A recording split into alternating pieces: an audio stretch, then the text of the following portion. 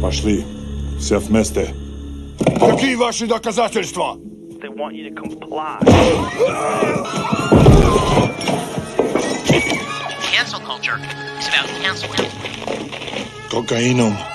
Up yours. Woke moralists. Up yours. This is systematic bullying that's happening. Woke moralists. Up yours. And they believe that they can then Woke shut us moralists. up. Up yours. Woke moralists. They seem animalistic is what I mean. No, they're worse than animals. The woke mob, they ruin everything. They stop Ben Shapiro from going to events and speaking. They stop Ann Coulter from doing it. I will never surrender even a single inch of ground to a pitchfork mob. You never cave to the mob. We will never bow to the mob.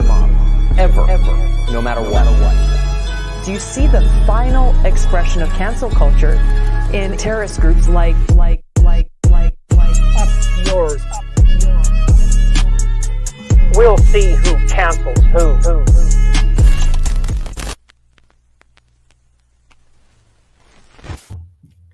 Hey, Bender, you made everyone. it. Thank God, Bender, because you know this is not my wheelhouse. I was scared. Mike's got an echoey mic, so I was like, "Oh God, I'm gonna have to talk, and I don't want no part." Thank you, Bender.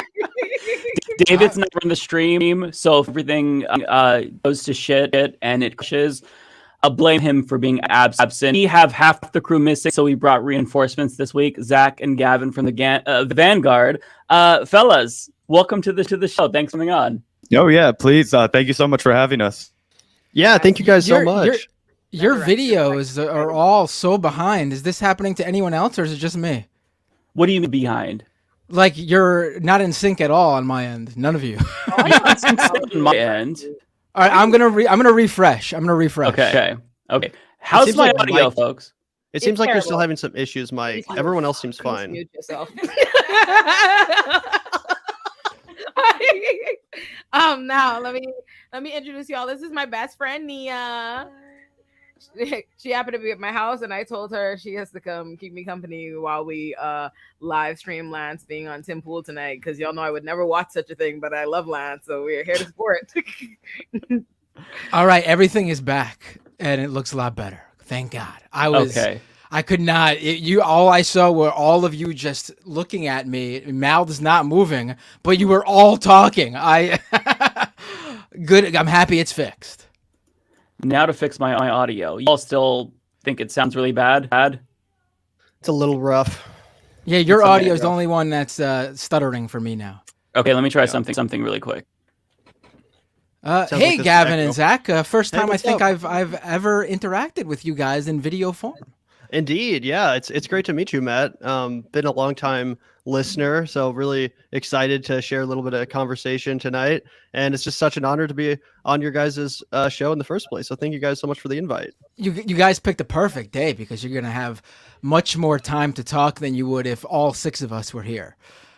Damn, apparently there you go. So let me just let y'all know what the comments say, and I just want to show the black woman has the best connection. But Mike, your audio is trash, and Matt, your camera is apparently you're lagging for the people. Y'all, I'm the one lagging now. Yeah, they say so. They said our audio is trash. That's a nice word. It's leftist audio. Okay, if you guys notice, they said that. I didn't want to throw that out. Yes, exactly. Do I still sound like shit? Yeah.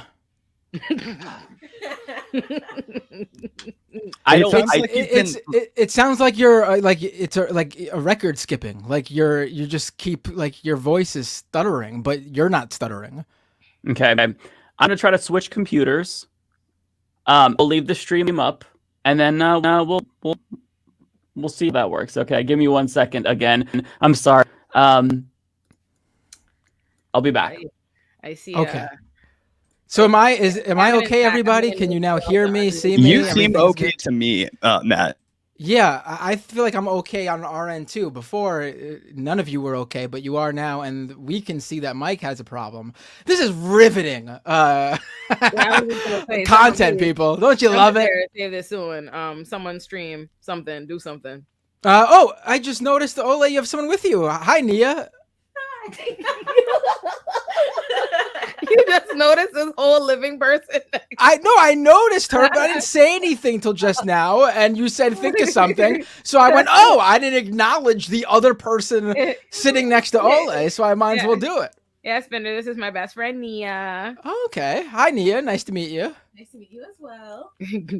Wow, so we actually have 1, 2, 3, 4, 5, 6 people technically, and even though we're half out of the team.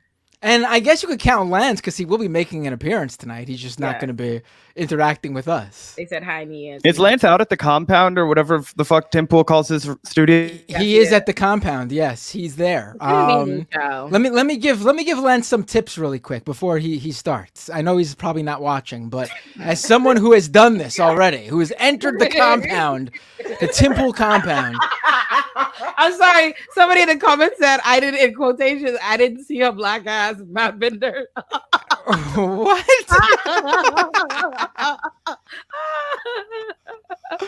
I would never say such a thing. Anyway, it's gonna be someone who sat there before. Where Lance is gonna say, let me tell you. I don't know who else is going to be on the show, but when I was there, Tim had an extra person there, Sean Fitzpatrick or something, some conservative cartoonist or something. And, it was Sean, then Tim. Tim was over here. And then there was, who else was on with me? I can't even remember how many people were there, but it was interesting because you think you're going to talk to one person, but other people are chiming in, and they obviously have positions closer to Tim's or exactly as Tim's. So, you're trying to think, and they're both bringing stuff at you. And there were numerous occasions where me and Tim were going back and forth, and Tim's buddy came in with data he was looking up to refute me, which I obviously didn't have the opportunity to do because it's just me sitting there. I didn't have a backup or whatever. And so, it's a little bit, it can feel overwhelming in the moment, but what you got to do, and I messed up a few times in terms of trying to actually combat that head on, but what you got to do, and I think Ole put this great a couple of episodes ago when we were talking about something completely different, but it was still a debate, just bat it away. Go to a new topic, or even just say, I don't have that information in front of me, and then, move to a segue to a topic, or even a part of that same topic that you do know about or informed about, because you can't. Can you hear me? Yeah. We can, yes. Does that sound clear? It sounds a lot way better. Yes. Oh, thank you, Jesus. I prayed. That's why it worked. Okay, I'm going to take a couple of seconds to grab my coffee. Cancel the other computer. I couldn't leave the screen with thank you. So hurry this up so I could be out. I could take my smoke break. Also, there's a possibility that when Lance sat down to get ready in the studio, Tim took his gun off the wall and started cleaning it in front of Lance like he did with me. And I'm assuming he did it to try, I don't know, scare me or something. Yeah, it's an intimidation thing. Yeah, it was very, very, very, very interesting. Very interesting. Let me polish my knife while we debate. Right. Yeah. Do you know what they are debating tonight, by the way? I'm not really sure why. I don't know. I mean, when I got there, Tim had fired off one of his anti-abortion tweets that went viral. And so that became the topic of the episode, which I really didn't feel like, is much to talk about in terms of a debate, because my position is firm, and people should have the ability to get an abortion whenever they need to get an abortion. There's no addendums. It's very simple for me. So, it was basically me having to repeat the same thing over and over and over again. And Tim coming up with his, wild fictional scenarios where okay, the baby's head, 9 months old, coming out of the mother. Is she allowed to get an abortion? And it's like, dude, what the fuck are you talking about, man? Give me You just take an axe and you go chop that motherfucker right off. I mean, it's stupid scenarios that have never happened. I mean, so he's it became so ridiculous. I would love to go back on and do a show about anything else with him. But that's what became the episode that I went on, me repeating the same abortion stance over and over and over and over again. I mean, honestly, that's probably exactly the kind of content that a guy like Tim Pool wants, right? Because it's repetitive, it's redundant. He knows his line, and his audience, is kind of. I mean, I don't know. Is his audience? I don't watch a lot of Tim Pool. I don't fucking. Unless it's like we're dunking on him for a clip. Like, is his audience like? Are they? Would you say they're pretty rigidly like anti-abortion, right? I would probably say so. He likes to pretend he has this audience, that he has a lot of people who are right wingers who watch, and he has a lot of people who consider themselves to be independent free thinkers, like independents. But we all know what those people actually believe. They just don't want to come out and say it because they think they're too contrarian to actually put their beliefs in a tightly knit package and just straight up say they're conservatives or Republicans or far right wingers. So they pretend that they're too smart for that, but that's who they are and what they believe. I will say I did get a good number of people who called in to discuss with me. So there are, fence sitters and people on the edge and the cusp, and probably more so than any other right-wing program. But we're talking about maybe like a few dozen people who called into me over the couple of weeks after I went on the show. And apparently, according to the stats on Tim Pool's videos, my episode's one of his most watched ever, with like 700,000 views. So I mean, that puts it in perspective. See, that makes sense to me though, because I feel like the abortion debate is something that it's really clickable for people on the conservative right. You know what I mean? It's just like something that, they love to beat their heads against the wall for. Right. I mean, we talked about some other topics for a short amount of time, like 10 minutes on social media censorship here and 10 minutes on something else there. But like, we must have spent like an hour and a half on me just repeating the same stance on abortion rights and him with his wacky hypotheticals. Yeah, that was the last time that I watched Tim Pool's show, was when you were on, Matt Binder, because I find him completely insufferable and disingenuous. And he still, at least to my knowledge, pretends that he's like some sort of a centrist, when everything that he is espousing is like far right, borderline fascistic, if not outright fascist propaganda. I mean, his response to the Jordan Neely situation, right, really, really bad. His response to the Club Q shooting, absolutely atrocious. So, I mean, like, he can't keep delving further into the depths of fascism and still maintain this facade that he's a centrist, because it's not persuasive at all. It just makes him look like a disingenuous hack. Well, when I went into the show, I had two goals in mind, and I accomplished both of them. And one was to reach that audience of Tim Pools that are open to hearing another opinion inside, which again, his audience is mostly right-wingers, but of his audience, he probably has the most people, as a right-wing, talker, he probably has the most people who aren't right-wingers who watch his show. Still, majority right-wing audience, but he's got more non-right-wingers who watch him than, say Matt Walsh or Ben Shapiro or Steven Crowder or any of those guys. And then the second goal was I just wanted him to admit that exactly who he is and where his stance is. I mean, I've known Tim, and I haven't met, that was the first time I met him in person, but I've known Tim for a very long time. He claims that myself and Sam Cedar booked him on his first ever media appearance back in 2011 when we asked him to come on the Majority Report. He called into the Majority Report when he was down at Occupy. Apologies again for that. I have to apologize every time. You guys are responsible for making so many people famous. Right. But I wanted him to just say that, this is who he is and that's his stance.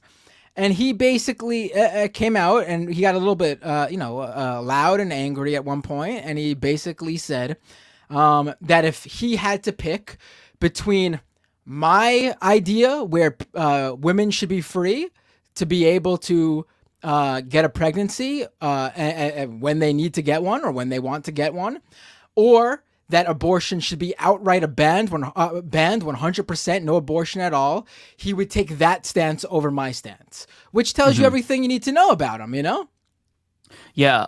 Real quick before we continue on, because the stream is going to start in 10 minutes, I believe. I just wanted to, in case you all didn't when I was gone, give Zach and Gavin the opportunity to tell us about yourselves and plug your channel. I thought it was good to bring you all on, since Leftist Mafia members have been brigading your streams so frequently. We talked about how, what was it, like 2 weeks ago? How like Ole was in the chat and then Lance revealed himself. And then I'm like, oh, I'm going to reveal myself too. We're all fucking lurking here. So we all watch the Vanguard, but tell us who you all are in case people don't know, because we're streaming to a bunch of different platforms. Yeah. So one of my favorite jokes I like to make whenever anybody asks us about our podcast, the best way I think to describe it is if all of left internet media, all of left new media was like a giant parade, right? Then Gavin and I would be the dudes with shovels at the end of that parade, scooping up all of the shit, and I think that that's kind of the role that we play. Gavin and I, we never, like to come out here and talk about ourselves as if we're like, doing any kind of like real serious work. I think that mostly we just like to hang out. And the thing that we've always liked to talk about is the news, is politics, is the YouTube channels that we're watching, really kind of just old school YouTube style, reacting to other streams, making jokes and hanging out. And yeah, we've kind of found a niche reacting to, content such as your guys's, Well, yeah, absolutely. Oh, sorry, Mike. You all have a lot of substance too. You have good political takes as well. So don't be too hard on yourselves. Like you've had some really great segments where you just slam Andrew Yang, for example, for shit takes on Israel Palestine.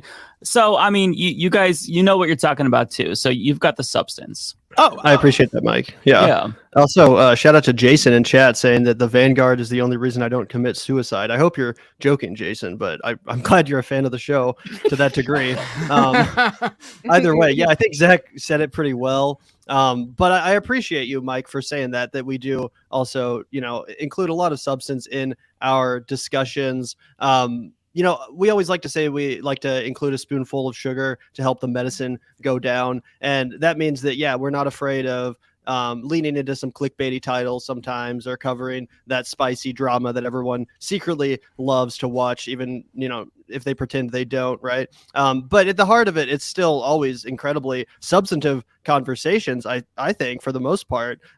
Like, as you mentioned, we've been covering some of the drama that popped off on this show, in part after Anna Kasparian came for Olay, and that triggered the whole controversy and the whole discourse over the birthing people terminology. And of course, on the surface, it seems very salacious, this person versus that person. But at the heart of it, we got to have a really substantive debate about this stuff and talk about gender inclusive language and its importance, and the TERF movement and all of this stuff that again, it seems like a salacious topic, it seems like a spicy beef, but there's a lot of substance here, and that goes for any given drama that we talk about. Obviously, we started our show, if some of you guys remember, some of the first content we made was covering the whole force the vote debacle, and that caused, of course, so much fighting. But at the heart of it was a very substantive disagreement or debate over strategy and the usefulness of progressives elected to Congress, so on and so forth. This is a substantive debate. Well, I think so. Maybe some people made it less substantive. Maybe some people did just take it into the take it into the gutter. But we tried to talk about it as it related to strategy and policy and all that stuff. So, like I said, spoonful of medicine to help spoonful of sugar to help the medicine go down, I think is kind of our philosophy. And we have a good time. We have a really good community of people, and I think we have a lot of fun. Yeah. And one thing that I'll say is that I really appreciate how fair you all are, and you do not pull punches. So if somebody who is really close with you, who has come onto the show and you have a good relationship, is wrong, like, you're honest. You just say, yeah, I think that they fucked up here. They're wrong. And that's hard to do. Because when you have a podcast and you make friends with other people and build relationships, and they're like in some sort of a drama, it's hard to try to be objective there. And I think that you guys do a really good job. So yeah, I appreciate that. I don't know. Y'all ain't never said nothing bad about me, so you've never done anything wrong, Ole. So you've never done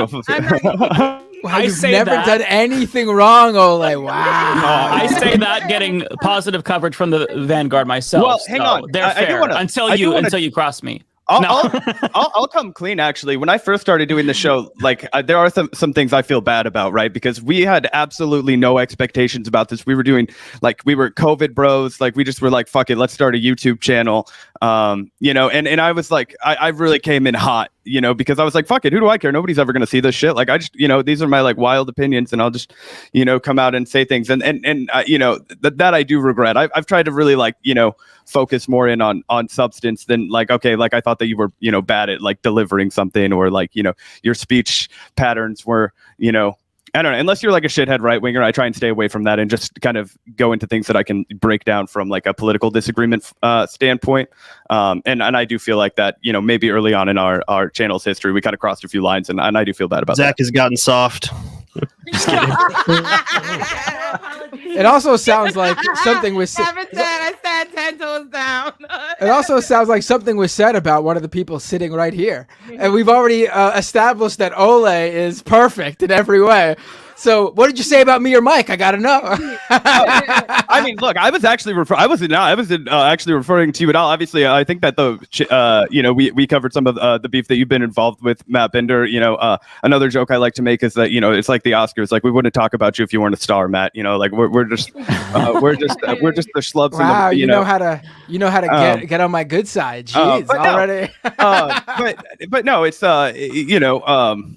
I don't know. Like, it obviously there is you know, the element of the fact that, you know, these are real, you know, people that are doing, you know, oftentimes more important work than we're doing, and to sit back and poke fun at it, I understand can be sometimes, you know, irritating for people.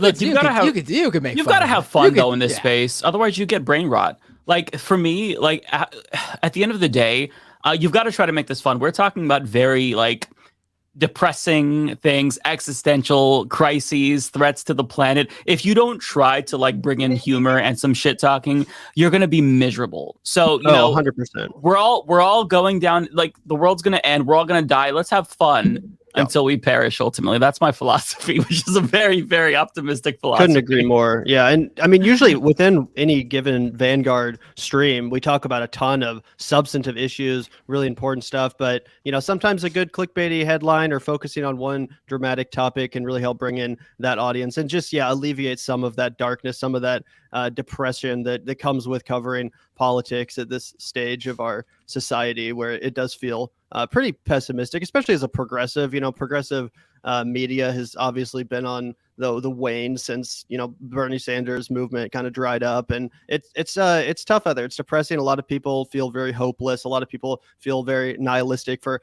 obvious reasons, and a lot of people have just straight up tuned out altogether, which I understand. You know, I can understand why someone would prioritize their mental health over focusing on this, you know, stuff every single day.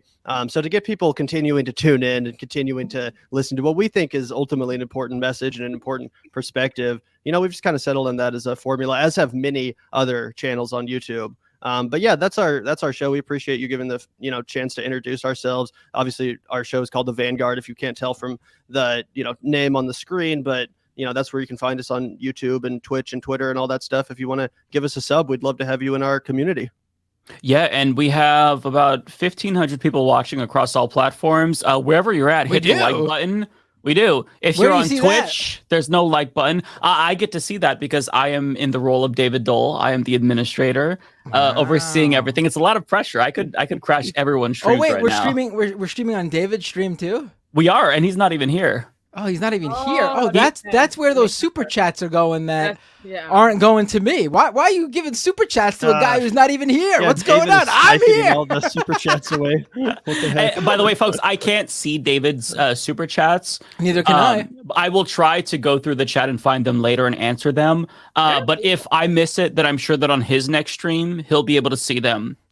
The best way to make sure your super chats get read on this episode is to send them to me. That's true. That's true. It is starting officially right now, so we'll go ahead and we'll launch it. Let's see. They're calling for help as things kind of heat up, but we're going to get into the nuances of that discussion. Okay. So I'll save a little bit. We do have news out of Russia. They're blaming the U.S. for the assassination attempt, so they claim. And we've got some news. Barstool Sports fired one of their hosts for rapping lyrics that contain an offensive word. I don't necessarily think it's fair to call what he said a slur because he wasn't calling anybody the word, but, you know, he said the word, and then Penn Entertainment was like, "You're fired." And now Dave Portnoy is like, "I don't know. There's nothing I can do. I sold the company." So we'll get into that, plus a whole bunch of other stories, and we'll talk about the news. Banks collapsing. We got Paul Stanley, the lead singer. The frontman for Kiss, is kind of walking back his statement on transgender kids, and a lot to talk about. Before we get started, my friends, today's episode is brought to you by Cass Brew Coffee. Take a look at this bag right here. Okay, we'll wait until that's gone. Don't want to plug his sponsors. Right. He's riveting episode, as you can tell. We got Kiss on the docket. We got Barstool Sports on the docket. This white dude saying the N-word coming up next. Ridiculous. Right. Coffee smells really good. Yeah. And so him if you want to already support the show and support our work, go to castbrew.com. Sorry, I muted it while he's doing this stuff. He's talking. There's like Tim Pool in my ear, and it's making me want to off myself in Minecraft, of course. And it's very distracting. But he's going through all the bullshit, subscribe, all this. But by the way, that gives us the opportunity to hit that like button and send super chats into Matt and the Vanguard boys. And we're streaming on the Vanguard's channel too. We're streaming everywhere. Yeah. Oh, cool. Nice. Yeah. Yeah. Oh yeah. Gave you guys the Vanguard bump. You're welcome. Oh, it's streaming everywhere but my channel. Oh, there he is. There he is. I've been watching this just like everything is here. It's wild. It's bigger than it looks like, right? It's bigger than it looks like. When you're actually sitting in the room, it's actually there's a lot more props than you ever give this place credit for. I thought there was just like some samurai swords and like the occasional gun or something, but there's like that's a real Civil War rifle. There's a real Civil War musket. Yeah, that's what he wanted me to pick up. Yeah, he wanted me to pick that one up, and Union I Civil passed War. It was never used because I didn't want it to break. Very cool. Yeah, very cool stuff. So what do you do? Who are you? I am a leftist commentator. I do politics, comedy from a dumpster fire perspective, and I have opinions. And sometimes people like to hear those opinions, and then they tune in to listen to them. Oh, sounds good. Yeah. All right. Well, thanks for joining us. I'm sure we have a lot of opinions to go through. Yeah. We also got the exact inversion of the leftist Mafia. That's how they describe me on the streets. That's Sean. My name is Seamus. Yeah, exactly. I thought they call him Nancy Seamus. I thought Seamus, but my name's Seamus Coughlin. I make cartoons.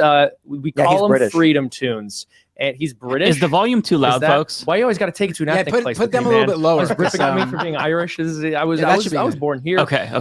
But I make cartoons. I have a YouTube channel called Freedom Tunes. I'm also a podcaster. That's we uploaded the Freedom a cartoon Tunes, today, by the way. Y'all might want to. He is extremely religious. This guy. A stream on Rumble called Shamer. If y'all want to take a peek at that as well. And we have Moon Lord himself. I am the Moon Lord. He knows. See, Ian wasn't there last time when I was there. That was disappointing. One with the essence. I don't know any of these people besides Tim Pool. Reality. So good to see you, Lance. So good to be here. And if you don't know, you don't know. But I am the Moon Lord. Let's get hot. And I am Surge.com as always, guys. Let's get to it. Let's jump into this first. I have no idea who that guy is. Wait, actually, pressing the wrong button. This is I gotta flag this. This is the first time Ian and I have done a show together in almost a year. Since we screamed about, I was yelling at you about religion or something. Exactly. Oh, it is our first show. Yeah, that's our first welcome show. Welcome back, Seamus. Yeah, Great to be here, man. Yeah, I've evolved on my stance on religion. We've also talked off air. It's worse than the leftist Mafia. I just realized this is our first episode we're both doing together because I've been seeing you for the past 2 weeks. Yeah. We went last time we talked. We're talking about. They say we talk over each other. Alcohol, it's your vice or whatever. I said, I think that was the real point of contention. And everyone's like, Ian, you're such a dick. I was like, I was just talking to Seamus. We were just talking. Like we were talking. He's Irish. You can't say that. We were talking about. That's racist. I don't remember exactly what it was, but I don't really care. Do you? No, yeah, I was just it was a discussion about alcohol because I was saying that alcohol is not inherently sinful. Like Christ turned water into wine. It was his first public miracle. I've gone through. This is quite deep. I'm learning a lot. Transubstantiation, the properties of bread and magic wine is real, folks. Actually becomes his flesh and blood. Point number one. See, this is gonna work against Lance because they're all there. Oh, I was just they're all there. It's a hefty peanut gallery for sure. Is that Christ is inside you? And then, but like his blood is alcoholic. Is that why it's wine? So the properties of bread and wine remain, but what we believe as Catholics is that it's his literal flesh and blood. Okay, his body, blood, soul, and divinity. But he's not made of bread and wine. No, he's not literally made of bread and wine. No, but get crunk. All right, let's read the news. Here we go. We also have Serge Dupre. We already did say what's up. Yes. Okay, cool. Man, Moonlord. Thanks, Doc. All right, here's the story. We got this ABC 7 New York police issue call for help. Outrage continues to grow over deadly subway chokehold encounter.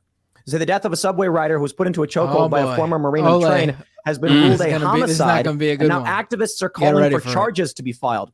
They have planned several protests and rallies on Thursday as the NYPD has issued a call for public help in their investigation.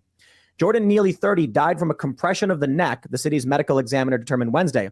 Neely is recognizable to some New Yorkers as a Michael Jackson impersonator who regularly danced in the Times Square Transit Hub. On Monday afternoon, he was yelling and pacing back and forth on an F train in Manhattan. Witnesses and police said when he was restrained by at least 3 people, including a U.S. Marine veteran who pulled one arm tightly around his neck. A physical struggle ensued, leading to Neely losing consciousness. He was rushed to Lenox Hill Hospital, where he was pronounced dead. Physical On Wednesday, a medical examiner determined Neely his death was a homicide. However, that does not mean the case. He's just reading the ABC News thing now. We haven't even heard him yet. Yeah, caused by person. It doesn't mean criminal. So what they're trying to say is, though the death was ruled a homicide, it does not mean the case will be prosecuted as a murder.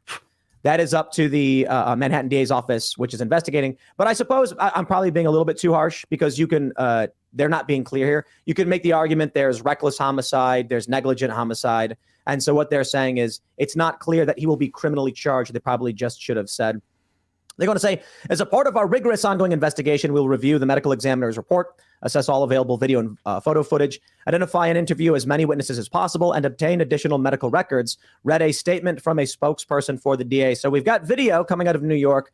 Protesters, I believe this was yesterday, were seen in the streets, and the police made some arrests. And we'll get into it in a little bit, but one of our reporters, Elad Eliyahu, was physically assaulted by one of the protesters and had his property destroyed while he was in the process of doing journalism. But let's just get down to brass tacks here, because I'm sure there's going to be a lot of arguments about this one. This is a story of a guy who was having a mental breakdown. I guess the news that recently came out was that he was a subway performer and his mental health collapsed after his, I think his mom was killed, is what they're reporting. And after that, he kind of just lost it. And then he had been arrested 40 times. He had once punched a 67-year-old woman in the face. And so as he was belligerent on the subway, I'm not. You want to respond? I can mute him really quick. We got to hear where he's going with this. Okay. Yeah. Reportedly, the Marine told everyone to call 911 and get the police down there. And then he ended up dying, which has resulted in the left, like AOC, whether or not people, I don't know if you consider her left, but AOC. Yeah, she's progressive. She said this was a public murder. And now you've got protesters calling for this guy to be arrested.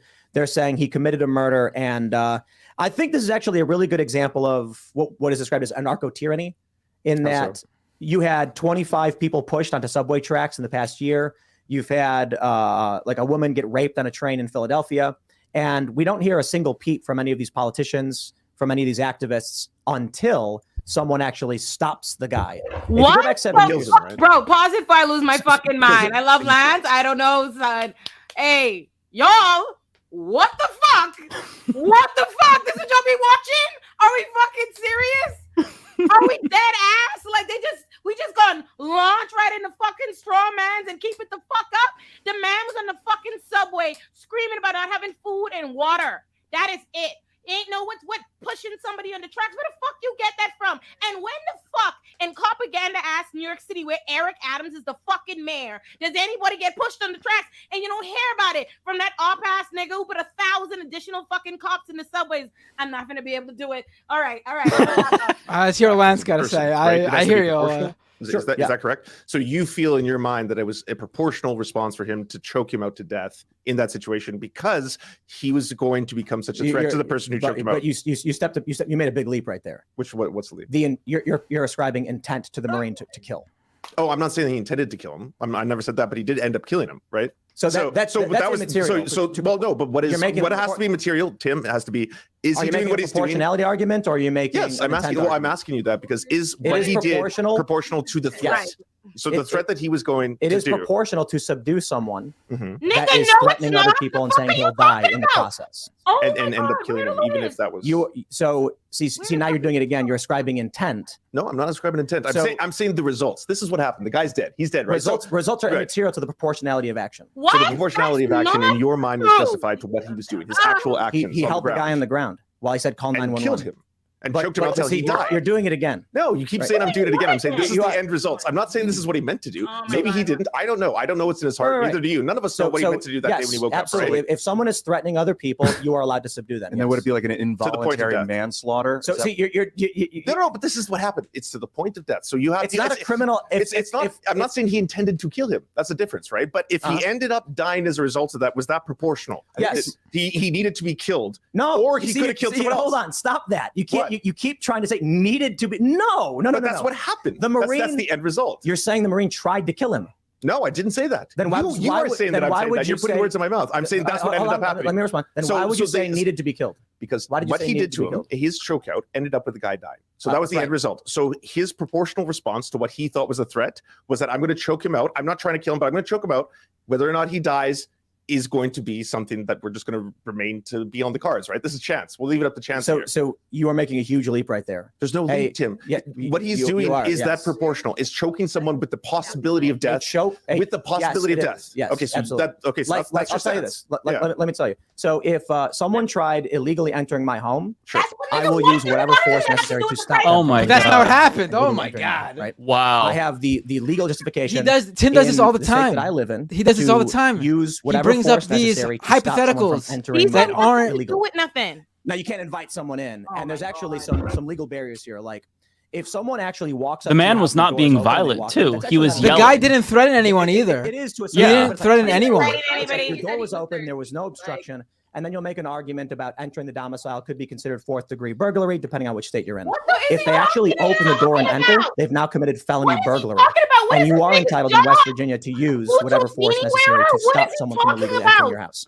That doesn't mean you just intend to actually kill someone. So in terms of you're out in the street, someone is threatening someone else. You are legally entitled to subdue them. Now, even if that's do that, you can kill them. Yes, absolutely, absolutely. Because where you're going with it is like, what act of subduing would be permitted in your mind then? Like holding his hands tightly?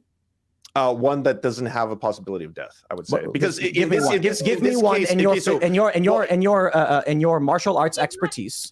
Zero, absolutely zero. Okay, so there's and I think I can contend that no one here has any, right? Hold on. Is Tim Pool insinuating that he has? Is Tim about to say he has martial arts? Yeah, I was gonna say your proximity to Joe Rogan does not give you martial arts credibility.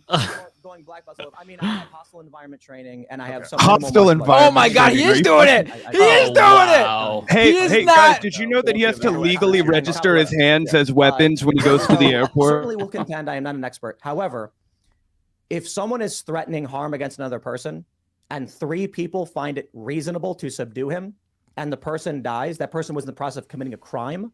If you lose your life in the process of committing a crime, this guy wasn't committing any crime or in the process of committing a crime. When you're saying victims, you mean the people who killed him? The people who are being attacked. See, Lance is going into he's falling for the hypotheticals. It's hard when you're there. For example, if you but he's got to just bat this away and say this doesn't matter because that's not what happened. Yeah, nobody was being attacked. Nobody was actually physically harmed or in danger. And going up to their face. Right. And so you're saying at that point you have the ability to proportionally respond with violence. Yeah, actually, there's a video of this. Myth Informed has it. 7 years ago, this man was called a hero for diffusing violence by putting another man in a chokehold. A man in the subway was getting up in people's faces and he was threatening them. And another man got up behind him and put him in a chokehold. And he was put on national television and he was celebrated as a hero for doing so. So this is what I'm talking about, anarcho-tyranny. I feel like you're latching onto this completely from a point of you don't have knowledge on proper technique for subduing an individual. Oh, wow. He should not have been subdued by some random guy on the subway, period. That's kind of an absurd Doesn't matter what the technique is. Well, look. Also, if this Marine had the ability to properly subdue him, then wouldn't he have not ended up? This guy put him in a chokehold for 15 fucking minutes. Even expert MMA, martial arts, jujitsu, whatever fighters have come out and said you do not put someone in a chokehold like that for 15 minutes without expecting this person could possibly die. Yeah, and this wasn't a self-defense instance. Again, like the guy was not doing anything to harm anyone. They were uncomfortable because he was yelling, but he wasn't physically like assaulting anyone. The cops are not going to mess with that guy. And that's what was reported. And there were 3 men trying to subdue him. Right, exactly. It shouldn't be a death sentence. No debate that this guy was acting violently and threatening people, and even violently and threatening. He was not. He just says words. Yeah, he's just making shit up. I think if a guy got on a train and screamed, "I'm going to cause harm to people," and then said he was, he didn't say that though. Because there's oh my God, this is so disingenuous. I'm gonna need like, yo, run the room. Like this is. I need to get a Tylenol really quick. Like, not for nothing. This is a lot like what I feel like I deal with hosting Rising, and you have to shut this shit down. Like this is. Mm-hmm. Yeah. hours ago and asking specifically, what are they supposed to do? What are people supposed to do in this situation? Are they just supposed to sit there? If someone's screaming, they're gonna hurt somebody. You just sit there and wait until they actually hurt the why person, is he and letting then these you straw men? respond? And I'm just Dismiss the straw man. Like they just letting them like rewrite it right beforehand, like jump in and say that is not the fucking facts of this case. We've yet to hear what actually happened. All right, I have the exact quote. I have the exact quote according to someone who was there. What he told the press. So Neely is on the subway. He says, I don't have food. I don't have a drink. I'm fed up. I don't mind going to jail and getting life in prison. I'm ready to die. Neely then took off his jacket and threw it on the ground. That's the entirety of what he said. That's the entirety of what he did. He didn't say this in anybody's face or lunging for anybody. He didn't say, there was no explanation of what he even meant by that. It sounds like it could even mean that he's going to steal food or drink. There is no actual violent threat in anything of what he said. Yeah. The way I interpreted it was that he was trying to get arrested so that he could to jail, because he was saying, I don't have water, I don't have food, as if he would rather be in jail where at least he would have those basic necessities met, which obviously is insane to think that anyone would rather be in jail than free. But that's how I interpreted it. In fact, the only person he ever mentions doing harm to is himself when he says, I'm ready to die. Yeah. Besides the state, obviously, for denying him food, water, shelter, etc., the basic necessities that we all need to live. To all the news reports and the police and the witness statements. Can we see the footage? I want to see. I haven't seen that yet. I think we can show the choke out. Okay, so according to the news reports, the witnesses, and the police, he went and threatened violence against people, which is assault. And right, but you're saying he specifically threatened violence against the people who subdued him. Do we have evidence of that? It's one thing for him to be in a train being like, you're not winning an argument. I'm not trying to win an argument. You're being awfully pedantic. Awfully pedantic.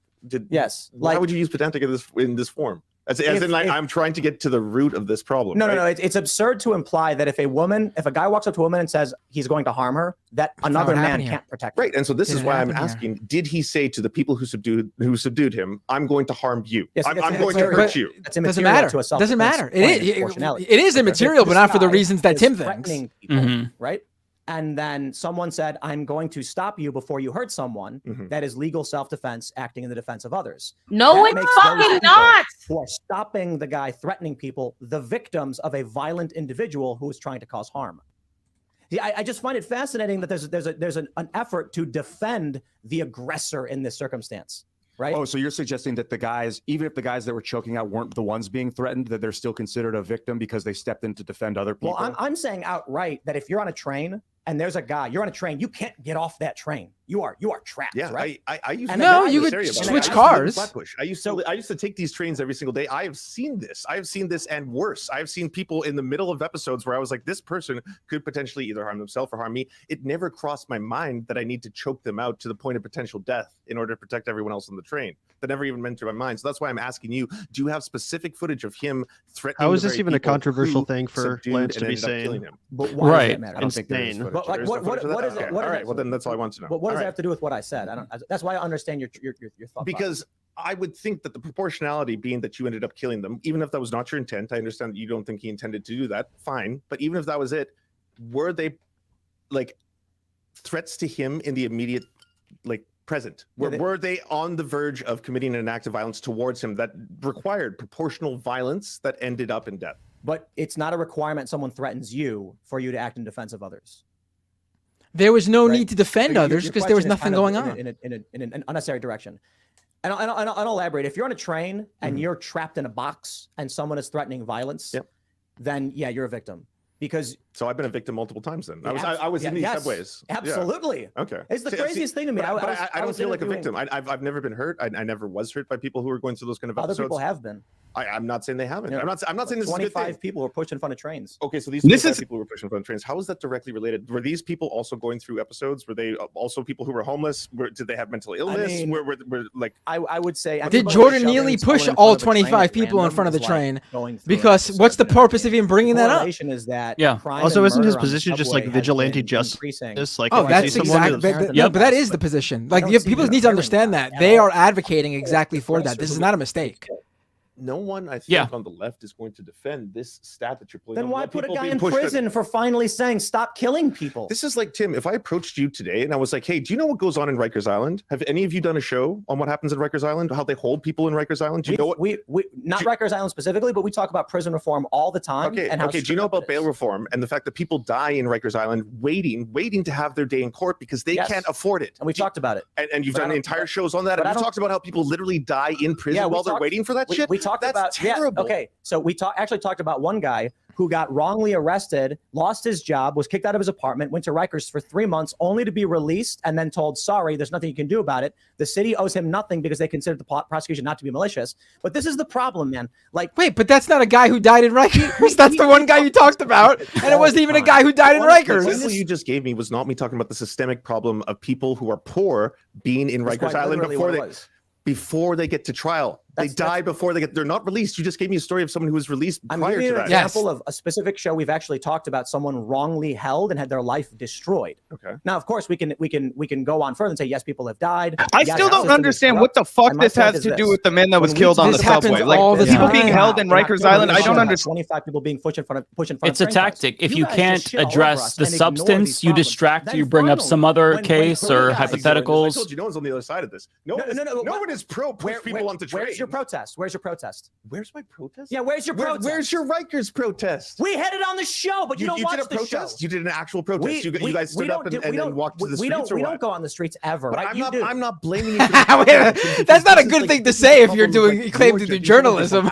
We've never got on the streets ever. Why haven't you talked about this, Lance? The fact that you haven't talked about this means that you don't care about that. That's not true, though. That's not what I said. That's the implication of what you were saying right now. My implication is, instead of helping us deal with this when we talk about it, you make up garbage about us and then post nonsense on the internet. What have I brought up garbage about people pushing people to trains? This is the most random example. I'm not talking about you saying, I'm saying you don't talk about it, right?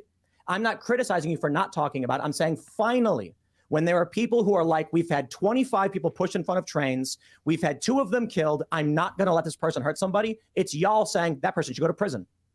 It's like, how is that solving the problem? You guys are making it worse. Is he an abolitionist now? Your support for the criminals make this worse. So our solution to this, if you're asking, when you're saying you mean the left, right? Our solution to a lot of this you're speaking in support of the criminal, so I'm saying you. Okay, so I am saying that the solution to all of this would be the criminal is the murderer. Oh my God!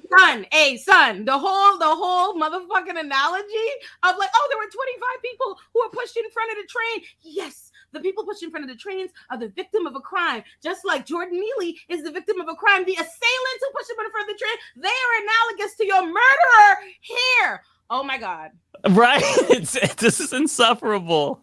Awards. This is something that are you against that idea about investing heavily into mental health care, public health care? Well, then there you go. So that's a much better line. So here's my issue. My issue is when this story came out in October, we talked about it and we said, why is this happening? What are the solutions? What are the problems? When this story comes out now, you, completely ignorant of what's been going on in New York, side with the criminal. And so people like me are flabbergasted that we've been focused on the issue of crime, the issue of mental health, the entire time going back several years. And this is why I left in New York, because 2 cops got murdered outside of my apartment. And then what do we hear? Protesters in the street defending the criminals. You keep saying criminal. I have a problem with criminalizing people who are homeless or people who are poor or people who are mentally ill. And then suddenly I'm not saying he's a criminal for being poor. I'm saying he's a criminal because he threatened people with harm. He didn't. That's not a crime. He didn't commit a crime. I really want to see this. Oh, the free speech warriors all of a sudden want people to be criminalized for their free speech rights, apparently. The media and the police say this is what happened, or we can agree. No one has any idea, so there's no point in even talking about it. I think the interesting maybe confluence is that you are. Don't we literally have the transcript? You just read the transcript. What do we mean we'll never know? What do you think about defensive measures? Like people should be armed and ready for this kind of thing, regardless of the prevention methods. I mean, when it comes to defensive measures and people should be armed, I'm going to probably be on the exact opposite as the rest of you because you're probably very pro-gun here, right?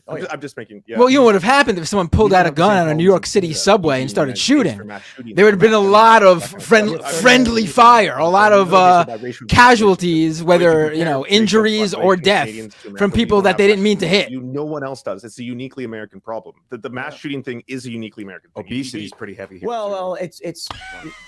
I don't think it's fair to say uniquely American because there are mass shootings in many other countries. Oh, there is, but it's a uniquely American problem that it's disproportionately happening here. Well, mass killings aren't a uniquely American problem, but mass killings done with the use of firearms is much more uniquely American. I don't think that's what he said. Countries that have firearms. You just restated the fucking position. I'm gonna jump out a window. Australia. This is really bad. Ole, you should come on.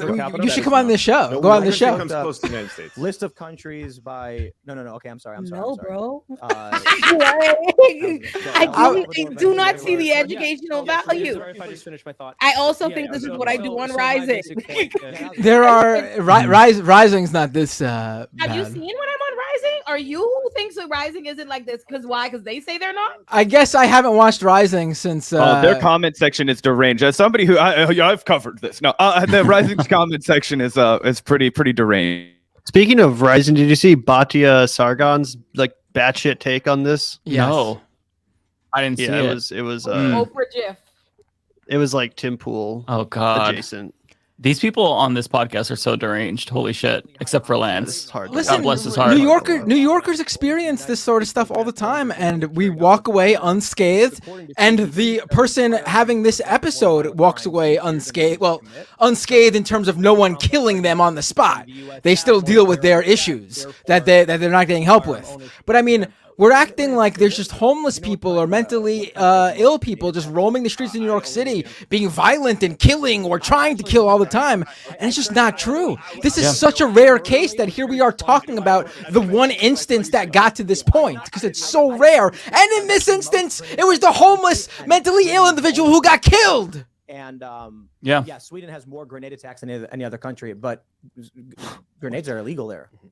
What? Okay. I've got a feeling that we just came in and I'm hearing grenades are illegal there. I got no idea how this has to do with Jordan Neely. If you ban guns, then grenades. If we look at all the G20 countries, the United States disproportionately by ratio of the population has way more gun deaths, way more gun violence, and a lot of that gun violence. I will tell you this. I have lived in New York City my entire life. Born, raised, always been in Queens, New York, the most diverse place in the entire country, if not world. And I will tell you, I've taken public transportation by myself nearly every day of my life for the past quarter of a century, if not longer. And I can tell you, this city has never felt safer than it does right now, and it will continue to get safer. The idea that New York City is some scary place, I gotta tell you, I worry more about my well-being when I travel anywhere outside of New York City, let me tell you. Yeah. This could be applied to the United States federally. You could have a federal program where you have to have a 2-day gun training program. You tax the gun producers and the weapons manufacturers, and then you get them to pay for it so poor people could afford this program. Right, but you can't do that because gun ownership is a constitutional right. But Marat, gun ownership is a human right, guaranteed, protected against government infringement. That's a human right, but not healthcare. In schools, I think the public schools should have gun training for kids, like they used to. What the fuck? I would highly advocate for more training, but you're just suggesting that you can't force it on people. The Constitution clearly, and according to the writings of the Founding Fathers and to, I think, Heller versus DC, gun ownership is a human right, and the Constitution protects against government infringement of that right. What the fuck? We got the updates to the NFA in the 80s, so certainly gun rights have been infringed to an absurd degree. You know, not to mention back in the days when they codified the Constitution, people owned warships privately, and Halliburton, Northrop Grumman. Well, I shouldn't say Halliburton; they're a construction thing, but Northrop Grumman, Boeing, etc. Lockheed. These companies are private companies that build nuclear weapons. So we basically where we're at right now is that private corporations with no accountability can have the most powerful weapons of mass destruction in the world. But them and the government, and it doesn't follow. Either the people have the power or they don't have the power. It's Tim about to say he thinks everybody should have a backyard nuclear weapon. Right. Let's be clear.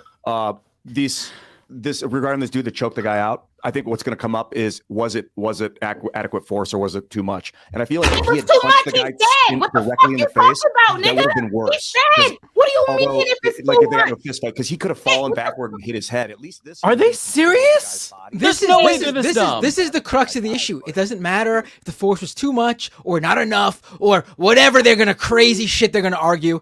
There was no physicality. There was no threat before this guy, this Marine, decided to physically get in touch Jordan Neely. I'm gonna jump out of Christ. This is honestly painful. Holy shit. I've said it a million times.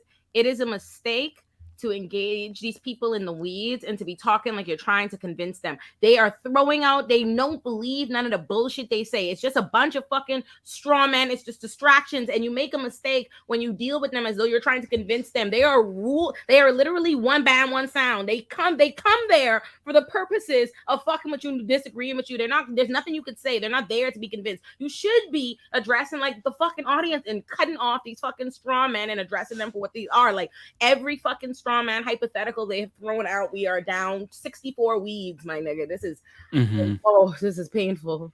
Yeah, it's lose his life over it. Three. Don't worry, we only got an hour and a half left. Subdued, and they subdued him, and the guy died, which sucks. It's unfortunate. Did he get a cause of death? It was a compression of the neck. Yeah. Homicide. So you've got a massive platform here. A lot of Did people watch you did all he the time, seriously and so ask what this you about say, the Jordan obviously, Neely? Oh advocate my for God. is going to affect a lot of people's lives. If this is a problem that genuinely concerns you, why isn't it something that you would frame and want to advocate for more resources for mental health access and bring that up on a regular basis? And I'm not saying, and I'm sure, no, okay, hold on, Tim. I'm sure you've done it before. I'm sure you've had specials before. I'm what? We do it a lot. Okay. Why isn't that the focus? Why isn't today, hey, by the way, everybody, this horrifying tragedy happened on the New York subway. We got to talk about this. Yeah. Here's our angle. Our angle is we need to invest in mental health. We need to invest in giving access to public health care for Americans. First of all, when it comes to the issue of violence in this country, conservatives have been screaming about mental health for decades. Reagan is one of the ones that gutted the institutions in America. Reagan's one of the worst presidents this country's ever had. No fault divorce. How about that? Yeah, this motherfucker. Look at the little smirk on his face when he says it. He knows what he's doing. Strong man after strong man. Y'all, I love Lance, but I'm gonna have to dip out this episode early for my mental health. I can't do it. It's gonna be my first episode. Bye, audience. I'm sure those who hate me will love this. Get an episode without CLA. I understand. We love you. We will see you next week. Yeah, don't even blame. Yeah, this is really hard to listen to. Oof. I actually am no longer regretting being on the episode that was just me for an hour and a half going, abortion is human rights. Abortion is a human right. I think that's preferable. Yeah. Yeah, to add something in a little bit of local news, I'm sure you guys saw the Ralph Yarl case going around, the little 16-year-old boy that was shot for ringing the wrong doorbell. That guy, Andrew Lester, the fucking 85-year-old white supremacist that shot him, that dude's out on bail right now, right? And then you see this other gentleman, like I don't think he's in custody at all. I don't even think he's facing criminal charges right now for murdering a man on the subway. It's crazy to just see people like Tim Pool, who has such a ginormous platform, just come out and carte blanche condone, what are essentially just like targeted killings, right? Like basically white supremacists that are just, waiting for their opportunity to, commit murder in broad daylight. That's what this guy was doing. He saw a guy and he thought, oh, I can fucking put my hands on this guy and show how tough I am and manipulate this person's body and, fucking kill him. I don't know, just fucking wild. Yeah, they're pro-vigilante. That's the takeaway for sure. Charges of the guy who tried to stop the violent offense.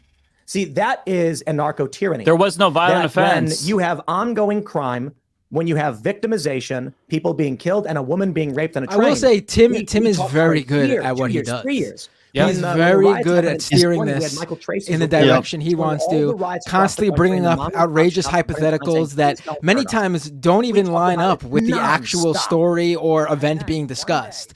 Yeah. I think, hopefully, this is what happened with me. I think Lance will get back on his feet as this goes further in and he realizes what's going on. It happened to me while I was there. Mm-hmm.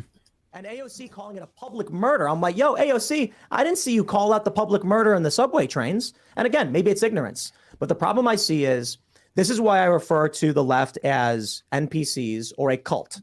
There's complete ignorance to the problem ongoing. And wait, then but a here's hyperpolarization the in a single problem, though. moment in the wrong Lower this for a direction, which makes second, the because problem I don't think that anyone's made this point.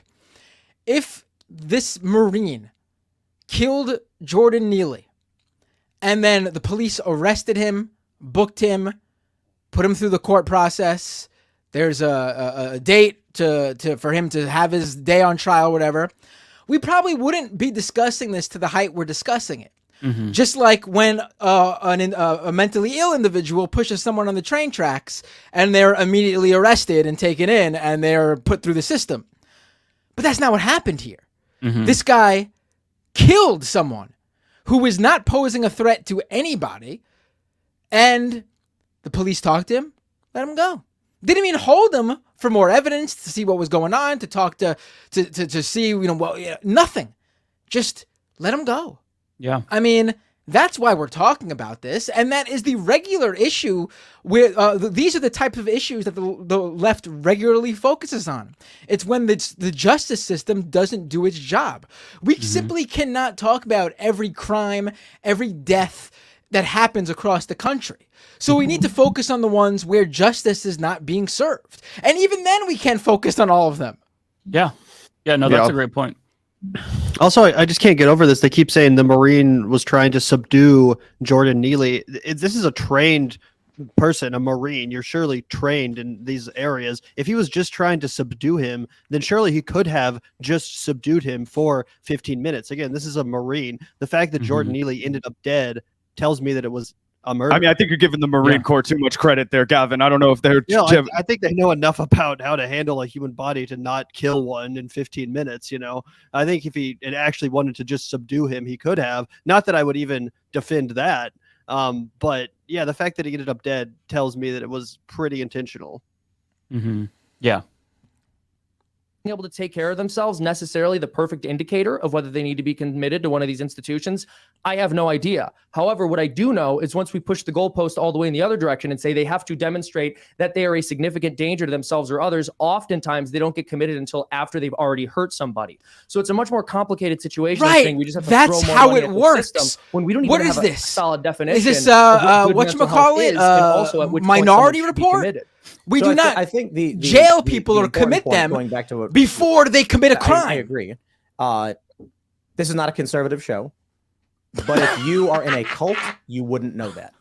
You would only hear what the cult says. So here's what I have to respond to that. If an objective person, say an alien, just showed up and looked at your channel, Tim, and went through all the videos, and you were to ask them, poll them, is this person and his views, where would you place them? Most likely they would say conservative. That's going to be my actually bet. wrong. Yes, but more because the guests that come on not tend just to even the identify. guests, but the way they're framed, the thumbnails, the words that you put in red, and the whether or not you're going against one, either just the Democrats or Republicans. Stop but, fucking dancing you around tell me it. that you guys don't like the Democrats and you don't. Yeah, like I the agree. Republicans. It's not a Republican thing. You don't want to. You're obviously a conservative podcast. Tim Pool is conservative as fuck. They celebrated when Roe v. Wade fell. Yeah. Okay, sure, but there's a lot of right wingers who watch you. Right. So that's what I mean when I say you do have a voice and you do have an audience of right wingers who are going to vote at one point or another. 30% of your audience is right wing. Most of the people who watch this, the largest faction is libertarian. Okay. The next largest right wingers, right? Exactly. But along party lines, who are the libertarians going to vote for? Not the Libertarian Party. Most likely they're going to vote for whoever. When they come on this show and say abolish the police. One of the two. What do you guys make of the fact that so many conservatives don't want to identify as being conservative? Oh, because they know it's not popular and not cool and not couth. It's that simple. It's that simple. They know their opinions are seen by most normal people as horrendous. So they try to be contrarian. They try to just brand themselves as something different. That's all it is. They do really believe those things, but they're aware of how that's viewed by the majority of people. Yeah. Oh, don't clip this. Okay. I will lose followers. I can rag on Trump all the time, and people still watch the show. Seamus and this man once pondered that Trump would win all 50 states in the 2020 election. If I pull up all sides with 3,770 ratings, Tim Pool is a centrist. But you think I'm conservative because you live in a bubble. right? Because So I'm too far left, the Overton window is too far away, is what you're saying? So like when I go hang out in Washington, D.C., right? And I go to National Harbor or I go to Baltimore, Maryland life. I'm in Baltimore. I don't know why places. you do that. Washington, D.C. The people who come up to me and are like, hey, man, I'm a big fan, are not conservatives. They hate Donald Trump. In fact, I was at a poker table last week and a guy said, I just hate Donald Trump. Man, I can't stand him. I wish somebody else would run, but I can't vote for Joe Biden. I think you're surrounded. We talk about this quite a bit. Sure. If All Sides has nearly 4,000 people rating me and the end result is centrist, if I'm actively pro universal health care, not to the same degree as like Bernie Sanders, I believe in private health insurance, and I'm pro-choice. Oh my God, shut the fuck up. I am absolutely not a conservative in this country. I've listened to your debates on pro-choice, though. You're pro-choice from a Tim Pool's perspective. I'm pro-choice from a traditional liberal perspective, as traditional liberals have from been. what people who would define themselves as pro-choice would say, right? Like you concentrate very heavily on the 9th month abortions and baby guillotines and stuff like that. Like what? Yeah. I remember watching you debate baby guillotines. Yeah. Okay. So baby guillotines is my own personal interpretation and joke of it. But you were talking about how women, how like disgusted you are that women may have an abortion in the 9th month, right? Or even a viable baby. Of a viable baby. I wanted to scream at that time, being like, women who have abortions in the 9th month, they're not doing that because they got bored or all of a sudden they're like, oh, I don't care anymore. They do that because it's a fucking tragedy. Like statistically, women who are getting abortions in the 9th month, it's because there's a medical complication that could kill them. That's why they have to do it. What do you false mean argument? False. That's said, the real world. I already said viable. Try again. What are you talking about? What? Jim? I already said abortion of viable fetuses at 9 months. This is ridiculous. Do you know what viable means? Yes. It means the baby can survive on its own without medical complications. Absolutely. And why legalize abortion of viable fetuses at 9 months when the baby could just? Women are not getting I looked up the All Sides Tim Pool rating, or because they want to suddenly do it. And I want people to know that he's acting like this is some sort of unbiased resource where they look at his material, I guess, and they determine. No, it's based on user ratings. He's just had his audience go there. And so everyone should go to All Sides. It's a long URL. So I'm just going to say, Google search Tim Pool All Sides. All Sides is one word. Tim Pool All Sides.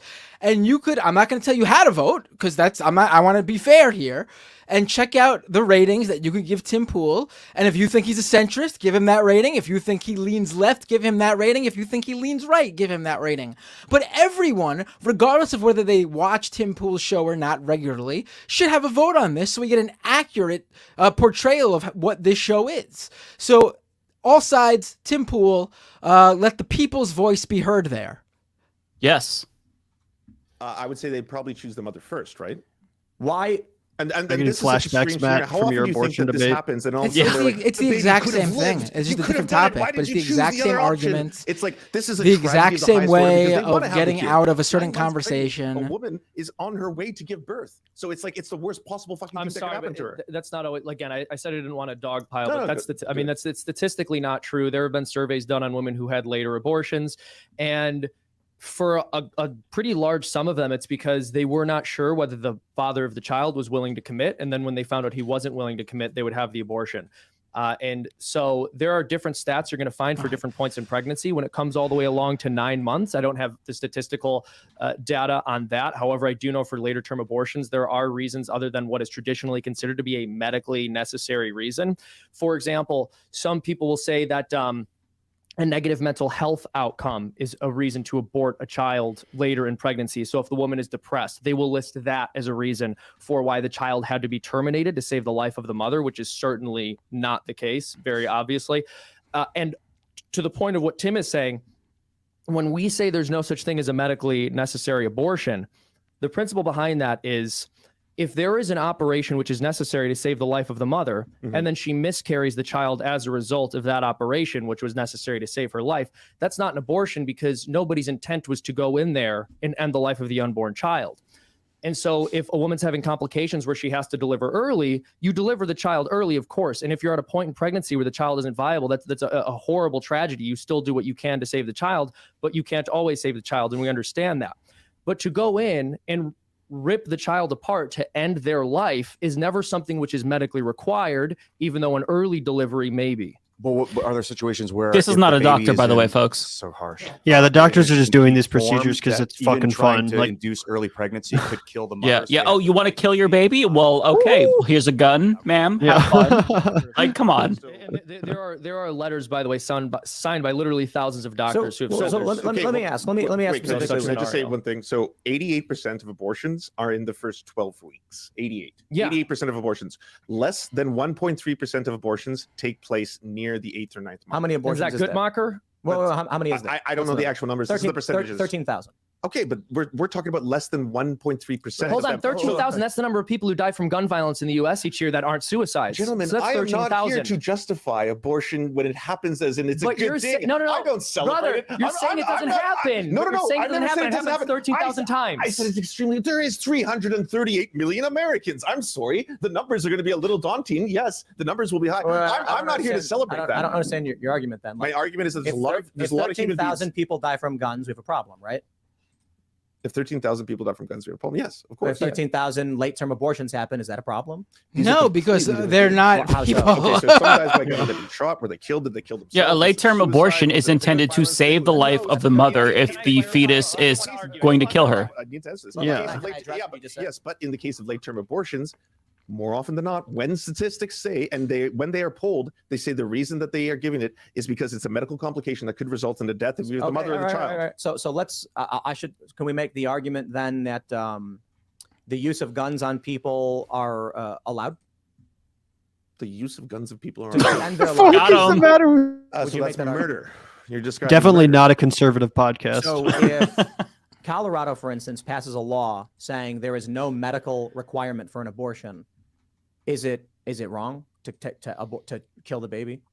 You're trying to compare murdering someone with a gun to a woman having to make a medical decision that could basically preserve her life. No. I said not a medical reason. That's what I'm saying. Should she have the ability to have an abortion for any reason? Yes. At 9 months. At 9 months, I would say at 9 months, because it only happens according to the stats based on complete medical necessity. She has a right to do it. No. Hold on. on. Colorado legalized abortion up to 9 months with no medical reason required. Do you agree with I agree with that decision, yes. So the baby could survive on its own, and the mother is legally now allowed to just end its life. She has the right if she wanted to. You're saying so in Colorado, and it's not a trick question. I know, but I'm asking you because you're the one who brought this is the same. This is the same conversation. So if you were saying that in Colorado that I had with them, women have the ability it's just absolutely pointless to have an abortion for any reason. They could just decide that. And I agree. I believe that a woman should be able to get an abortion whenever the hell she wants. Show that they're not doing that as many times as she wants as well. Yes, it's their body, it's their choice, of course. So this is what I disagree on. I think if the baby needs to be removed from the woman, there's no reason to kill it. You know what I mean? Like you could just C-section and then put it for adoption. But I'm telling you that doesn't happen. But it does. But hold on. Like you might be able to bring up anecdotes, but the stats don't say that. But hold on. Like, why allow it to happen? I just don't understand. Are you arguing? Hold on. Are you arguing you oppose it? And you think it's morally wrong, but you think it should be legal? I think that women should have the right to decide what they do and have bodily autonomy over their own body. Wait, hold on. Listen to this. Put it lower. Months, even if it's still inside. See, Tim just really put it all out there on the cards without realizing he said that. He thought it was a gotcha to point out that Lance could be morally opposed to something, but still think it should be legal. That right there is the entirety of this whole discussion in a nutshell. Mm-hmm. Lance doesn't believe that his personal morals, his personal stance of morality should dictate how other people can live their lives. Whereas Tim and the rest of the right wing, they operate from that standpoint. That is the starting point from where their whole worldview begins. My morals need to be followed by everybody else. Yep. Their shock position where you recognize there is something inherently wrong with taking the life of a baby that could survive on its own, but you're also taking the tribal position of women should be allowed to do it anyway. No. If you were to ask me, Tim, hey, Lance, do you think it's a good idea if this woman who's 9 months pregnant, suddenly she got bored with the pregnancy, she doesn't want to have it anymore, but the baby's viable? Do you think that's a good thing to do? I would be like, no, of course not. Then why should it be allowed? Because it's still her right. It's still her body. But bodily autonomy doesn't stop at my morality. Tim, it's not my choice. Right? It's not my, yes, but that's not my choice. Why kill it? Why kill it? That's her choice, not mine. Why kill the baby? Ask her. So, Ask her. Okay. So my point is simply this. You don't need to be shocked by it. You are allowed to have that moral position. I think most people in America would prescribe that to be, would ascribe evil to that. Sure. But that's the idea. You can ascribe evil to whatever you want. That's up to you. That's your choice. The idea that you would say doesn't mean that she should the legally be woman wants restricted. the baby removed, and then in the process, instead of letting the baby live, remove it but kill it. Right? There's no reason to do that. You can give the baby up for adoption. You can drop the baby off on the doorstep of a post office. I agree with you. I'm not disputing So why that. legalize, even if it's one? Why legalize? You see, this is the craziest thing. Because her autonomy should not be cut off based on your morality. Because you don't think There that you go. There you go. That's not You got it. body. Well, that's if it was removed from her body and it was still viable. Right. And that's where the baby guillotines come in, because I don't think this happens. I don't think women on the 9th month get abortions with viable living children and then be like, I don't want it, kill it. I don't think that happens. Shoot this shit down, Lance. I mean, you don't have to think it happens, but statistically it does, because your entire argument is this only happens for reasons of the health of the mother or the health of the unborn child. I said, so you believe it only I said the happens for the statistics show that at the 9th month, if a woman is going to have an abortion, it's typically because it's a medical complication that could either endanger her or the child's life. And what I am saying is there are doctors who will justify that by saying the medical complication is she is depressed. That is literally one of the reasons given in surveys of women. And another reason that is given is that I know a man who I was going to be with. Okay, but Seamus, I got to stop you because this is a nebulous argument that doesn't get anywhere, and I can respect the point that if you go to if you try and look this up, you're going to find left-wing sources. How did this even turn into an abortion debate? So my question is strictly, I think actually Lance brought it up actually.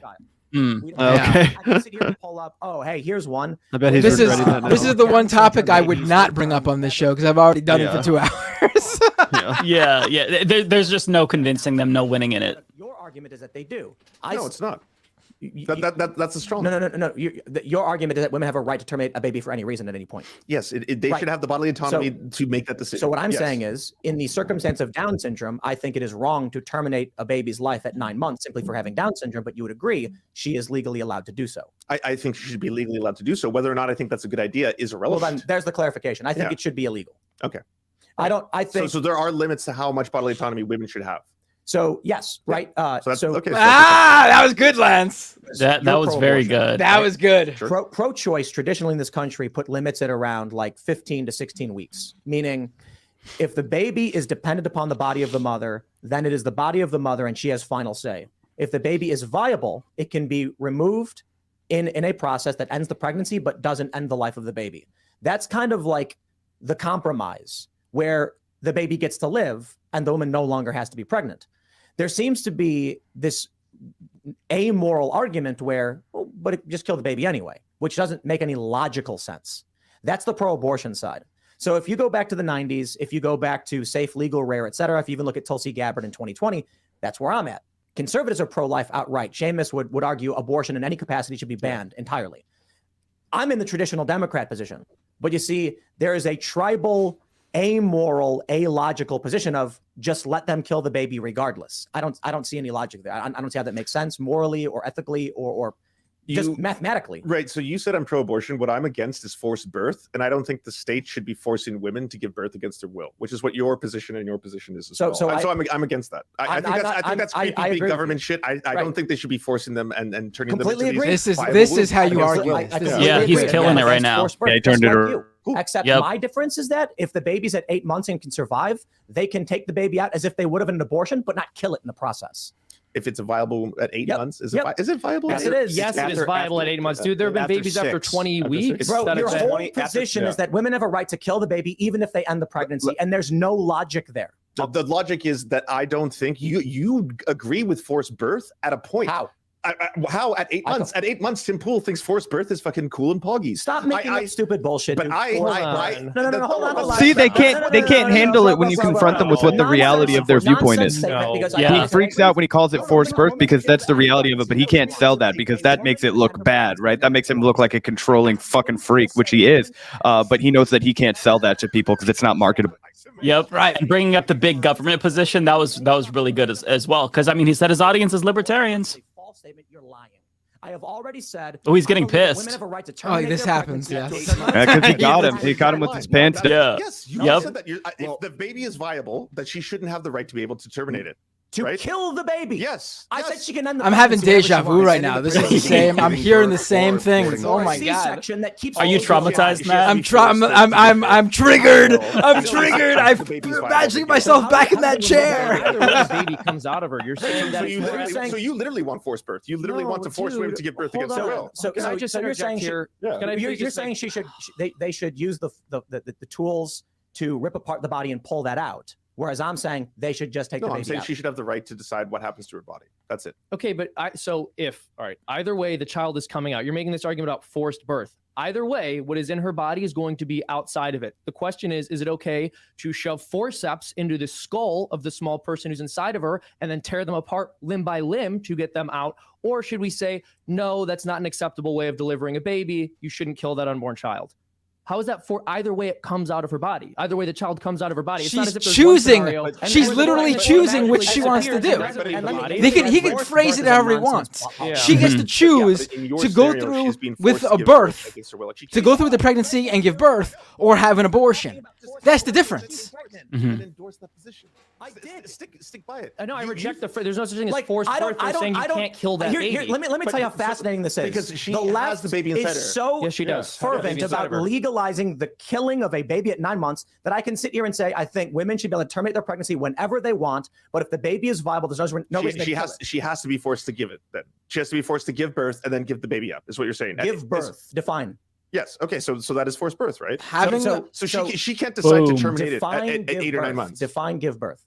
You just said at 8 months if the baby is viable. I didn't say 8 months. Define give birth. I'm trying to understand what you're saying by forced birth. What does birth mean? You just said when she is at 8 or 9 months. Okay, so she's at 8 or 9. I said viable. Okay, so it's viable. The baby's viable. She should have to. Is Tim Pool about to learn how a baby comes out of a woman's body? I mean, also, I don't think he understands that barking up the forced C-section argument is way more horrifying than even forced birth. Like, you are going to perform forced surgery on these women? Right. Yeah. So then what would you call an abortion at 8 months? Is the woman pushing the baby out? No, it's most likely a medical procedure done by a doctor. And what is that medical procedure? An abortion. But what is that? What is an abortion? Yes, like what? How is it done? Yes. I'm not entirely sure how it's done in 8 months. I know earlier on it's usually done with a series of tools. I don't know how it's done in 8 or 9 months. Okay, so your moral argument is forced birth. I'm trying to understand what your position is. If you don't know how an abortion is done, then are you in favor of forced birth? Am I in favor of forced? No, I'm against forced birth. But you think that women should have to expel the baby, right? It's completely fine for me not to know the medical procedure of how abortion Lance isn't saying women have to do anything. He's saying the choice is up to them. I don't need to know how people perform abortions directly. He's trying to I'm flip not going it. to lie here. I'm not going to pretend. Removing a baby from a woman's body is birth. Oh, so you're saying it doesn't count? No. It's birth of a different nature. I don't think you have a definition, and I'm trying to understand what you mean by forced birth. But if you can't define the removal of the baby in a different way, I don't know what you're saying. Birth. I would say I don't know what the medical terminology is, but birth is the process of a living. Well, I guess you could give birth to a child. I don't know actually how to describe birth in a medical way, but the way I would describe it without those complications where a baby is born dead, it's the birth of a child, a child coming out of a woman alive. Yep. By the way, we have 2,400 people watching across all platforms. Hit that like button, folks. And make a viable child live in the real world. I mean, stillborn is still birth technically. Thank you, someone in the chat, for because I was trying to think what's the terminology for that. I forgot it was called stillborn. There's no being in favor of that or not. It happens. Period. Yes. Okay. So what's your point? What's my point? Am I in favor of a natural process by which a woman has to have a baby removed from her, no matter what anyone says or does? Your point is that at 8 or 9 months, and correct me if I'm wrong on this, Tim. You are wrong. Yes, I'll stop you right there because when you keep saying 8 or 9 months, that's not what I said over and over and over again. Viability is after 6 months. Viability is that means that there's more than a 50% chance. You're also wrong. It's not 6 months. So as soon as the baby is not 6 months. So as soon as the baby is viable, Tim, as soon as the baby is viable, then it's okay for the woman, even if she doesn't want to have it anymore for whatever reason, she should have to be forced to have it extracted from her and then live. Is that correct? Is that your position? Well, it's not forcing the woman to have a baby live if the baby's already alive. You see what I'm saying? Like, you right. can, so you're okay. I got semantics. I got a compromise for you. I got a compromise for you. We'll tell the mother we killed it, but we'll sneak it off and give it to someone else. Does that work for you? No, because I still think she should have autonomy. She should have. Well, that's extremely weird and creepy. She should kill the baby after it's already born. I don't want her to kill a baby. I want her to have. Why do you keep saying it? Because I want her to have the ability to choose. That's different, and that is a fundamental part of this. The baby's out of her body, right? Forcibly. In No, your no, no, no, scenario. no. Let's say 24 weeks.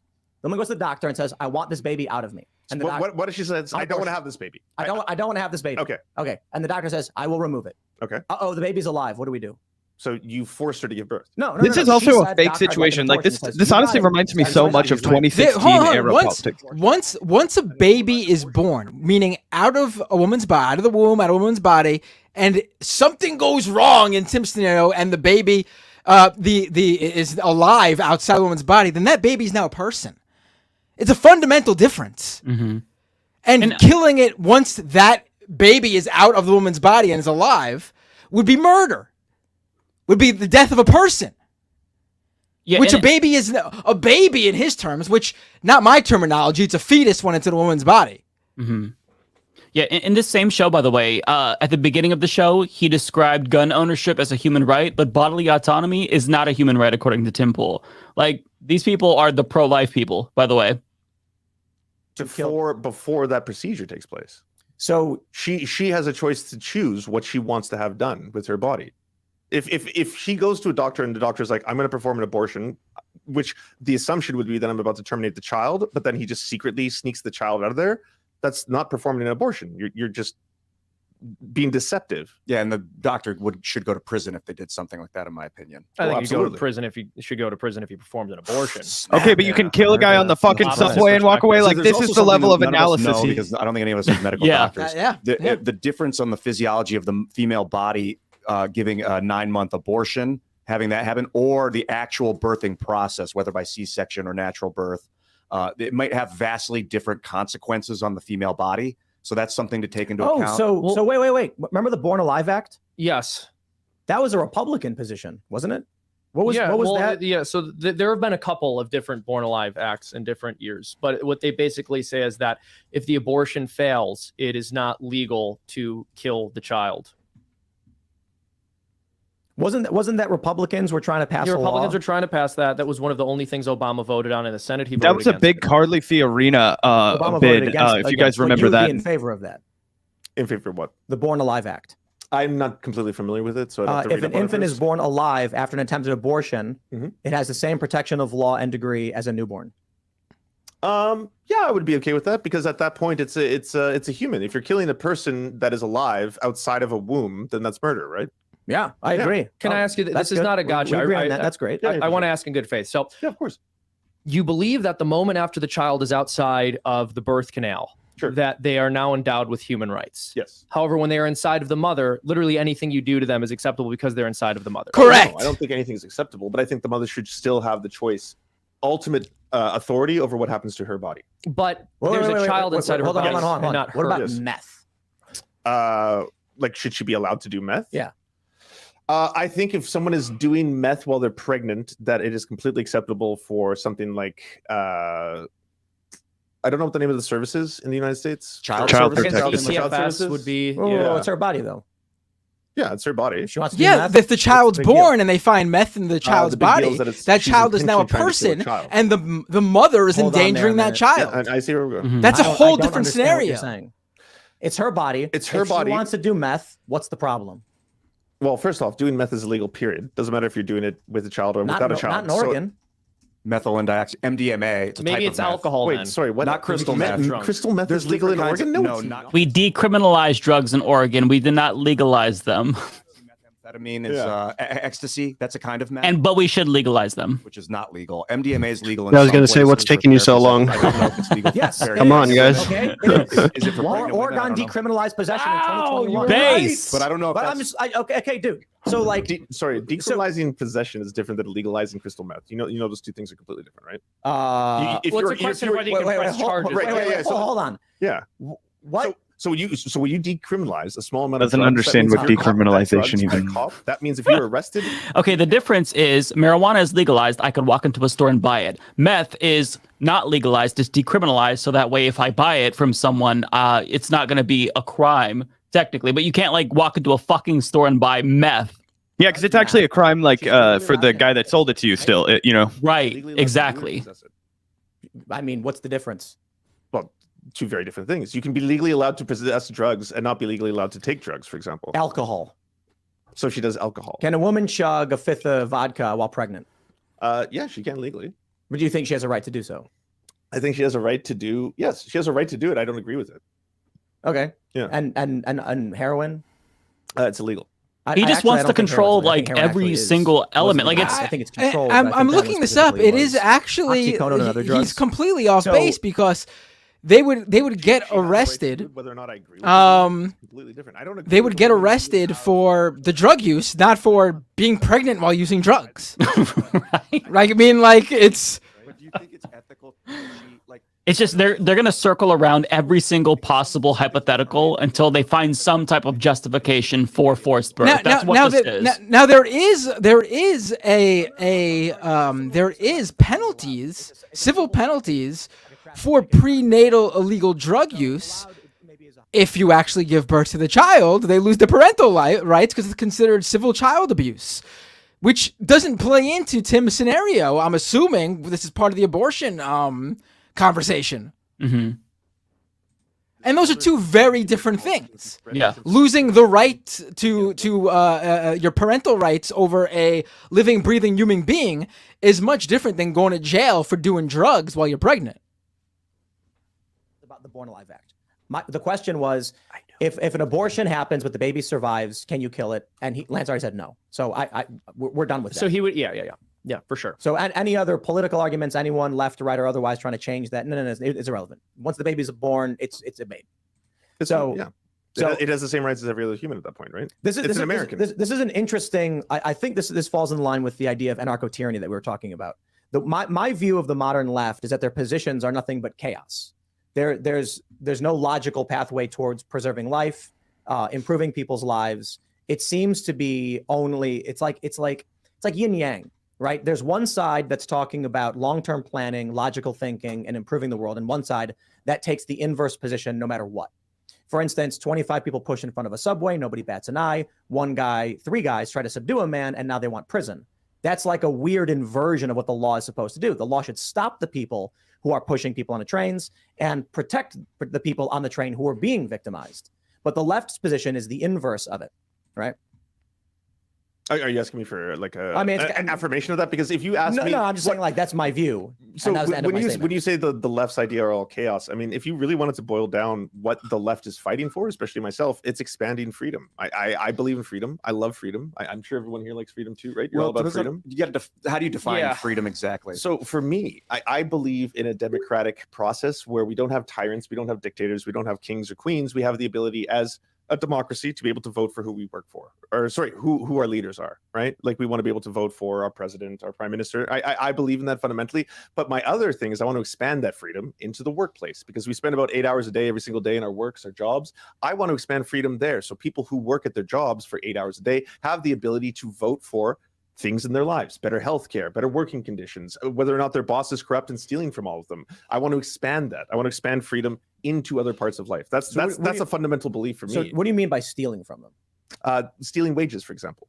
Like actually shorting someone's check and so the largest form of theft in America right now is wage theft. If you look, I had it happen to me. I sued. I went to the National Labor Board and we won. How does it happen? As you should. So there's a ton of not ways. Paying overtime. Not paying overtime. Bosses simply just garnishing checks or garnishing wages, stealing tips, or thinking that tips are justification to pay them lower salaries and stuff like that. Yeah. All of it bullshit. And when you look at theft, every single you look at the stats, right? Cars being stolen, jewelry, all that. Wage theft blows everything out. Like they're not even comparable. It's one down here, and then it's like the other one's fucking all the way up there. Smart alliance, because this is going to be a conversation that they're not going to be able to twist for their audience. I don't see how they're going to argue with my paycheck. Yeah. And they go, no, it's going to. It is a problem with my paycheck. Fix it. And I very quickly was like $67 missing. I want it fixed, and I want it fixed now. And they went, give us a few minutes. Came back 15 minutes later, handed me a check. I looked at it and said, are you joking? And they were like, huh? And I was like, this is wrong. I'm not an idiot. Fix my paycheck. Went to a couple other employees. I said, let me see your paychecks. I looked and I went, come with me. Walked right to the National Labor Board in Chicago and said, this is what they did. They took our statements. We went to the company and we told them we were going to form a union because of what they had done. They fired us on the spot for doing it. We sued them, and then I'll give you air quotes in saying we won. What actually happened was after 6 months of being out of work, they said you can get retro pay, which will be $7,000 each, or we can go to fight and then they'll give you your job back. And I'm like, if they give us our job back, they're going to retaliate against us. No, that's illegal. And I was like, oh, come on.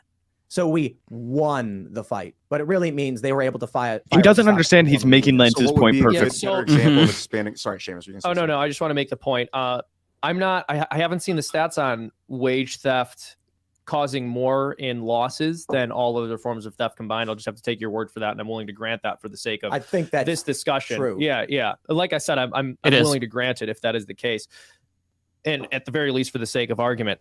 I certainly don't agree in involuntarily democratizing all workplaces. That's probably a much longer, interesting economic discussion. Happy to engage in it with you guys too. And I suspect we would all have different views on it. I don't know if you want to go to other issues or if you want to talk about that. Because I would like to talk about that. Budweiser. You're going to move to Bud? I do want to talk about LGBT. We got to do it. So why I'm here. And Budweiser opens that door. Ladies and gentlemen, the Anheuser-Busch CEO has finally disavowed the Dylan Mulvaney ad.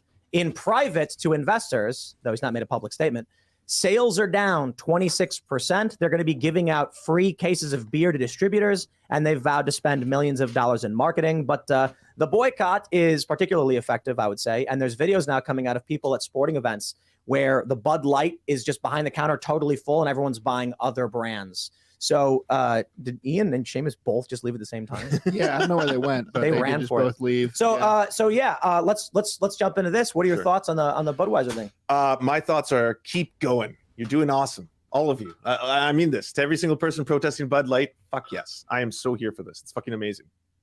Right on. Yeah. Yeah, but Budweiser sucks. Anheuser-Busch sucks. It's a massive multinational corporation. They're super anti-LGBTQ+, so it's been beautiful to see. I love it. Oh, they donate so much to right-wing Republicans who push anti-LGBTQ laws. So Anheuser-Busch getting taken down. Oh, man, I'm so here for it. Keep going. Me too. Absolutely. Yeah, they think that they can pay off Republicans. They can hire GOP aides, and that is going to be satisfactory for their customers who are upset with them as a brand. So clearly what we can Lance see. doing this one right too. See, I told you, it takes about that first segment, that first 20, 30 minutes to figure out Tim Pool's way of doing things. And then you immediately reconfigure how you go about it. That's exactly what happened to me. Yeah. That the way that he's approaching this is perfect. Yes. Absolutely. Take Disney down. I'm all for the right wing taking on Disney, all for the right wing taking on Anheuser-Busch. Yes, of course. These are terrible fucking corporations. I'm all here for it. Yes, Lance. By the way, the Daily Mail is like the #1 source on the show, right? Like every single time you showed me all sides media bias, it has the Daily Mail on right wing. And I know that you yourself actually fantastic. Daily Mail. But if you use them as a primary source, you understand why I'd say that we don't use them as a primary source. Okay. What happens is when we pull up stories, I'll go to like Lance CNN, is coming in clutch right here. Journal, Fox News, ABC, and they'll each have like 300 words. And then you go to the Daily Mail after doing a search on key elements of the story, and the Daily Mail will have like 7 different versions of all breaking down different components. Okay. Like if you scroll down the Daily Mail, they often do these special sections. Yeah, Tim is where coping. They have entirely different stories, as Mikuk says in the chat, providing more context. Like for instance, this story from the Daily Mail not only talks about the current story with the CEO, but it even goes all the way into all of the context going back to the commercial that was released, the sale drop at 6% in the first week, to the video. It like covers literally even as a photo of the VP and her husband, how in-depth this story is. So it's like if I'm going to pull up a single article, I can pull up 5 ABC, CBS, New York Times, or I can just pull up this one that has seemingly everything in it, including Kid Rock, including John Rich, including Bud Light being poured into a dumpster. Yeah, so it's a massive aggregator. Yeah, massive aggregator of right-wing talking points. Exactly. Fucking Bud Light. Have a time. Go nuts. I have a really big problem with what I feel on this show is a lot of anti-trans hysteria and fear-mongering that takes place. You want to open that book? I have that book at home. We can talk about that in a second. And I'm totally comfortable talking about that book. I've read it. Should it be in schools? I want to talk to you about the trans issue, though, because right. And that's why I ask about the book. Okay, it opens we can get to the books and the schools, the curriculums, and everything that Florida's taken away. But you profess to be kind of like fact-based, science-based, right? Yeah. Like you pull up. I've noticed you want to pull up stats and figures and stuff like that. Of course. Why is it that you push propaganda when it comes to trans people? Like what? That is so far beyond the pale. Like what? Okay, let's start with gender affirming care. Mm. Gender affirming care, you're very, very against. I've heard you call it mutilation. I don't call it mutilation. I've never said that. That's what you say on your show. I do. No, I don't know if he does. I call it mutilating children. I call it child sex change. When you were talking about Dwayne Wade moving his family, someone in the crowd said, "Why are you mutilating your son?" That was a quote from someone else. I didn't say that. Call it. But then you made. And I've explicitly said I don't take the right agitator approach of calling it mutilation because that's not effective in having a conversation. I will plainly call it a child sex change as what it is. I'm not going to call it gender affirming or mutilation because I don't think those things accurately explain what it is.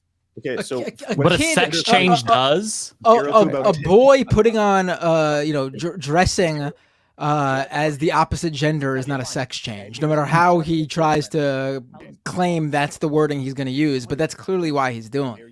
Yeah. Until they're about 10 years old, before they go through puberty, gender affirming care would be in the form of you using different pronouns, preferred pronouns, and allowing them to dress differently. Yeah, I don't care about that. Do you have a problem with that? Does anyone here? Yes, I do. I don't. Okay, so both of you don't. Right. Mm-hmm. Okay, so do you accept that there is no surgery being performed on children at that age, from 0 to about 10? There's nothing. There's no hormone blockers. There's no puberty blockers. There is hormone blockers.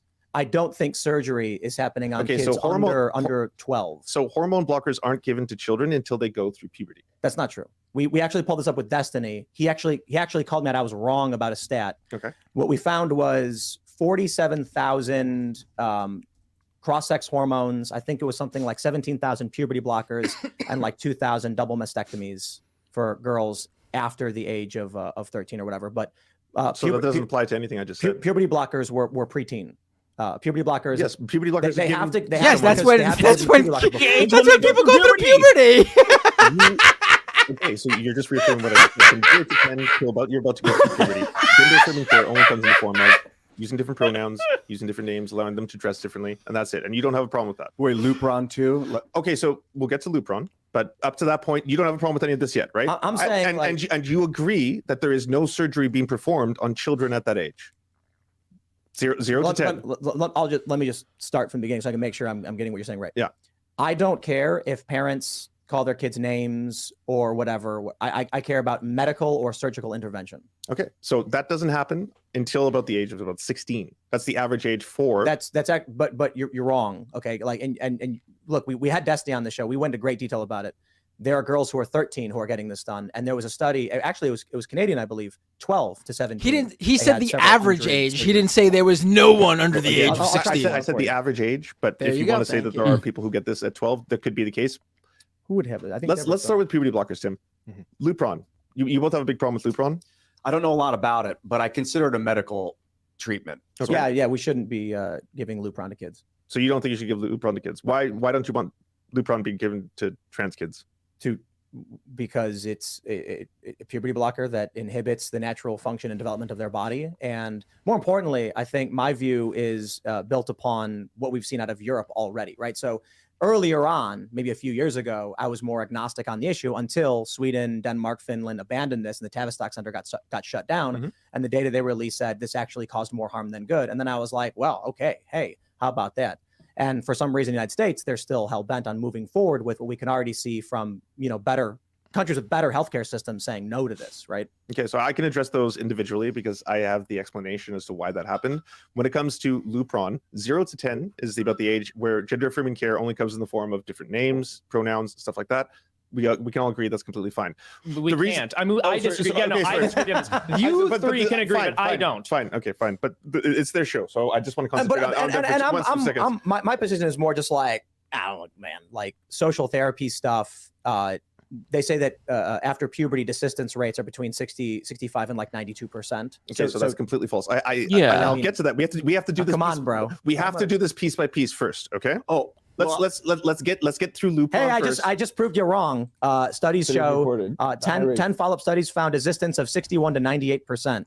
Yeah. Can you click on the Wikipedia article? It's the Wikipedia article for detransition. Oh, sorry. What are the studies? Where are we talking about? I would like to know if you are taking these studies specific. Well, because I have each one of them written down here, and I'm quite curious. Is the Drummond study one of them? Is the Wallen study? Is Stensma, the Swedish study, a part of this? The 2011 study? Probably, I don't know. Well, we should know. Well, this that's is the incredibly important. It's not. This is 2018. When they could show the stats, they bring it up as a boom, gotcha. But when Lance has them, it's like, I don't know. What's the big deal? Want to get the mic again? Oh, sorry. You can carry it around. Yeah. Move it. I gotta get used to this. Yeah, no. I know. Scroll down to the conclusion of the study.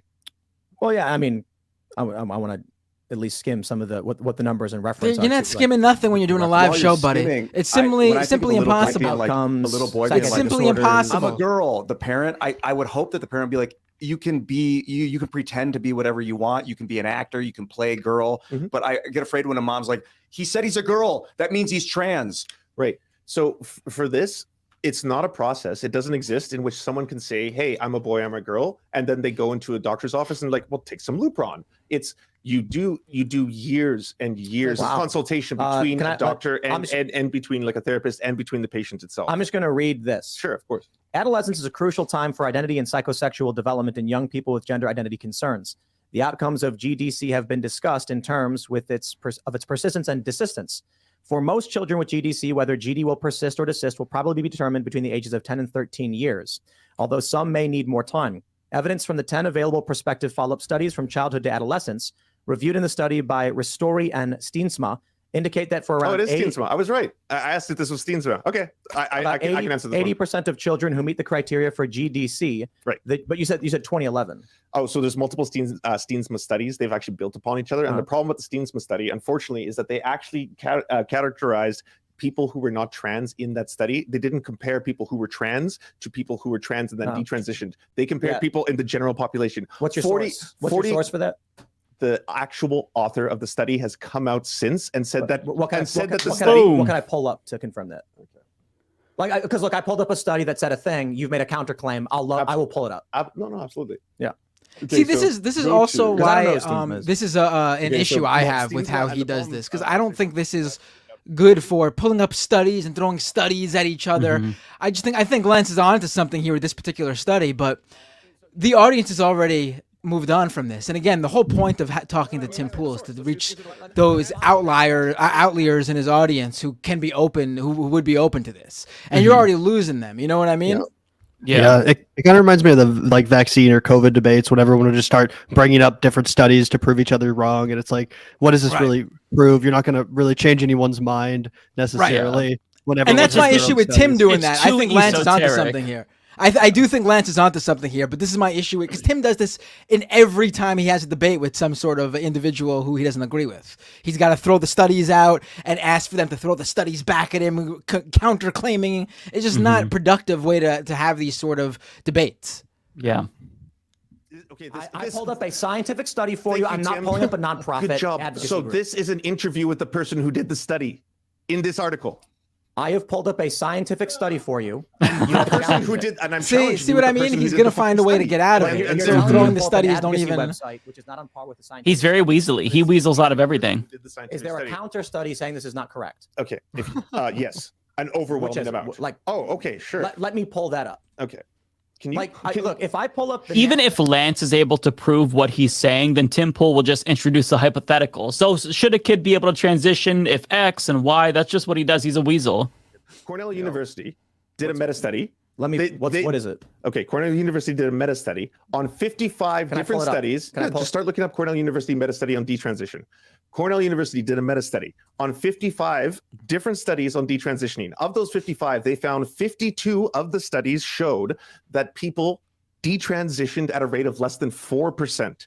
And of those people who did it, the reason they detransitioned was social stigma. That's 52 of the 55. The other 3 of those 55, they didn't show a net negative effect. There was not a single study of the 55 that Cornell University looked at that showed detransitioning or gender affirming care being a bad thing for trans people. If anything, it was a net positive.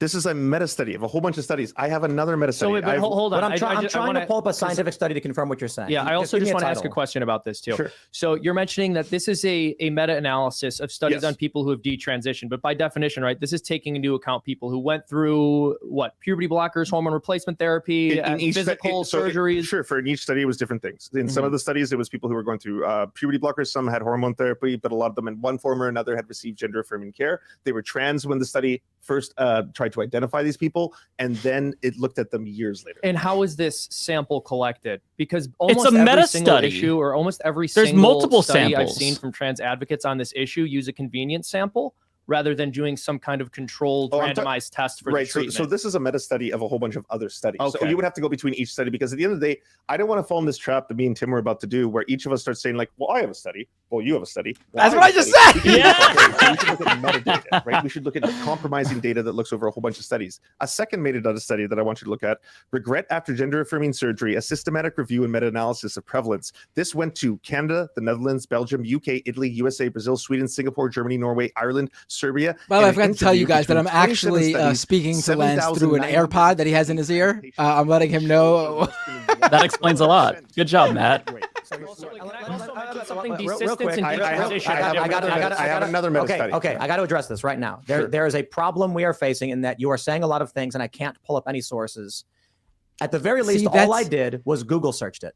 I pulled up the 2 studies that were associated with it and said, here's what it says. I have not given you my personal perspective on it. You've now given me your personal view on it. No, I've given you the studies. These are Tim doesn't seem to know how things rank on studies. Google. Let me please pull them up. I can't find what you're talking about. The first one is Cornell University. They did a meta study. What's the name of it?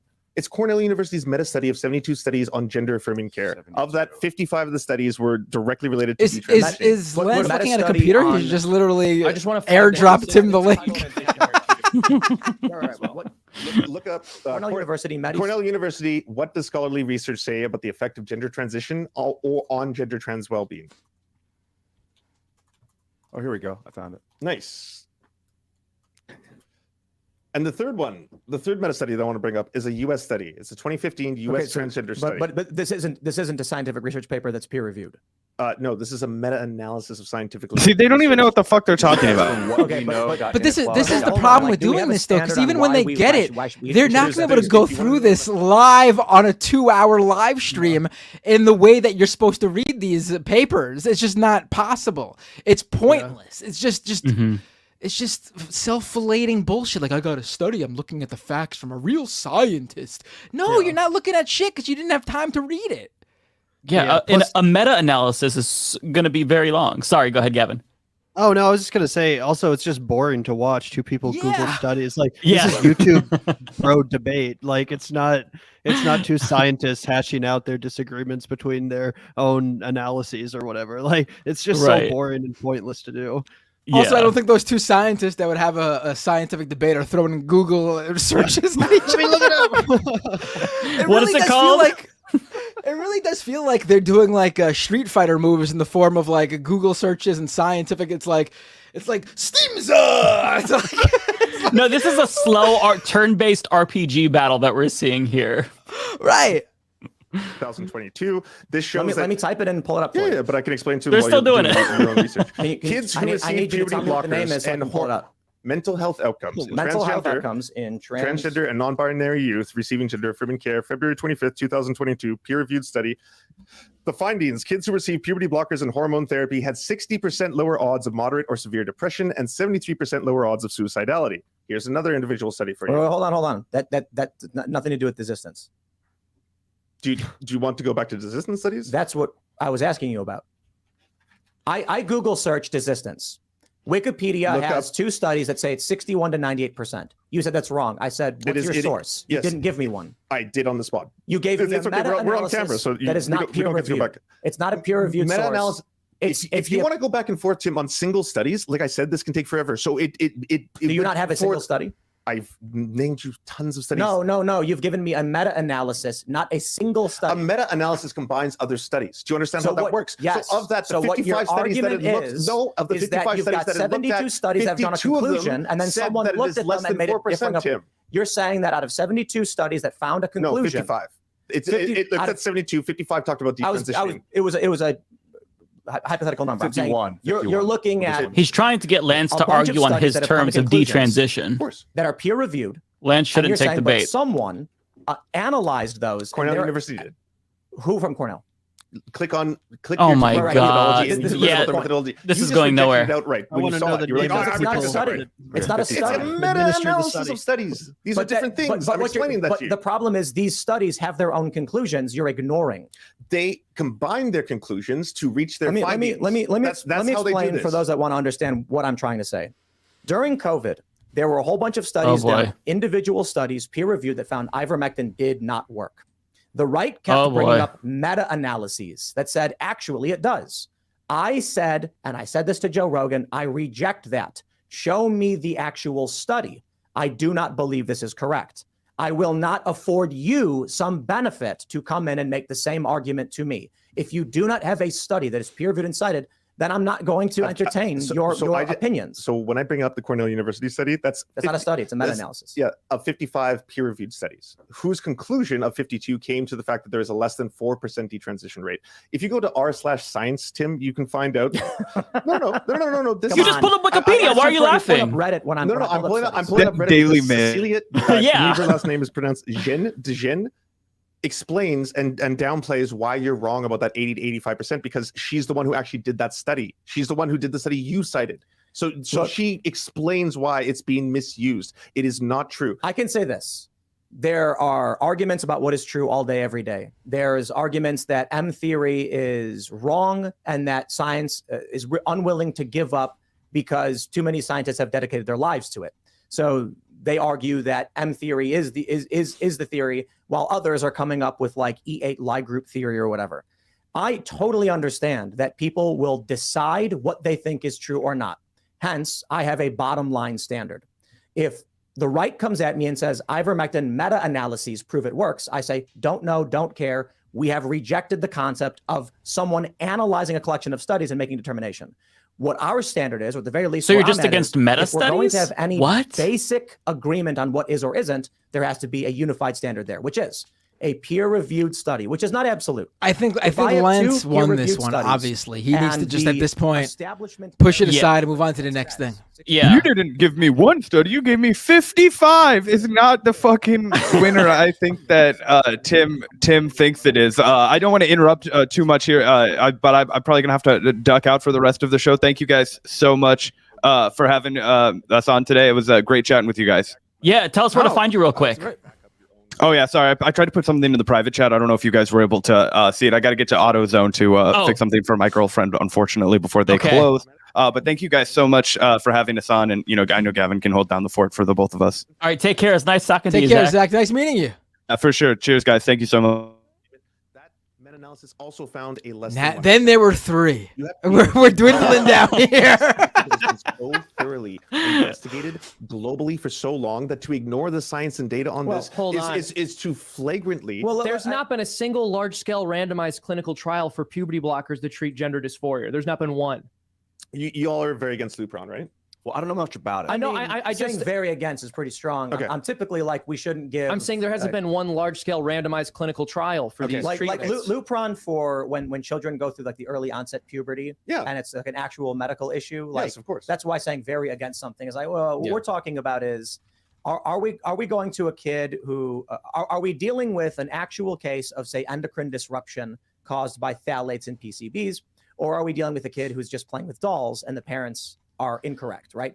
And in that case, you would have a long process where they would have to do interviews with, again, professionals who would determine whether or not it's appropriate. And people who go on puberty blockers, I want to add this, it's for a limited amount of time. They want to do it only to be able to hold that off. No, it's only 2 years. Lance is right. The actual doctors on this, you only take it. No, Tim, let me finish the sentence. Come on. You brought me on your show. Let me finish this. You only go on puberty blockers for a short amount of time before you can be put onto HRT. They do not want to keep them on puberty blockers, and that way you avoid a lot of the potential negative side effects. We had Helena Kirshner on the show, who walked into a Planned Parenthood and within minutes was given the maximum dose of testosterone. Anecdote. Absolutely. Lived experience. So when I say lived experience happens, you say it doesn't happen. I'm saying it did happen. No, I'm saying it can happen. I'm saying you have to look at broader data. You have to look at broader trends. That's the issue I take, right? Yeah, and it wouldn't make sense if I brought up a single horror story to you and said, this is fact. It can happen. I said we don't want that to happen. Of course, no one wants that to happen. But then, if we want to understand how this is actually taking place around the world from an actual perspective of science, we have to look at the data. We have to look at meta studies. We have to look at and analyze global understanding of this. When it comes to Lupron, by example, Yes, it's true that Lupron is not FDA approved for the use of on cisgender children. There is a product that is FDA approved for use with children that is a puberty blocker, and it has been used for a long time, for generations and decades. It's Lupron. It was just being done. No, but that's for an Hey, where'd Matt go?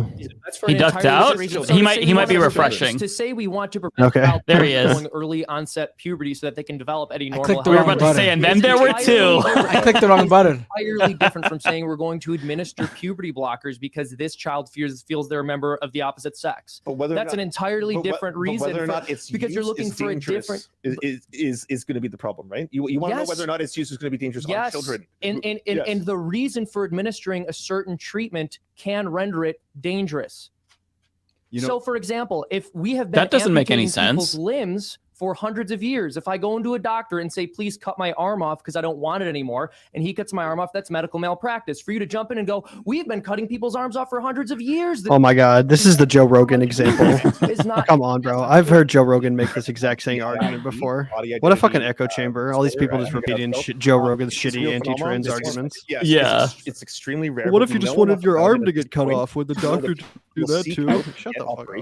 On the black market if they have BIID. And what we found when people do that and go into the black market to have a limb removed is that it only provides a temporary amount of relief for their condition, and then it returns and they have further complications from the fact that they now have a disability and or medical complications that come from all that. My point is not about any kind of body dysmorphia about losing a limb. My point is about wait, so Lance just actually refuted his body dysmorphia claim with actually talking about people who have body dysmorphia like a disability like that.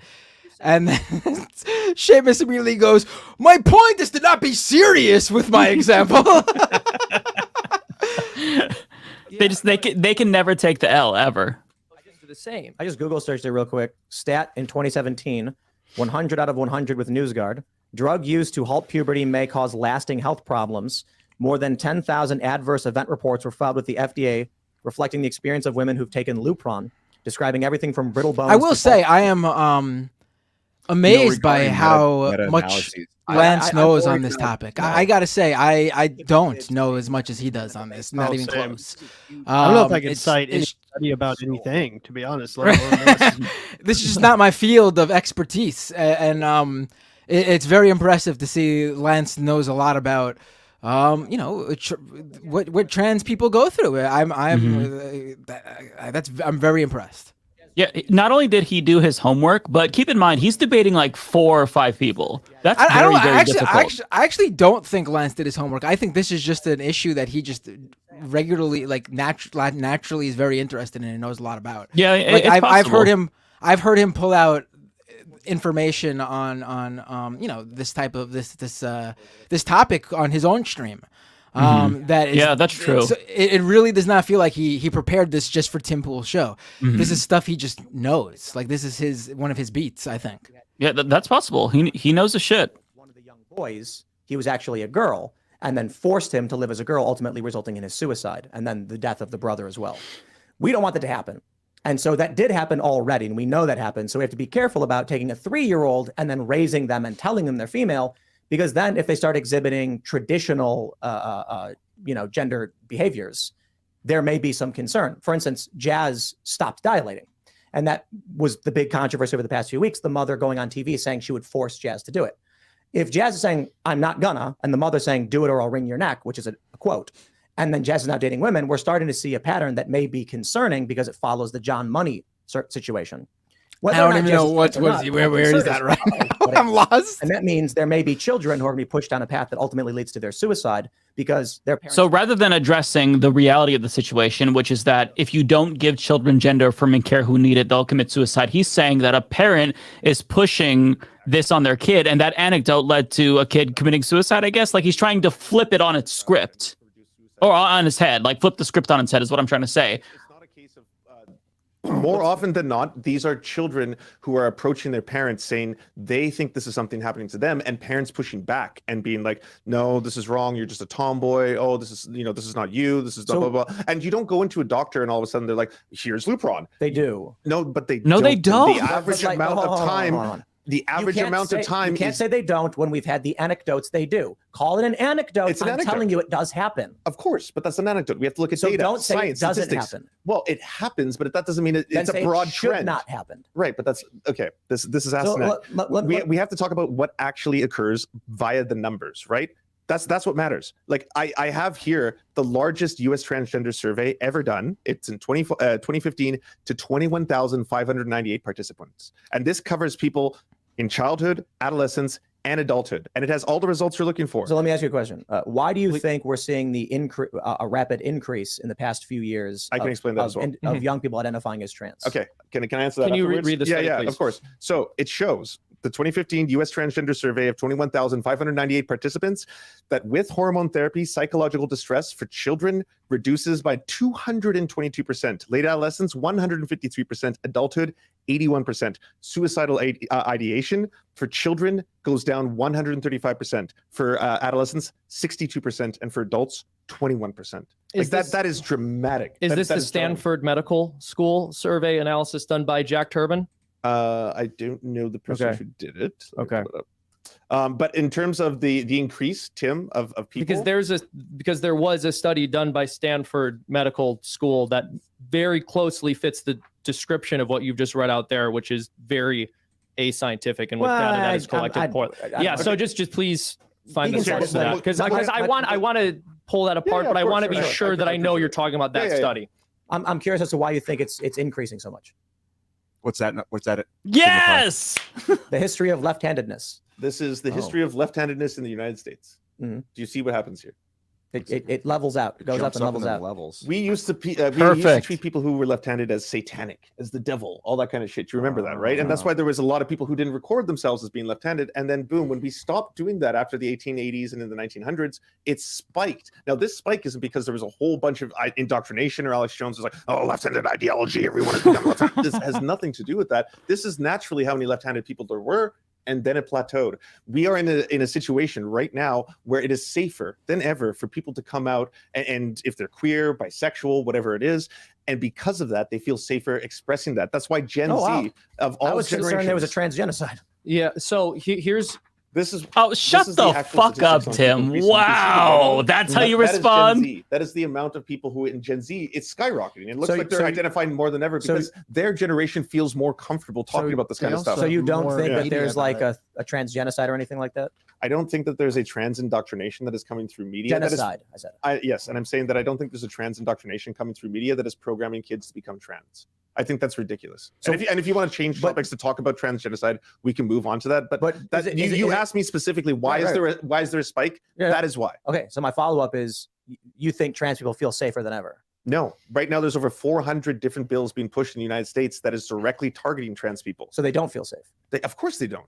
So then why are they coming out if they don't feel safe? They have more access because that Generation Z, has a lot more acceptance towards trans people than older people who pass laws, draconian people who pass laws. The boomers are the ones running the show right now. They're still the ones in government. They're still the ones passing laws. There's very few Generation Z in government or parliament. Lance is killing it right here. I think there is a transgenocide. Okay. And I think it's you. Okay. Because you're sterilizing a lot of these people. Oh my fucking God. They're literally sterilizing them. This man just lost. This is cope. He knows he's back to do a corner. Hormones and puberty blockers. Yeah, he didn't even address Lance's very good argument. Removal of the gonads in the uterus is an absolute sterilization. And then puberty blockers have a very high rate, and cross-sex hormones have. I'm sorry, but when your argument is no you, that's when you've lost. Like Lance clapped the cheeks here. He there's no coming back from this. So this is why he's changing the subject and attacking. You are removing these people's ability to reproduce. Mm-hmm. And if they're a young age and they haven't had the ability, like for instance, Jazz Jennings can never have kids. Jazz Jennings also, and this is probably part of your studies, can't actually feel any sexual feeling of any kind. Do you have any idea how weird this sounds right now? Like, why are you obsessed with a stranger's genital pleasure? That's so weird. That's so bizarre. That was very weird yourself. You guys are all. No, you did it again. He did it again. Who engage in activities, which is a large portion of the global economy, whether you like it or not. Sex sells, they say. And when I say this person will never have this ability, you go, how weird is that? It's weird for you to fixate on a stranger's genital pleasure. That's strange. That's so bizarre. Well, she's public about it. But see, you're not making an argument right now, is my point. I'm not. I'm saying it's weird. It's not an argument. Yeah, that's an observation. So you're trying to make an appeal to emotion and an appeal to shame. No, I'm just giving you my genuine thought when you say something like that. Like, Tim is definitely feeling embarrassed. Yeah. You trying to shame me? Whether or not she has genital feeling, that's not important. It's not.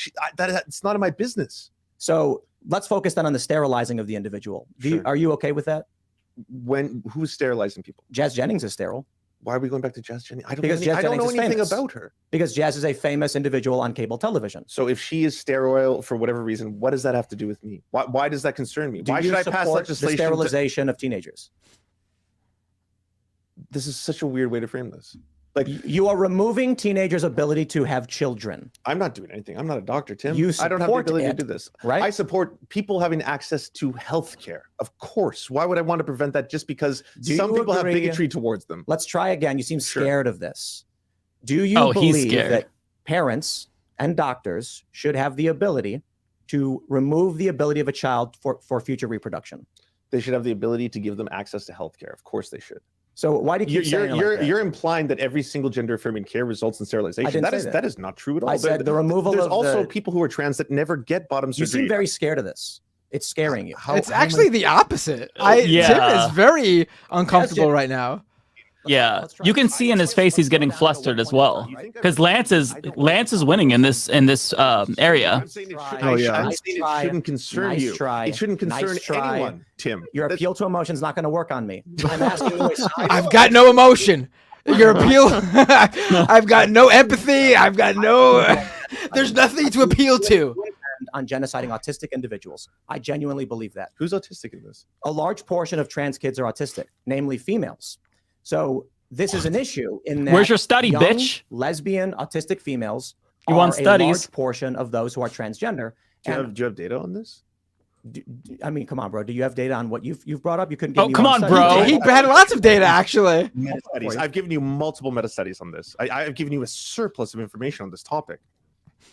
Yeah, keep shifting the goalposts, Tim. 6 times more likely to have autism, according to NPR.org.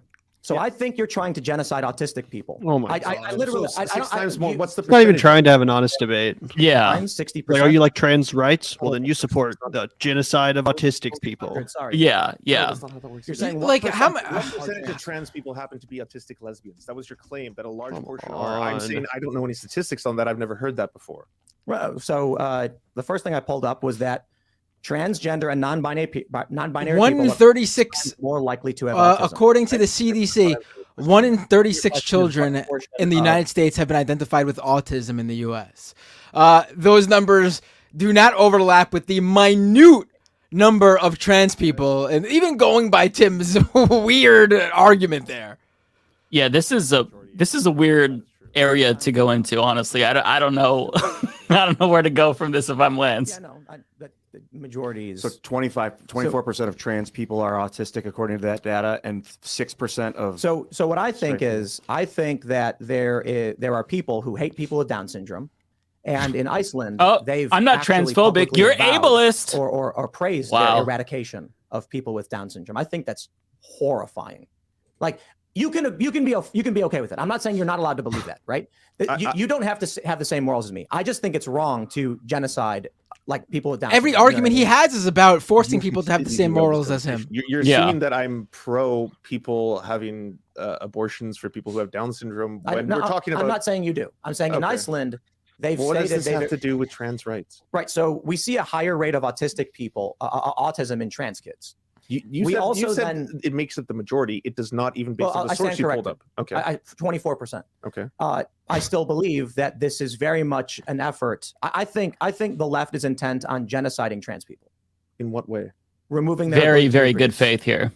How are they removing their ability by to cutting off their testicles and removing their That is not the only operation that is done. There are trans people who maintain their same genitals as before. Right. Not everyone has to decide to get bottom surgery. That's a choice they should make. And cross-sex hormones do. And even if they want bottom surgery, we don't have a universal healthcare system. It's very, very cost prohibitive for trans people who want it. So also transgenderism is not doesn't pass through your genes. If two transgender people have a child, the kid's not going to be transgender guaranteed. That's not how it works.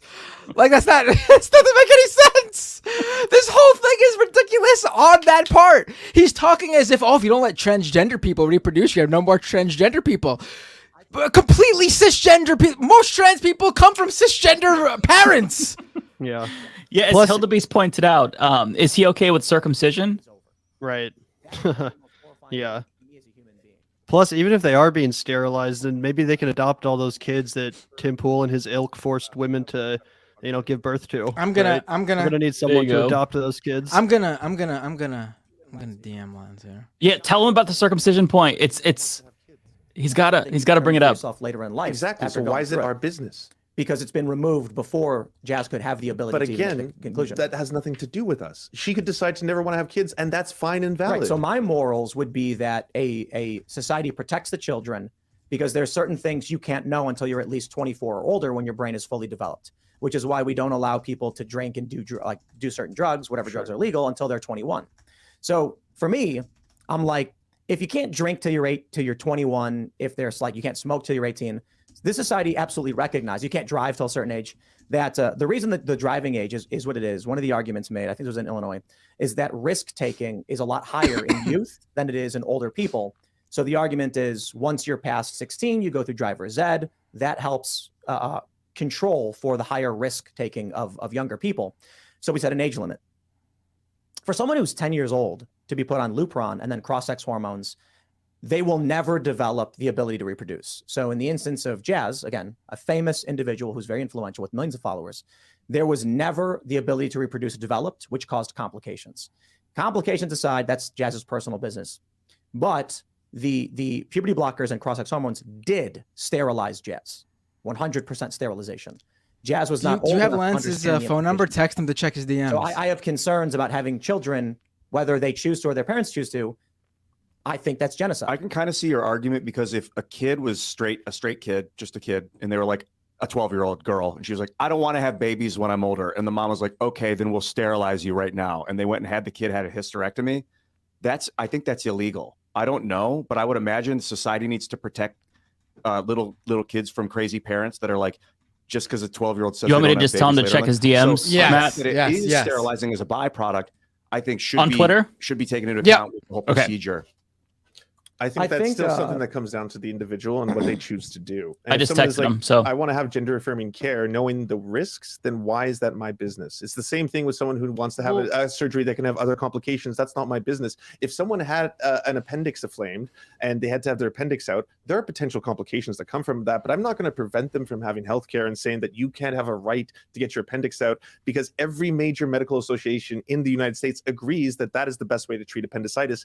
And in this case, when we're talking about trans people, every single medical association in the United States agrees on gender affirming care. Then you know what they should do? Every single one. You know what they should do? They should produce one single randomized controlled trial for puberty blockers and cross-sex hormones to show that it's safe and effective. But they have not.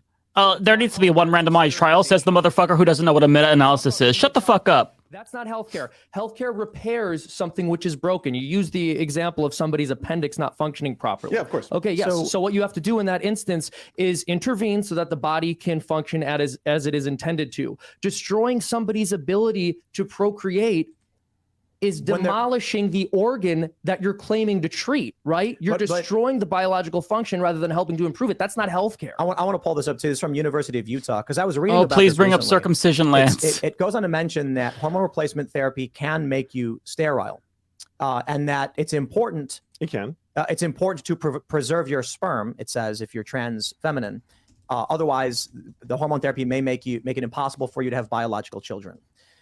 If someone is put on puberty blockers and then cross-sex hormones as a child, they will never have the ability to preserve their reproductive functions. So if you're put on puberty blockers, they are reversible. You can stop being on puberty blockers and you can still maintain a lot of things that you were worried about being taken away. When it comes to Jazz Jennings specifically, she's actually made statements about this because, I was just looking this up. Jazz Jennings says, I don't regret my transition at all. When I was 11, I started male puberty and I was put on hormone blockers. Those blockers saved my life and continued to save the lives of so many youth out there. If I was forced to go through male puberty, it would have been devastating. Even more so, taking estrogen through hormone replacement allowed my body to develop how I wanted. I blossomed into a young woman, eventually got bottom surgery, and now living as a proud woman today. What does that have to do with me? Why would I want to take that away from someone else? What year did she make that statement? She made this on March 31st. What year did she make that statement? Because that video came out where the mom said she was going to force the dilator. And then Matt Walsh went hard, and Jazz was like, "Hey, Matt," and then Matt was like, "Sorry, Jazz." There's a lot of questions around the morality of this. The left likes to defer instantly to purity arguments, which I find fascinating, considering the left typically has a low purity rating when it comes to moral foundations. For example, when you say it's really weird talking about someone's genitals, it's a purity argument, which the left typically never makes. That's why I said it's a very weird thing for you to do. Approaching this from an academic perspective, we would make a few arguments about whether or not a person can truly understand they've lost the ability to reproduce if they've never had it in the first place. The psychological and the philosophical implications. Put this down for a second. I just want to point out that out of all the people on this stream, Leftist Mafia, who are watching right now, actually all of Leftist, well, no, there's David Dole, but out of all the people watching on this stream right now, and all the people in Tim Pool's room right now, I'm the only person who actually reproduced. So these guys who are so obsessed with reproducing and reproduction and having kids and no abortions, not a single one of them have contributed. Not a single one of them have had a kid, adopted a kid, and here they are waxing poetic about it. Mm-hmm. Mm-hmm. So in making an academic argument, we would say Jazz Jennings does not understand, and that's fine if Jazz is happy. That's great. The argument into the greater is Jazz will never have kids. Fact statement. I think it's wrong to take away. Still trying to use Jazz. Understand what it is. What if they don't want kids? They will decide that when they're an adult and have assessed the circumstances. But Jazz can't actually feel any of this. Jazz can't feel. Some people who want to have kids can't have kids already. Like he's trying to like get hung up on this, and it's so weird. Adult satisfaction or desire. And so the question then becomes, why did Jazz get bottom surgery? My question: why do you think Jazz got bottom surgery? Oh, I don't know. She wanted to. Explained why. She said that she's satisfied with it. That should be the extent of it. What did she say? He just read it. I don't regret my transition at all. When I was 11, I started male puberty and I was put on hormone blockers. Those blockers saved my life and continue to save the lives of so many youth out there. If I was forced to go through male puberty, it would have been devastating. Even more, taking estrogen through hormone replacement allowed my body to develop how I wanted. I blossomed into a young woman, eventually got bottom surgery, and I'm living as a proud woman today. Yes, I do struggle with mental health and always have, but it's not because I transitioned, and it's unfortunately something many LGBTQ plus people face. Why? Because it has a lot to do with hate and a lack of acceptance that we receive in society, like I was saying before. So to all of you speaking about our mental health for views and calling our families abusers for supporting our transition, you are the only abusers. So what was the purpose of the bottom surgery? It affirmed her gender. It affirmed her gender. What does that mean, affirmed gender? So you have, and all of us have, a gender identity that we want to express in one way or another. And with hers, she affirmed her gender through the process of getting bottom surgery to look more and feel more like a woman. Why do you think Jazz stopped dilating? I don't know. Probably because it hurt. But if this was an important part of affirmation, you'd think Jazz would maintain it. That's not for me to decide. That's someone else's own identity. So again, that's why it's weird to me to try and impose this upon someone else. Like to try and say, like, you're disgusted at the fact that she can't have kids or something like that. It's like, I don't know if she ever wants kids because I don't know who she is. But that's a decision for her to make between her and her doctor. It has nothing to do with me. Why would any trans child get a bottom surgery? Again, to affirm their gender. So as part of gender affirming care. And children don't get bottom surgery, by the way. It's usually over 18. Yeah, that doesn't happen, right? So there are exceptions. Children getting bottom surgery, that's just something that like literally statistically never happens, right? Yeah. And it's just so weird that like we're literally talking about the maintenance of another woman's vagina. Like that's what Tim is using to bolster his argument. It is deeply creepy. I don't know what it's called because Jazz didn't have a penis. What's the purpose of making the hole, the space? What's oh the my purpose God! Of that. I mean, like Tim, do you wash your balls? Like, why are we talking about people's genitals? This is so insane. So and the answer to that is no. He does not probably. So the purpose of it is just feeling, just emotion. No, the purpose of it is part of affirming who they are through a surgery that makes them look and feel more like a version of a woman that they want to be. You don't have to. There's not a template. That's not the only version of woman. That's why you wear a beanie all the time, Tim. Yes. So what I'm trying to understand is so disgusting. Why create a permanent wound? Oh my God. For the purpose of a man to have sex with in order to affirm the identity of someone who can't feel any of that?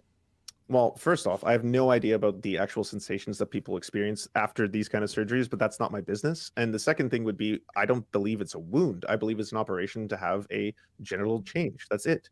To describe it as a wound is just very crude. But it's factually a wound, right? I'm trying to avoid the right calls it a mutilation or an abomination. I'm not saying that. Well, it's still crude to just call it a wound. After it's healed, I'm sure there's no more wounds or scars or anything. They have to dilate for the rest of their lives because it is a wound. Like, I'm being academic. I'm not trying to be insulting. Oh, I'm being academic. Hang on. Mutilation. I'm being academic by talking about this woman's vagina. Like, shut the fuck up, Tim. You are disgusting. Okay. That I can't answer because I'm not this individual. I don't know. That fucking hole in his face is a wound. I'm cis and I don't experience these kind of things. But if someone wants to, but Tim, if someone wants to and it makes them feel better and improves their quality of life, then why do we have to get in the way of that? Well, can I interject here? My position is for adults, I agree. And I had the argument with Tom Fitton. He said it should be banned outright. So I disagree. But overwhelmingly, when you look at the data, when it happens to children, it improves their psychological distress. It removes and lowers suicidal ideation. It shows in the data that it helps them. That's not true, man. So the studies you have here, the study you have here, the largest one. So first of all, as I mentioned, there have been no controlled randomized trial, but the largest study you cited there, the largest study that you cited there does not say what you think it says. The Stanford University one, it was 27,000 people who were surveyed in 2015, and then there were 2 analyses done of these studies by Jack Turbin, and he lumped data together and did a few manipulative things to get the results he wanted. But there's 2 very important things to mention, which is firstly, this study was based on convenience sampling. So they were speaking with people who were sent to them by important to cite studies, but the one you cited that proves you correct, I'm going to say is manipulative and sneaky. Population sample there. And then they were determining whether that person received puberty blockers and other such treatments or hadn't, but they didn't go over the reasons. In fact, the people who hadn't received puberty blockers or those kinds of treatments didn't receive them because they weren't allowed to. And one of the requirements for being able to receive that kind of treatment is some level of psychological stability, which means the people who weren't on puberty blockers in that study were more likely to be psychologically unstable, which we would expect to produce a higher suicide rate, but that wasn't controlled for. On top of that, the data actually shows that the men who are on estrogen were more likely to become suicidal. But what he ended up doing, that's true. What he ended up doing was lumping them together. So he said people on cross-sex hormones are less likely to commit suicide because according to the sample he had of women, that was true enough to overcompensate for the increased likelihood of suicidality in the men. And he just threw them all together as if a man taking estrogen is the same thing as a woman taking testosterone, and we could expect the same medical outcomes. So, and I'm saying that's bullshit. So to respond to you, I do have a number of peer-reviewed studies related to this. And if they're as good as that one, I'm telling you, they're trash. Mental health outcomes in transgender and non-binary youth receiving care. Peer-reviewed studies on this show are the essence of what you need to prove your point. You provide them to me, though. Your studies are trash. Yeah, really want to point that out. And this academic here who just explained that is he believes in talking snakes in the Bible. So just want to point that out there. Hey guys, I am probably gonna have to get out of here in a sec. Zach and I are flying to DC in the morning tomorrow. So very what cool. are you doing there? Anything that we should know about, or just a fun trip? Yeah, we're going to a Crystal Ball and Kyle Kalinski's wedding. Oh, cool, very cool. Yeah. Nice. Yeah, send them my regards. Absolutely, I will. It's on Saturday, so I'll let them know you guys said hello. But yeah, I just got to get up a little early, and I don't know how long this is gonna go on. I know. Like there's any end in sight. But shout out to Lance, he's killing it. At first, I was like, oh, you're kind of faltering. Let's bring some confidence. But now he's completely owning these fools. He picked it up. It is very flustering to experience the compound. It does take you that first 20-30-minute segment to really get your bearings and realize how they do things. And then you go, oh, okay, this is how I have to go about it. Same thing happened to me. Yeah, I could totally see that. Yeah, I mean, who knows how I would do? I would be terrified in someone else's turf like that. I mean, that's why he makes people go. That's without a doubt. Like he experienced what it's like to debate Sam Cedar over Skype or video or whatever, and it went really bad for him. Like at least when the person's there, he could control, how it looks at the very least. Even if he's losing the actual substance, he gets to control how it looks. Yeah. Yep, 100%. But really appreciate you guys inviting Zach and I on tonight. It was such a fun time. It was great to meet you in person or over, stream, Matt. And it was great to catch up, Mike. Yeah, it was nice seeing you. Just real quick, when we end the stream on our end, that's when it'll end on your end as well. I don't know if you can stop it yourself, but just FYI in case you're wondering. But yeah, it was okay. It was really nice hanging out though. Absolutely. Yeah, definitely nice meeting. Yeah, let's stream some more together. Yeah, 100%. I was about to say, let's do another collab in the future of some sort. We'd love to have you guys on the Vanguard. We need to catch up with you again, Mike, on the show, and we'd love to interview you at some point, Matt, if you'd ever be interested. Oh, I'd love to. Let's do it. Just hit me up so we can schedule it. Hell yeah. Cool. Well, you guys have a great night. Peace out to everyone that's watching. Really appreciate you guys. Yeah, see you around. Yeah, take care. Safe travels. Peace. Is he gone? All right. Hello, Vanguard audience. We're the Vanguard now. Yeah. They're going to tune in and be like, who are these two motherfuckers? We're the Vanguard now. I'm going to run to the bathroom. I'll be right back. Earlier than any. I'm the Vanguard now. It's just me. There was one. I'm also the Humanist Report. Hi, I'm Mike Figueredo with the Rational National. I'm David Dole with the Rational National. I'm everybody now. And you're holding it down. Some of the longest term data available on this, and what they found is that transitioning has no effect on suicidality. That's part of the studies that I'm interested in, is the suicide stuff. Like in 2022, they measured a bunch of people that transitioned. They were suicidal. They transitioned. Now they're not. But it's like, hey, that was 8 months ago. Like, how are you going to feel in 4 years from now? So it's hard to say like now they're no longer suicidal just because they're like, yeah, I'm not suicidal now, but like we need long-term studies. We do need to go to super chats because we're way past. But I do want to ask another just question. Like, do you think the Earth is overpopulated? No, I don't. You don't think so? No, I want more people. I love people. I want more birth. I want more humans. I love everybody, man. I want more people on this planet. But what about climate change? Climate change is coming. It's real. It's happening right now. But I mean, but you're not Malthusian then. No, I'm not. Yeah, okay. But more people means more climate change. You got more mouths to feed. You got more fuels to burn. But more orgasms. It would also means more scientists figuring out how to cure the carbon problem. That was kind of weird, right? More humans doesn't necessarily mean more climate change, because more humans might figure out better ways to balance out the climate. I'll just say one last thing, and we'll go to super chats, and then I guess I want to try and get to the cause of climate. Actually, the main causes of climate change have nothing related to individual people. Q&A and stuff. It's large companies, corporations that are causing the main issues with climate change. We can have as many people as we want and still curb climate change by, for example, getting rid of fossil fuels, curbing emissions. I mean, there's a lot of things we can do. That leftists are sterilizing and aborting their children. I thought you did care. From a moral position, but like, I'm not a conservative like Seamus, where Seamus is very much like we have to end this because it's wrong. I'm not a conservative. If a woman is going to get an abortion at a certain age, I'm like, I disagree with it, but I'm more libertarian in the respect of like people can choose to do what they want to do. I think it's certainly wrong to sterilize kids, but the end result is the future is going to be a bunch of Christian conservatives and Muslims. And so like it's a self. Mormonism. Yes, but the Jewish population. We have a third person jumping on soon. But that's happening. We do. Who's coming on? It is Mr. Jeff Waldorf. They're dominating elections. Oh, cool! And so a surprise guest. I like that. Liberals have been. It took me a second to recall, not to be mean, but I was like, "Who? Jeff? Oh, right, Jeff Waldorf, right."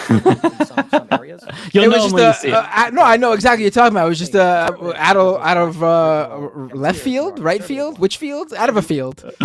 This is just like, look, man, I'm not going to convince. Looking forward to it. Yeah, we're probably going to be streaming you and me for another hour. Yeah, because they're not going to finish up for at least another 30 minutes. I don't think.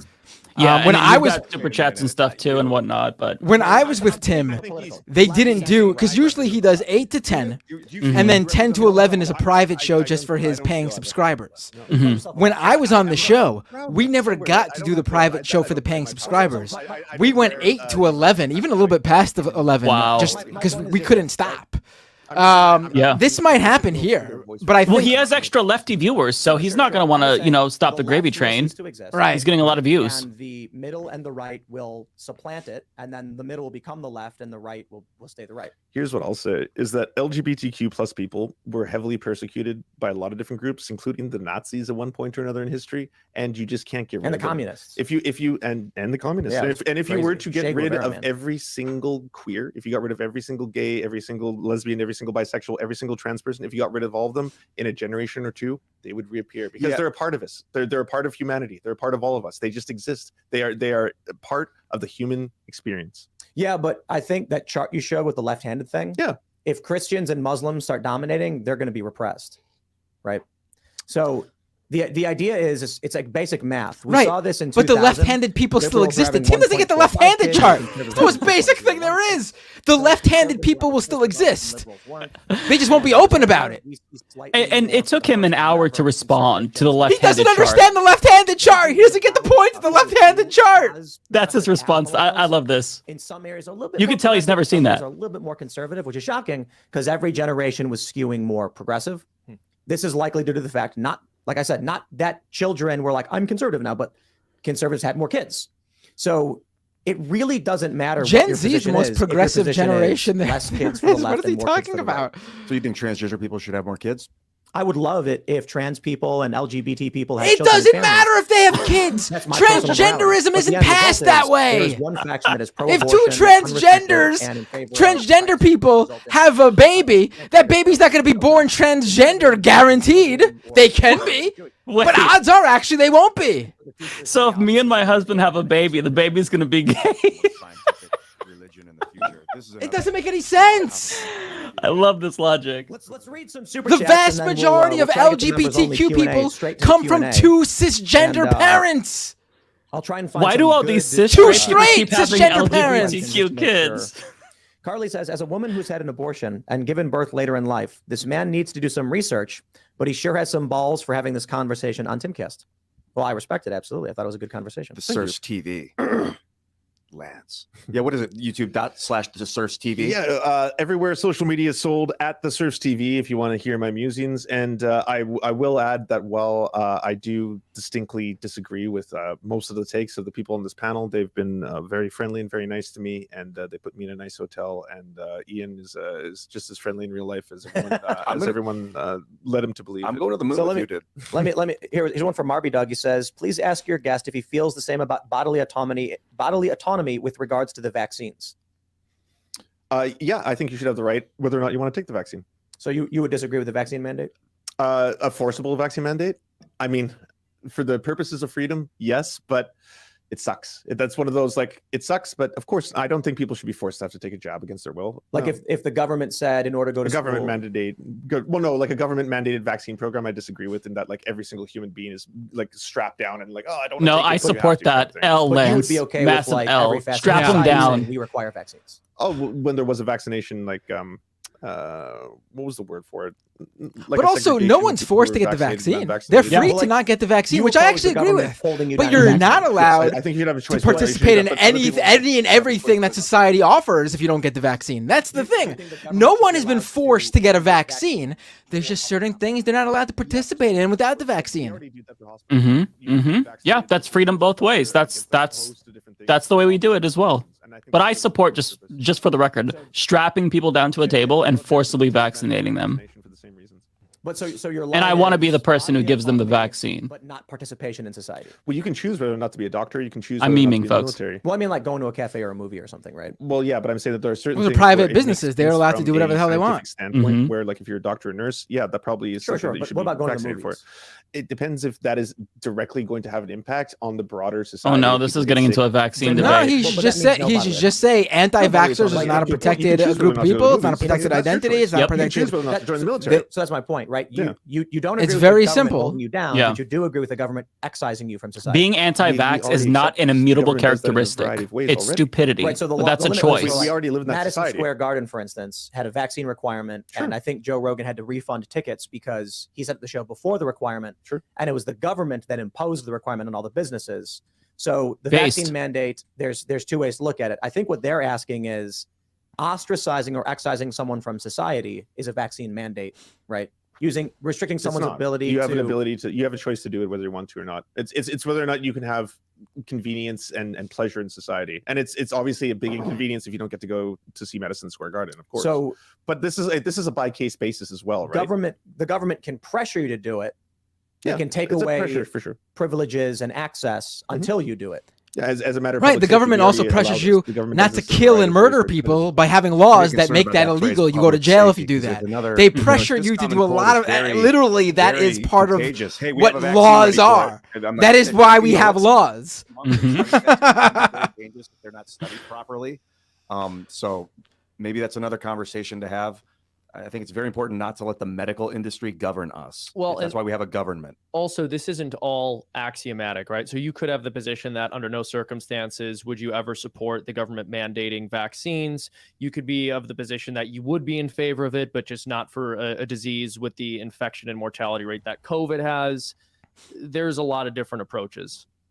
So Admar says this guest looks like the kid of Brendan Fraser and Justin Long. Did you get that, Brendan Fraser? Oh, my life.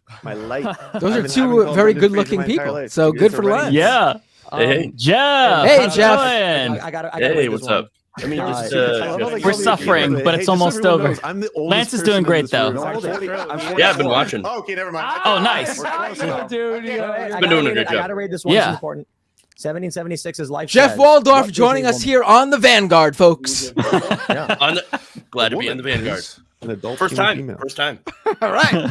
Thanks for joining us, Jeff, here on the Vanguard. Oh, yes. Also, glad to be here on the Vanguard. A woman is hot. Trans women aren't female. And the Rational National.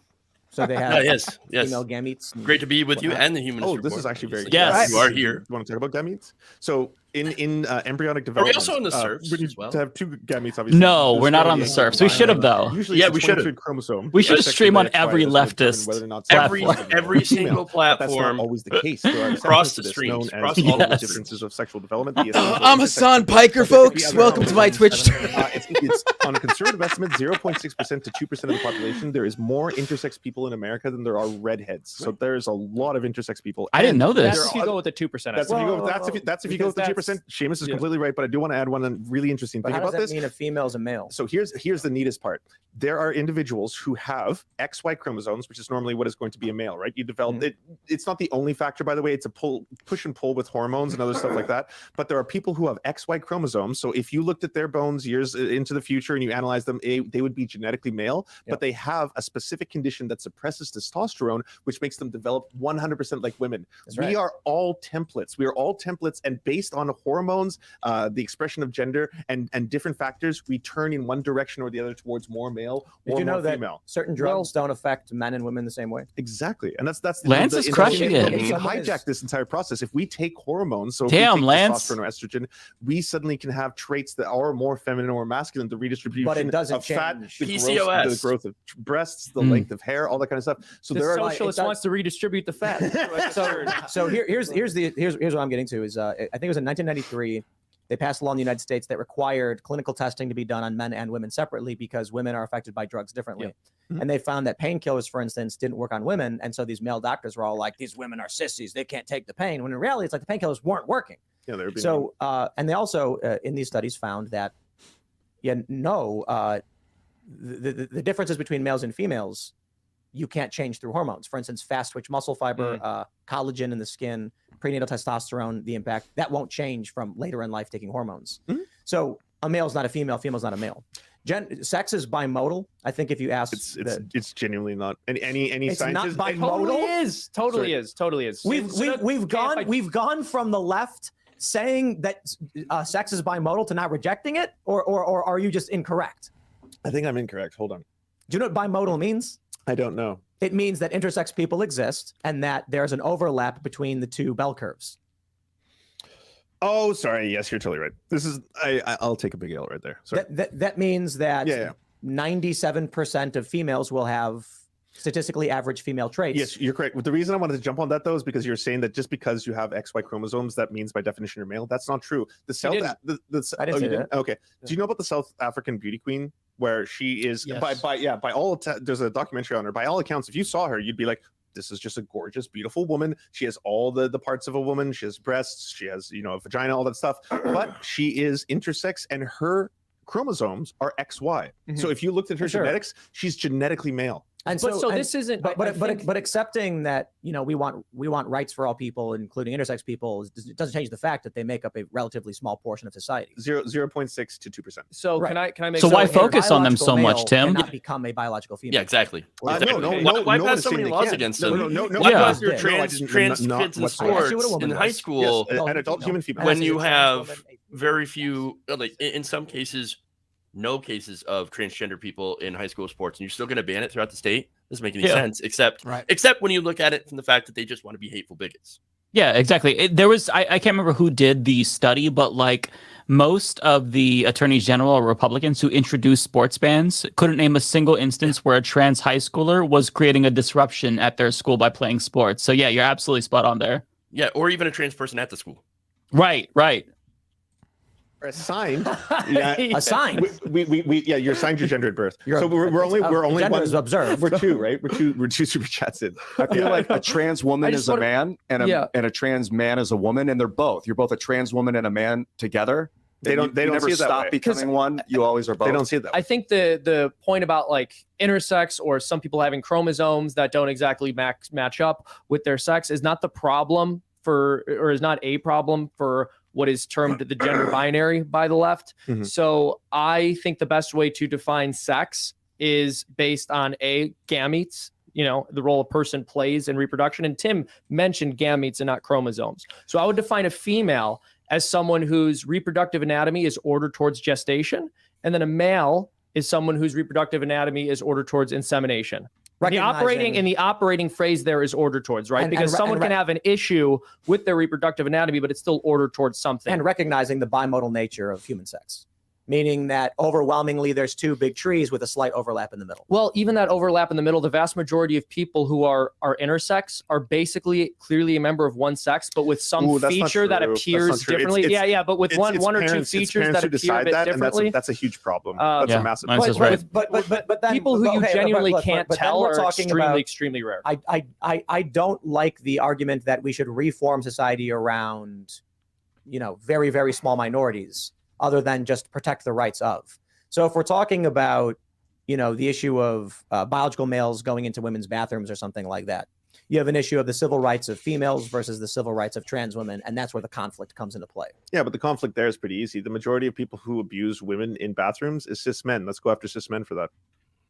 Well, I think the solution is easy, just single stall bathrooms. Like, I don't know. Well, also, can I ask? The bathrooms here aren't gendered by, I want to say, everyone at home, if you didn't know that, they don't gender the bathrooms here. There's no signs. Single rooms. Yeah, that's just that's the way the world. But my position has always been single. You don't have a right to be comfortable. That's not one of your rights. You can deal with it. Life is weird and uncomfortable sometimes. But the bigger question is, in general, when it comes to the transgender men in sports and women in sports and things like that, is the rights of females versus the rights of trans people, and who gets supplanted. Right. And so my answer to the bathroom problem would be the majority of women who are abused in bathrooms are abused by cis men. And so that we should be, if we want to protect women and go after abusers, go after cis men who attack women in bathrooms. But how do you tell the difference between a cis man and a trans woman? I have to add one more part to that. Trans women are more often the victims of sexual and physical abuse than they are the perpetrator. But that didn't actually address what I said, right? It's like females and trans women, who gets supplanted? If females say we want a space free from males, period, then should they have their rights protected? And I love how they're trying to frame saying no, we both actually against each other. That's not the issue here. He wants to make this binary and a zero-sum game when it's not. It's not. It's rights for everyone. It's trans. Look, trans rights are women's rights.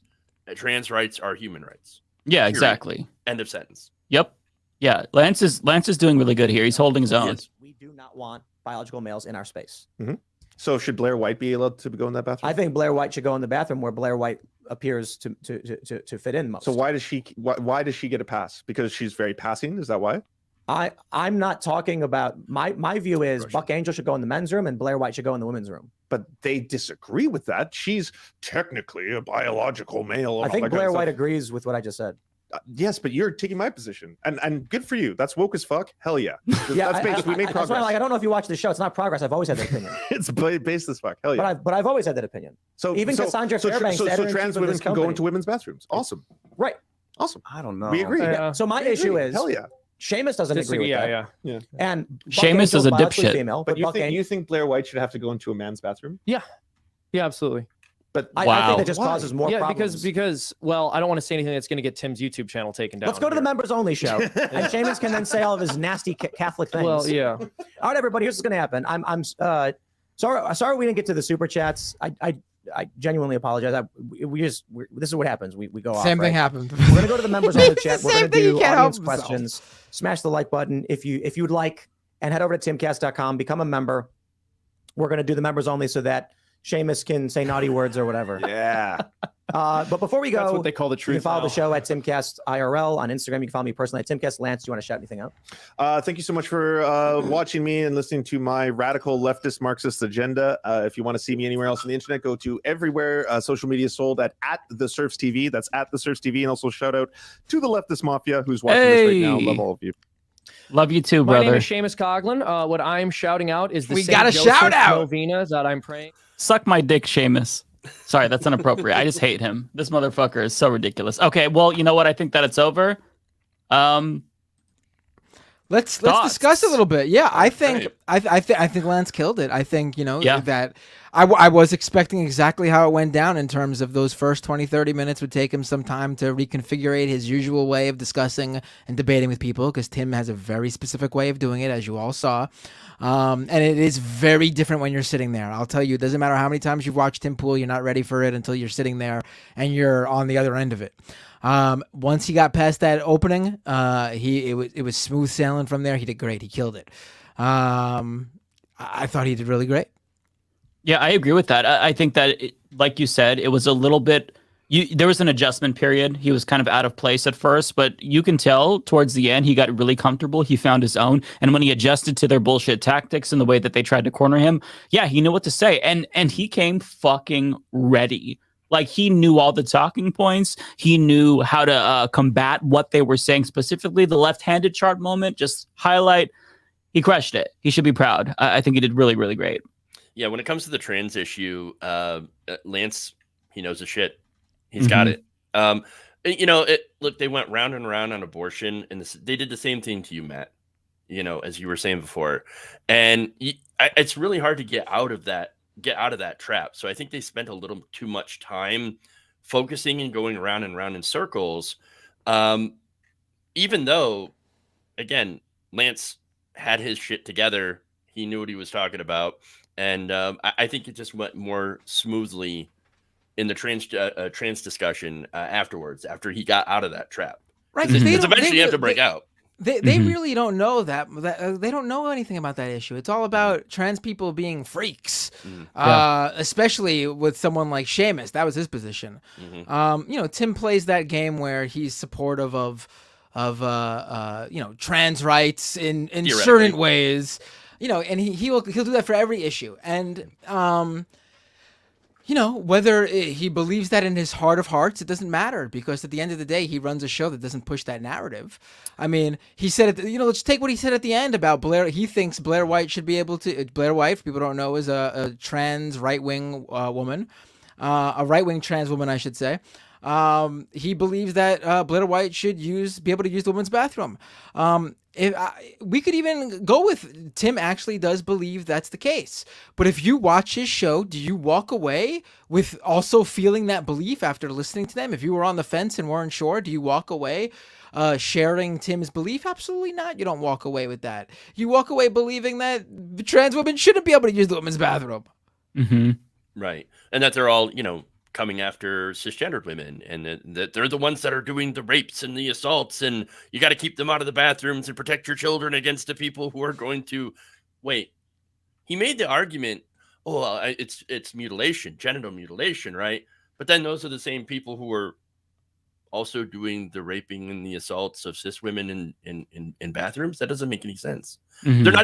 They're not even consistent on their own positions. They're not even consistent on their own arguments. Mm-hmm. And so, look, in hindsight, to go back to what you were talking about, like being in the belly of the beast, being in the den, it's easy to catch them afterwards, but when you're in it, it is a lot more difficult to be able to react to that, especially when you don't have the resources to pull up studies because they don't believe your meta studies, which is actually just a collection of already peer-reviewed studies collected together. That drove me insane. I know. Right. Insane. I'm with you. I don't know if you were watching this stream, Jeff, but I said I think the whole study thing is pointless when you're having a debate like this. Yeah. If you're doing a written argument, if you're going back and forth with essays or blogs or newsletters, Substacks or whatever, sure, cite your studies, whatever, but in a conversation, it does not work to be throwing studies at each other, because it doesn't matter if you throw a study at me. I cannot read an analysis and understand the analysis and cross-reference a study in the 1 minute I'm able to browse through it live on a televised or live stream debate. It does not work in this setting. And that's why Lance was good at hitting him with the other stuff. You know, going and hitting him with the freedom argument, for example. Hey, I believe in freedom. I believe in liberty. What about you? Do you believe in freedom? Do you believe in people being able to make their own choices and live their own lives and do the things that they want to do? And there's no argument to that. They have no argument to that. And so it really shows how I believe, and I say this all the time, they want to run your life. Mm-hmm. They're just trying to figure out sneaky ways to do it using, moral arguments, or what they consider to be moral arguments, pseudo-religious arguments sometimes, thinly veiled arguments of a moral nature to try to make their case that they should control your life and control your body and control what you do and say and who you love and what you do to your own body. Yeah. I also want to point out that I thought that it was really clever of Lance to just really quickly pull up the quote from Jazz, because they kept using Jazz, but all Lance did was pull up a really quick quote, and it, like, that entire analogy just, it went nowhere after that, because you saw that he was trying to use her for a point that she wouldn't want him to make. So I thought that was really, really clever. Because, but when was it? But when did she say that?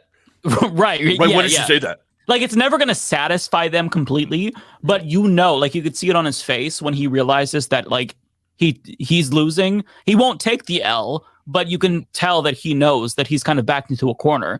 And I thought that was really clever of Lance. So Lance, like, He crushed, like, I think he crushed it. I think he did a really, really great job. That amount of pressure with a lot of people, probably hundreds of thousands of people, right-wingers watching, all ready to jump down your throat. It's really difficult to deal with that. And I think that he was very savvy in basically meeting them where they are, like saying, okay, I like that you're going after Disney. I like that you're going after Bud Light. That's really smart, because it probably surprises some of these right-wing Tim Pool viewers. And they're like, oh, wait, you actually agree with us there? So they might check out his content.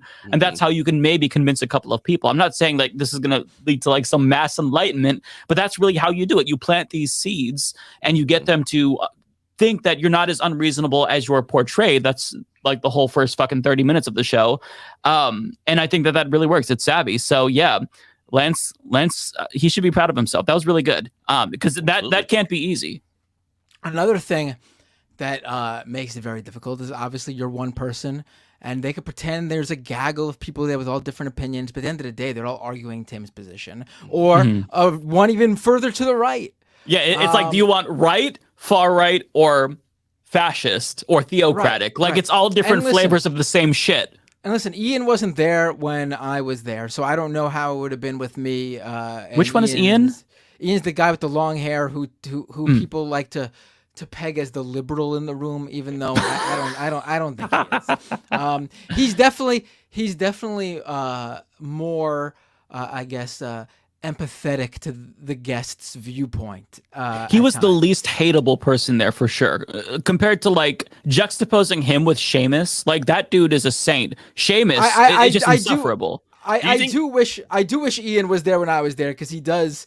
He's usually he didn't do it on this episode, but he also usually pulls out the most random, bizarre, out there shit you could imagine, and it's just like I wish I was there to see the I wish I was in the kitchen watching the what is it called, the meatballs being made or whatever. The sausage, right, the sausage being made, right. No, I got a question on that. Do you think that it's like a good cop bad cop routine? Do you think that's maybe something to like try to disarm you a little bit if you're there? Maybe I'm reading too much into it. I legit think all these guys hold the exact beliefs they have. I don't think, but maybe that's why Tim has pulled those specific people. I don't know. I know Seamus isn't on there all the time. I don't know when he decides to be on or how they decide to put him on. He was there when I was there. Ian is usually on, but again, Ian wasn't there when I was there. So I don't know how they, I mean, obviously I don't think it was like, oh, Matt Binder's going to be on, let's not put Ian on. But it's, I don't know why Tim picks who he picks. It's that simple. Also, sometimes that conspiracy theorist, Luke Rokowski or whatever his name is on the show, and he wasn't there today. So I don't know. I don't know. Luke, we are change. That dude used to be a supposed leftist, right? Another supposed. I don't think he ever. I think these guys showed up at Occupy, and people pegged them as that because they were at Occupy and supported Occupy. I don't think, looking back, I don't think we ever really looked into what these guys believed outside of Occupy. I mean, for me, Tim's position was always a little bit bizarre because I recall back in the Occupy days, him purposely going out of his way to get in the face of Antifa people, causing civil disobedience, like trying to legit, like not just like record what they're doing, but like get in their face in terms of trying to like identify them or out them. I know they very much, a lot of Antifa people did not like, or Black Bloc, however you want to consider who is down there. They did not like Tim's presence. They would awfully try to run him out of if they were in a space, they would try to get him out of there. I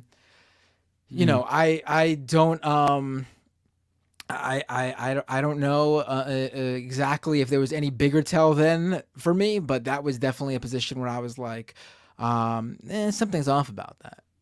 Yeah. Real quick, I forgot to give Jeff the opportunity when he jumped on because we were watching, but can you plug your channels and stuff and tell people who you are? Just because I want to make sure, like, while we still have a lot of people watching, they know who you are. Oh, wow. Yeah. I didn't even think about that. It's actually the first time I've ever met you, Matt, too. So, yeah, I think so too. Right. Yeah. Nice to meet you. I was actually quite surprised. You're like, oh, that Jeff. Yeah. Okay. Yeah. I know who you are. I'm like, no, you don't. You've never heard of me. But I am going to tell you who I am. So I run a YouTube channel, Waldorf Nation. Check it out. We're 173,000 subscribers now, so we're getting close to 200,000. So do a live show every day, 4 p.m. Eastern, where I just talk about generally like a lot of different topics, but mainly like fighting against right-wing ghouls. Talk about fighting against the religious right, the dominionists, the Christian nationalists. Making fun of, all that kind of stuff. And yeah, occasionally I'll tweet the Democrats as well for when they suck. Yeah. Yeah. Everybody go check out Jeff. Jeff is based. We love Jeff. And yeah. So anything else with regard to the Tim Pool debate? I should just check to make sure that they really did go to members only. But I kind of feel like there's not really much left for myself that I want to say, because I think that yeah, I was scared at first, but Lance really did great. I mean, scared. I was scared. I was scared, man. That first couple of when Tim Pool started busting out different hypotheticals to justify vigilante murders. Like, how do you even you're arguing with hypotheticals? You're not in reality. That's right? It's so hard. It's so hard to dispute that. So the only way that you can counter that is to make up things yourself. So when you're not arguing with actual reality, for example, if Seamus was about to talk about evangelical stuff, how do you respond to that? Somebody who's operating on a different plane, where he's talking about metaphysical shit and you're trying to talk about fucking data and statistics or healthcare. It's difficult, right? Well, I mean, for me, you look at and see what they're trying to do. And what he was trying to do throughout the whole thing was create a justification for murder, the justification for the death of a person who did not deserve to die, regardless of whatever else that person had, may or may not had done, it was not deserving of a death sentence, was not deserving, even though I would concede that he probably didn't mean to kill him. Doesn't matter. That's the end result. And there needs to be a form of justice in that. And that's a fact.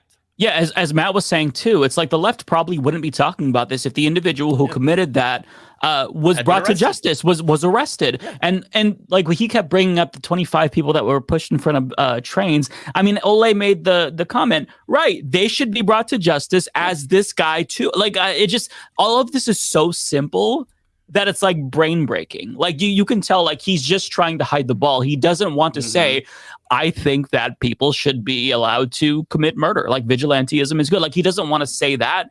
So he's got to kind of skirt around it and obfuscate. And it gets to really weird places. That's why you have to use analogies and hypotheticals. Right. And it's only a certain type of vigilantism, the kind that we, if I'm a person on the right wing, for example, only the kind of vigilantism we like. Right. If it were left wing, like an Antifa person, like going and killing a Nazi, do you think that he would be in favor of vigilantism? No, that Nazi was trying to, wanted to kill marginalized people. No, of course not. So yeah, you're right. That's a good caveat there, Jeff. It is a specific form, a very narrow kind of vigilantism. But that's what you get with Tim Pool, is you get these very, very niche, very, edge casey bullshit examples, but all in service to the greater point that he's trying to push, the greater narrative. And it's always the justification for whatever he wants to do, for a specific topic. Yeah, he works backwards from the conclusion he already wants to make. Like he's not trying to base his opinion on statistics or data or details. It's just, no, this is my position and I'm going to work backwards to justify that. And if I don't have facts, then I'm going to use a hypothetical or some other weaselly method to get from A to B. And that's what he does the whole time. Like, I don't watch Tim Pool very frequently. As I said, the last time I watched was with Matt Binder, and that was also very painful. I thought that Matt Binder killed it, of course. But like, it's just listening to their bullshittery is so difficult. Like Ole couldn't take it either. Like, it's so hard because they're so disingenuous. But that's the case. And so, I mean, you can't look at it as if they're people that are acting in good faith. Know they're not. It's a game to them. It's a way to grab clicks and views. It's a way, and not only that, of course, but to give the audience what they want. So, basically, I guess what I'm saying is Tim Pool is a con man who has no real opinions, no real beliefs. At least nothing that we know. We can't be sure. He's dishonest. He's a dishonest actor, and he will not ever have a good faith debate with someone. Right. Yeah. Yeah. Well said. I'm not sure if you wanted to get to super chats yet. We might as well start doing them, right? Because we probably have quite a bit. Right. I don't know if I should even try to find the David Dole and Vanguard ones. I want to give their viewers shout outs, but it's kind of it's gonna be hard. I don't know. Yeah, I'm looking. Yeah, because I don't have access. You have more access. I mean, if you actually scroll through all the freaking comments, which would be impossible because it's every channel's comment in one. You could read them, but I can't. I wish they gave a way to just see super chats. You know what I mean? Do you see that as the host? I mean, I could read. I know you don't have super chats because you're temporarily demonetized, right? Yeah, I don't see that.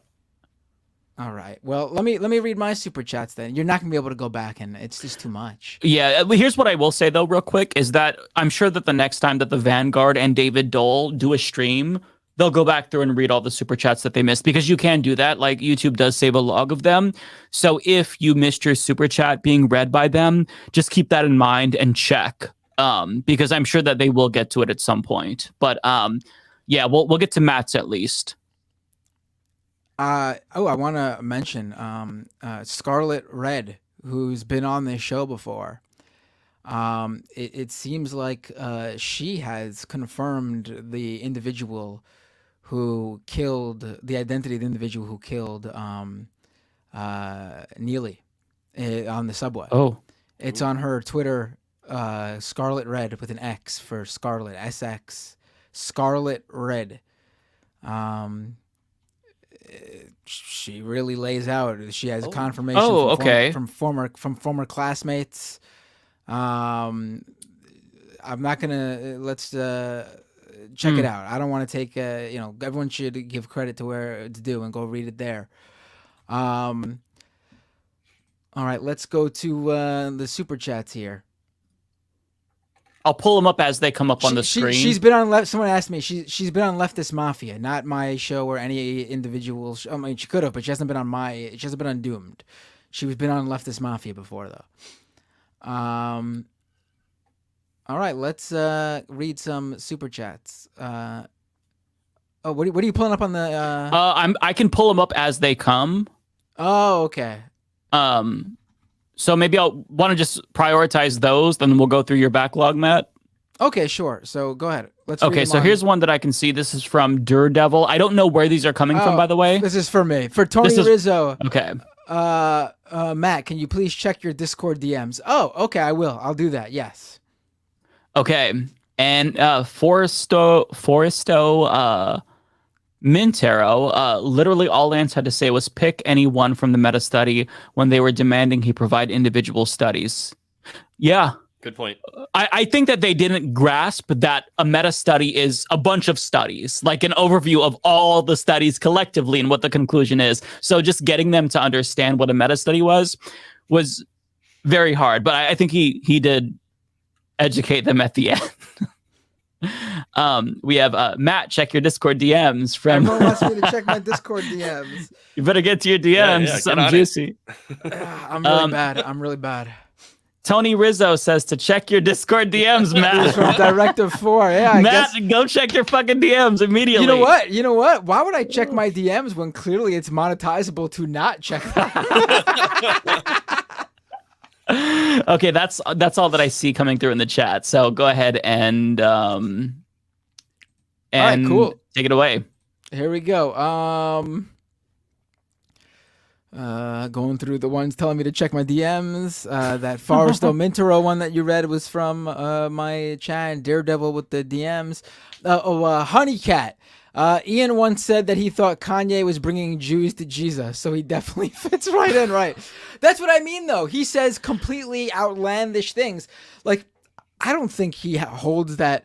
Like, I don't think he holds any ideological position there. I think he just believes this one really bizarre thing, honestly. Mm-hmm. The Matt Mercy with a super chat. Abortion part could have been better, but Lance killed it. I mean, it's you're running circles around these guys. It's going in just circles. Mm-hmm. It's just like it's almost there's certain topics that you're not gonna break through. It's Star Wars Day. It's Star Wars Day, right? It's a trap. Right. Right. That's right. This one with a super chat, $10 super chat. Thank you. Lance went in there like a young Undertaker in a Hell in a Cell match. Dude crushed it once he got momentum going. Right. Alan Hill with a super chat. Matt, love you. Just wanted to say that it's disgusting the way Tim frames his subscriber section as a cesspool of slurs. Is it that bad in reality? I mean, let's put it this way. When I went on Tim Pool's show, at one point it came up that that what my ethnicity was. And his and I was fine, but I don't think Tim meant anything by it, honestly. And it came up and I said, well, I'm white, I'm Caucasian. And people were legitimately surprised in the chat because they assumed I wasn't. And then I don't know if I said something later on or someone looked into like tweets from me and they brought up then once it was found out, though, the chat immediately broke out into outbursts about how I lied and was being disingenuous because they found out that I was a Jew. Which means I'm not white or Caucasian, which tells you everything about what that audience is, because only a very particular type of people, ideological belief, believes that Jews aren't Caucasian and can't be white. Yes. Can I say it? Can I say it? A wretched hive of scum and villainy. Sure, yeah. Again with the Star Wars references. Right. I'm not even Jewish religiously because I was baptized because my mom is Catholic and my dad is Jewish. But I am ethnically Jewish, like I'm Ashkenazi Jew, ethnicity wise. But that's I got the blood of a Jew, so that immediately means that I'm a white supremacist target numero uno. That's. Yeah, I mean, if he knows that this is his audience, he's got to at some point realize maybe you're attracting them. Maybe the arguments that you're using is appealing to these types of folks. Maybe, I don't know, do better. But I mean, they make him money. That's if he turned away all the white supremacists, like how much of his audience would be left? You know what I mean? He was talking about how his audience is like, oh, they're libertarians and stuff. I don't know if they're tuning in for the libertarianism, buddy. Right. People often don't know that. I guess I do have dark skin color. I have olive skin color. Because I'm half Italian. People usually think I'm either Indian because I guess my last name. That's the Prussian/German side. That's where that last name comes from. I've heard people think I'm Latino, which I've got it mistaken for a lot, which is I don't care. Mistake me for I'm from Queens. Bring it. I am. Pour it on me. Whatever you want to believe. But it was interesting to see how the audience reacted. It wasn't like, oh, I thought he was Hispanic or Latino or Indian. It was liar. You're a Jew. That's actually really scary, though. Like that, it is, and it plays into those stereotypes as well that they use. Mm-hmm. So that's probably why they kept bringing it up. Those anti-Semitic tropes. I've gotten Middle Eastern too. I see people in the chat saying I thought he was Middle Eastern. I've gotten that too. I've had people say that I look like Prince. I've had people say that I look like Mick Jagger. I've had people say. You know what? I think you look like Matt Binder. Yeah, thank you. Yeah. Thank you. It's not a bad look. Not a bad look. Lance is asking how'd I do on Twitter. So it's over. Let him know. I said you did terrible. You're a disappointment to your entire family and all of your friends. No, I just said you fucking crushed it. Lance, I don't know where you are. He's probably traveling. He can't jump on, but yeah, I think that you should all send him a lot of love because that's got to be difficult, man. I can't imagine. Like my brain was melting as I was listening. So to be in there, in that space with them, in the compound where they could kidnap you if you wanted to. Like I told Lance before the stream, I'm like, yo, man, if you need help, do SOS in Morse code. And that is 3 quick blinks, 3 longer blinks, 3 quick blinks, SOS. So we can send a rescue team to help him in case they decide to keep him there. I'm just kidding, but it's the compound, like weird calling it a compound first because that just immediately makes me think there's a 90% chance there's a sex dungeon somewhere. And normally it'd be like, oh yeah, sex dungeon, oh yeah. No, not with those guys.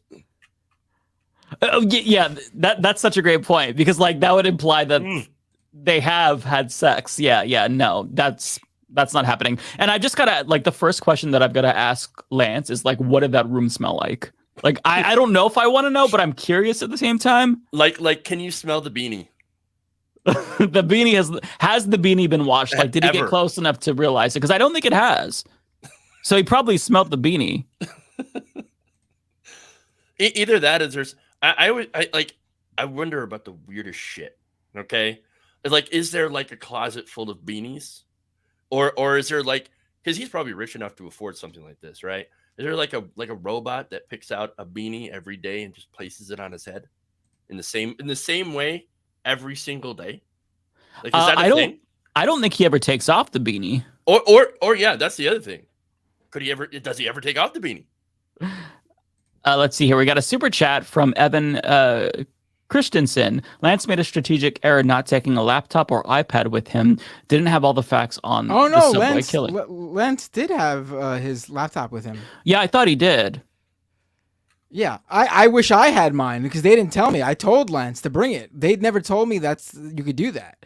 I never assumed that was a thing. I think that, listen, I really do think that's a terrible way to have these discussions. Just throwing this shit out at people when they can't even fucking read. These are peer-reviewed studies. This is long ass shit you got to read.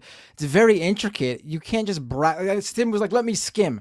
You're gonna miss out on things. You're gonna miss out on details which are important in these. It's just not the way to do these things.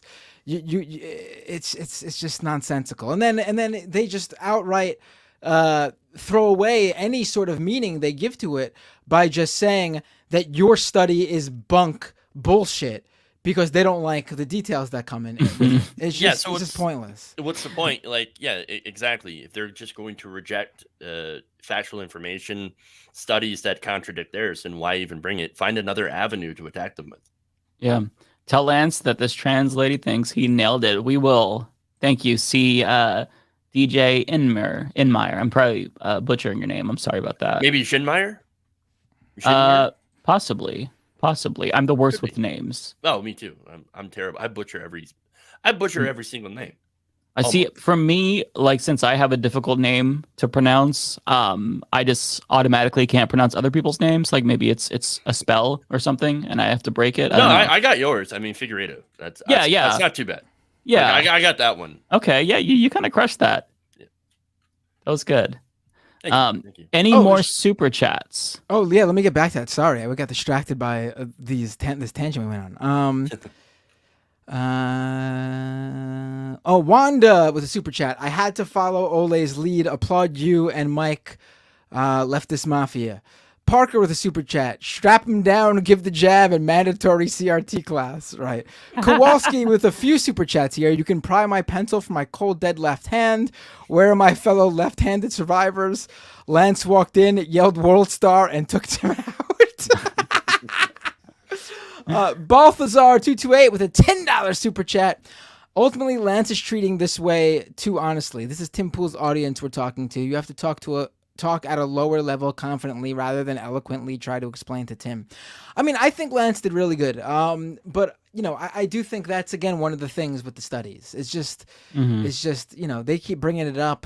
And I would if I went on next time, I wouldn't try to go, let me check that. And I'd be like, fine, let's take that study. Fine. Let's work on it from there. It's just pointless to because they're just going to shout down whatever study you throw at them. AW, but I you know, Lance was really prepared though, so I don't know. You know, I want to get to this one really quick since we can see ahead. it. Wolfheart1136. I think this is from the Rational National. Tim puts the beanie on like Vader with his helmet. Oh yes, I love that. Yeah, that's absolutely appropriate, especially because it's May the 4th. Good observation. You know he does. Force is strong with that one. Yes. And by force, we mean smell. Well, I meant with a force is strong with that super chat, but yeah, the beanie. Okay. probably smells like the dark side. All right. That's an understatement. Sorry, go ahead, Matt. No, it's all good. AW with a super chat. If this was a Street Fighter match, then Lance is the grandmaster of the parry move so far in this debate. Sick. Tim's moves are predictable. Yeah, I mean, once you get a handle on his style, it is predictable. But it does take reconfiguring. I mean, it's impossible to, because I've had debates before. When I went with on Tim's show, it was a jarring style. No doubt about it. It takes you a second to get ready for it, and then change how you go about it to match. Mitchell Harris with a $10 super chat. Feels like I've come full circle. I found out about Binder when Lance watched him on Tim Pool, and now I'm watching Matt watch Lance on Tim Pool, and Tim's just as ridiculous as ever. Miss Siren with a $20. Yeah, I do appreciate that. Is really cool. Can we get to this one really quick on the screen? Yeah, go ahead. Yeah. So if you have one of that, because I'm not looking at the screen right now because I have another window open. Oh, okay. So just let me know when you bring something up, and I'll stop. Okay. With regard to the Super Street Fighter take, I just want to say that Tim Pool is Chun-Li spamming the kick attack in the corner.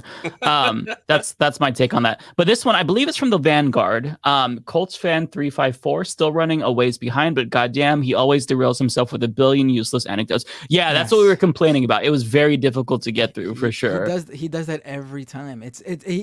Actually, one we didn't get was the trolley. What is it called? The fucking trolley conundrum or whatever the hell it is. Trolley problem. The trolley problem. Yes, I like the trolley conundrum. It fits their style much better. You know. If I feel like you'll hear like someone go, "That's a straw man. It's the trolley conundrum." That's the type of wording they like to use. Miss Siren with a $20 super chat, just giving me $20. Thank you, Miss Siren. No comment added. EJ with a super chat. Tim Pool reminds me of my sister's husband. He walks around with knives and guns strapped all over his body, parroting Crowder and Pool posers. Wait, he walks around with knives and guns. Oh, that's really unhinged. I watch out. I hope your sister's all right. That's very weird. Okay, I have another one here, Matt. Go ahead. Yep. So this is from Joanne Winahan. It's $10. I don't know who it's to. Probably the Vanguard. The kind of study Seamus was demanding would involve assigning treatments to cis and trans folks, i.e., some cis folks would be assigned to do trans treatments. Okay, thank you very much. My brain is too fried to process. No, I'm processing it now. Mm-hmm. Right. Yes. Some cis folks to be assigned. Right. Yes, that's right, Joan. Yes. Samuel with a $27.99 Canadian super chat. Thank you. Wow. Nailed it, Binder. Unfortunately, I don't know the context of what I nailed, but I'm sure I nailed plenty. So I appreciate it. I've got a $2 here. Go ahead. Matt Mercy, who's more vaguely ethnic, Binder or Bad Empanada? I don't know what Bad Empanada looks like. Yeah, I don't know who that is. Is it because his name is Bad Empanada? Is that the joke? Yeah, like I know the name, but I don't think I've ever seen what he looks like, so I can't answer that, unfortunately. I just want to say I've never claimed to be anything. So, you could say that maybe what you're saying is Bad Empanada has the name Empanada in his name, and that's why people would assume. My name is Matt Binder. That's my real name. I don't think it sounds. I think it sounds pretty like basic, I guess. I don't think it sounds very Latino or Indian even. I think it actually does sound rather German, honestly, because it's not Binder or Bindi. I guess it's Binder. I thought of Binders full of women, and then it made me think of Mitt Romney for some reason. All right, well, it is spelled the same way. Throwback. Right. Yeah, total throwback. Right. Crew Herks with 2 super chats, all total of $15. Let me read both. Not an MMA fighter, but I don't need to know stopping blood flow to a person's brain for 3 minutes is going to kill them or cause permanent damage. Also, as someone who actually lives in NYC, it's an unspoken rule that we mind our own business when someone is having an episode if they aren't in danger. We don't go Batman on them, right? Parker with a super chat. It's so funny seeing Ole and Nia joking and laughing while they're on mute. I wish I knew what they were saying. LOL. Right. I understand Ole's feelings on this. She doesn't. I do think The Hill is a different beast than this. I know that there is overlap, but I don't think it's quite the same. I think The Hill tries to position themselves as a more serious newscast, even though the material might not be, but they do try to come across more, right? Am I wrong for throwing that out there? I don't watch it that much. I can't even speak to The Hill because I only see clips if they go viral or whatnot. So I honestly don't know, but I know that she has put up with some just bird-brained shit on there, and she gets attacked by the audience. So yeah, I 1,000% understand her decision to bow out, although we haven't gotten our sufficient fix of Ole for the week. So next week is going to be very, very, we're all going to have so much more energy next week and be excited. I do have a $1.99 from Prairie Fire for being a lefty AI chatbot. Lance did well. Yeah, I think so too. It's funny because on his Twitter thread where he's asking that, he's getting attacked by a bunch of right wingers who watched it and they're like, oh, you did terrible, just clown emojis. And I said he killed it, and they're responding is this a real account? And Ben Shapiro is hot responded saying, oh, by it do you mean yourself? They're celebrating this as a dub. I mean, look, I think that regardless of who's debating my comment to Lance, because I have to obviously do the Binder way. Of course. I said not as good as me. that was a good response. I actually think Lance. I think Lance did better. Seriously, not even joking. I think he did. I think we both did good. I think he had. I think because he went on and was able to speak to topics that he is an expert on, and I was on a show that.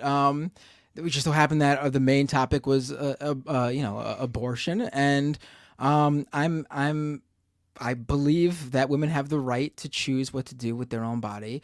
No ifs, ands, buts, no addendums, no. It's very simple for me, and I don't care to go. I don't need to look any further into that, and it's just that simple for me. It's not an area I particularly am interested in. Because of that. I mean, I don't need to be affirmed or, let me look at the data and see if my position's right. No, it's a very easy position for me to hold without having to look at a single fucking thing. You cannot force someone to do something with their own body. It's just that simple. Freedom. Yes. All the data in the world, all the argument in the world is not going to change that for me. I have another super chat, by the way, from Jedediah Oyeyemi. I think this is from Rational National. Kowalski is everywhere, even on Wisecrack. Yeah, shout out to Kowalski. And by the way, there is an Aaron Bell on the Facebook chat with some really wild takes. So you want our attention. Hi, Aaron. We see you. You're silly. You're stupid. Congratulations. So also we have Prairie Fire with the 199. Lance did a little better. But Matt, you have legs. That is true. Matt does have legs. No, I mean, I think Lance. I don't care to prepare like he did. Honestly, did you what was your level of preparation beforehand? Did you do any? The reason he invited me on, though, we never even got to on the show, and it was the only actual documentation I brought. We had an argument over. This was when Libs of TikTok first got unveiled, right? And Tim claimed that Taylor Lorenz of the Washington Post actually doxed her address, but she never did that. Mm-hmm. And so I actually brought full-blown documentation out of all of Higher Right Chick of Libs of TikTok's actual records of where she lived, because I went public records and I got all of her voting records and where she was registered to vote every single year for the past 10 years. And not a single one of those addresses matched up with the address that Taylor Lorenz posted, which was the address of the real estate license. She didn't even post an address. She posted the documentation of the real estate license to prove that it was Higher Right Chick. And the real estate license had an address on there, but the address was the same of every other real estate license connected to that real estate firm, because it was the actual place of business. And on top of that, Higher Right Chick hadn't worked there for months anymore. She had moved to Los Angeles. So it wasn't even her current workplace. It was just an address connected to a former employer, just to prove that she had the right individual. And so I had all this documentation. We got sidetracked by these other issues. And then when I brought it up at the very end, Tim was like, we don't have time. Doesn't matter. And we never got a chance to approach it. But in terms of studies and stuff, I really don't think it's helpful. I do see how it helped out Lance on an issue that he's really, was prepared for to discuss. Like, he brought the conversation there, which was very smart for him. I just didn't. It wasn't necessary for me. Like for example, when I spoke with Michael Tracy, we had a debate when he went to that school in Connecticut to discuss his, COVID policies on the college campus or whatever. And Michael Tracy wanted to discuss the COVID policy, and I was like, I don't care. I don't care about the COVID policy at this one fucking school in Connecticut. It does not matter. What matters is you're reporting on this school. You're talking from a place of expertise on this COVID policy. Fine. Who did you speak to about the COVID policies being too draconian, not necessary? Like, what health expert did you speak to? Which COVID expert, which doctor did you speak to? And Michael Tracy was like, I didn't speak to a single one. And I was like, what? You wrote an article about COVID and didn't speak to a single expert source? This is a health this is health reporting. You what are you talking about? He was like, I didn't think it was necessary. And I was like, you didn't think it was necessary to speak to a doctor or a health professional to write an article about COVID policy? that's all I needed to do. I didn't need to throw stats and statistics. His whole framing, his whole position is bunk when he didn't even go out of his way to find the specific one that even agreed with him, which he certainly could have even found. He didn't even do that.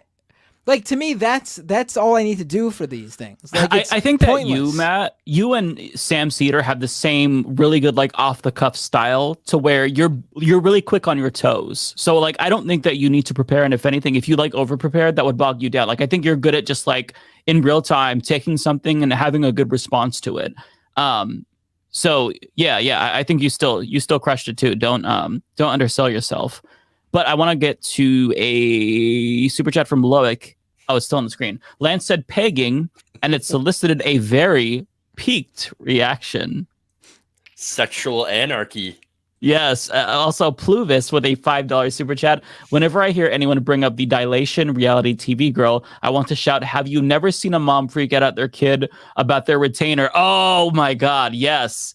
That's a really great way to respond to that. Because, yeah, it's so weird. Like, why isn't she keeping up proper maintenance of her vagina? Like, you're talking about this? Why are you talking about this? That was such a weird moment. And I'm glad that Lance just straight up was like, do you know that this is really fucking weird? Because it was. Like, there's no justification to be talking about this. You can't make a pro-trans argument or anti-trans argument. You don't need to invoke that to make any kind of an argument. It's so bizarre and inappropriate that I can't. It was awful. They keep bringing up bizarre and inappropriate stuff. I mean, it's all about like the focus on like wombs and reproduction, and when Tim literally called him, Lance a supporter of the genocide of transgender people. I'm like, right. I'm like, what the fuck? A very powerful you. Yeah, it just blew my mind. I was like, you're seriously gonna make that argument? How do you think this works? How do you think people like how do you think trans people are made? How do you think trans people are created? Right? They come from cis. Look, Matt, you made the point. I don't have to make it again. Yeah. All the points were made. It just blew my mind. All these damn cis people, cis straight people, keep having all these gay and trans babies. I mean, goddamn, you're pumping up our numbers. Get better. Those are rookie numbers, though. Yeah. We can up it by 20%. Okay, Matt, do you have any more super chats? I do. 1 second. Let me pull it up. Okay. They're coming in, man. They're coming in. I can't complain, but they're coming in. If you guys got to jump, I'll just keep. You can't jump, Mike, because you're the host. That's okay. I'm good. Pluvius with a super chat. Whenever I hear anyone bring up the dilation reality TV girl, I want to shout, have you never seen a mom freak out at their kid about their retainer? Oh, did you read that one? I did, yeah. Okay. Yeah, that was a great one. Also, why it's very bizarre for them to use, what is her name, Jazz Jennings as an example when she seems to be a completely well-adjusted, very happy trans woman. Like, that's your example? Someone who's really happy to have transitioned? Like, very bad example on their part. Like, they could actually pull like an actual example of and it would be disingenuous, but at least it would fit their framing. Because anyone could suffer from depression, whether you're trans or not. So the idea that a trans person would still be depressed after their transition, well, there's plenty of straight cisgender people who suffer from depression and continually suffer from it. What is your point? They could get all the help and the medication they need, and they could still suffer from it. And the depression isn't necessarily due to them being trans or whatever. It's due to discrimination. I mean, Jesus Christ. Yeah, Dapperize. I can't take super chat. Oh, wrong one. I can't take super chats currently, so feel free to direct them to Matt Binder or the Vanguard or Rational National. My channel doesn't have monetization currently. That'll be turned on hopefully soon. Do you have a Patreon or something they can donate to? Oh yeah. But I won't be able to see like the messages or anything like that, at least like right now. So yeah, I appreciate the kind thought though. Loic with a super chat. Oh wait, that's the pegging one. All right, jeez. Matt Mercy, you read that one. The Joan one you read. Oh, Colts fan. Still running a ways behind, but goddamn, he always derails himself with a billion useless anecdotes. I did read that one too. I did read that one. I do remember. Oh, here we go. See, DeJinmeyer, tell Lance this trans lady thinks he nailed it. I will. Already read that one. Really? Yeah. Dude, I'm tired, man. You're the freshest person in here. Help us out. Dear Devil, Binder is a person of Coca-Cola. For POC. That's a good one. That is a good one. I am a soda man. Right. I think that's everybody. I think I hit up everybody. That's it. Hey, we did it, folks. We did well, man, this has been nearly a 4-hour stream here. So what time is it on the East Coast? It's like what, 11? Yeah. Yeah, it's 11. Yep. Whew. We did a long stream, but it was worth it. One of our buddies was having a big moment. Mm-hmm. I think he killed it. I think so too. What he needed to do, now this was an important part. I don't know, it might be too late, I guess. But what I did was I made sure to let them know that I take calls on my stream, and that it's something that none of these shows they watch do. Mm-hmm. You can't call Tim Pool. He'll read your super chats, but it's not a discussion. Mm-hmm. I let them know that anyone, and it's open to them especially, can call into my show. And quite a few of them did. And we had long discussions. And at the end, a lot of them walked away. Like, I don't know if I changed their minds, but they walked away, saying, I agree with some things you said, Wow. It's. I think that's an important part. But yeah, I was watching a couple of those actually. But what if you want to take calls like me, but like it doesn't work when you try to do it? I tried to take calls on Twitch streams, and the only thing that I could get to work was Skype, but everybody did not have Skype. So I tried Discord, right? And I couldn't figure it out because I'm a boomer. So yeah. Oh no! I have a more sad story. Like, I used to try to take calls on my show like way back, and there was just like nobody that would call in. So sad faced. I mean, it'd probably work out better if I did it now, but just got time for that. Yeah. It's Binder does. It's the difficulty in being a streamer, right? Either something doesn't work, or when you get it to work, nobody cares. Yeah. It's a sad life. Well, so we still have quite a bit of people watching. Do you guys want to give shout outs, plug anything that you're doing? Because I actually have a shout out and a plug myself. Let me let people asking if I'm going to take calls now. I am exhausted, guys. We started this an hour earlier than usual. We've been streaming since 7:30. So we listen to hours of Tim Pool. That does a lot to you. We're about to hit hour 4. And listen, I'm not one of those streamers that just streams what I'm doing and you guys are watching and I'm playing video games or we're doing something else. I respect people who do that, but I don't do that. You watched 4 hours of me actively engaging with very political and serious content and with you points. Guys. I can't. My brain is fried. I can't give you guys any sort of, if I took calls right now, you'd be asking me some really smart questions and I'd be going, oh, duh. What? Did you repeat that again? I can't. What? Like, I've got to say, like, I've done long streams before, and they've been exhausting, but when you have to endure hours of Tim Pool, it's just exponentially more like draining mentally. Oops, I clicked the wrong one. There's another super chat that just popped up. I want to get to that. Prairie Fire 199. Take calls or I'll drown a fish. You can't drown a fish, so haha. Joke's on you. Thank you though for that. I believe that might be to Binder actually. I'm not sure though. Well, let me real quick. I will be on Unbossed with Nina Turner tomorrow at 1 p.m. PT. So tune into that. That's going to be super duper fun. I always love. That's on the TYT network, right? Yeah. So you guys have not been banished, right? I have not.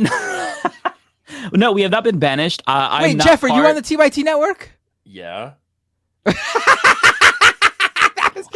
Are you afraid? Okay, it sounded like you were afraid I was gonna get you in trouble or something. No. Oh, no. You were like, Jeff. Yeah. No. I'm like, I'm technically not on.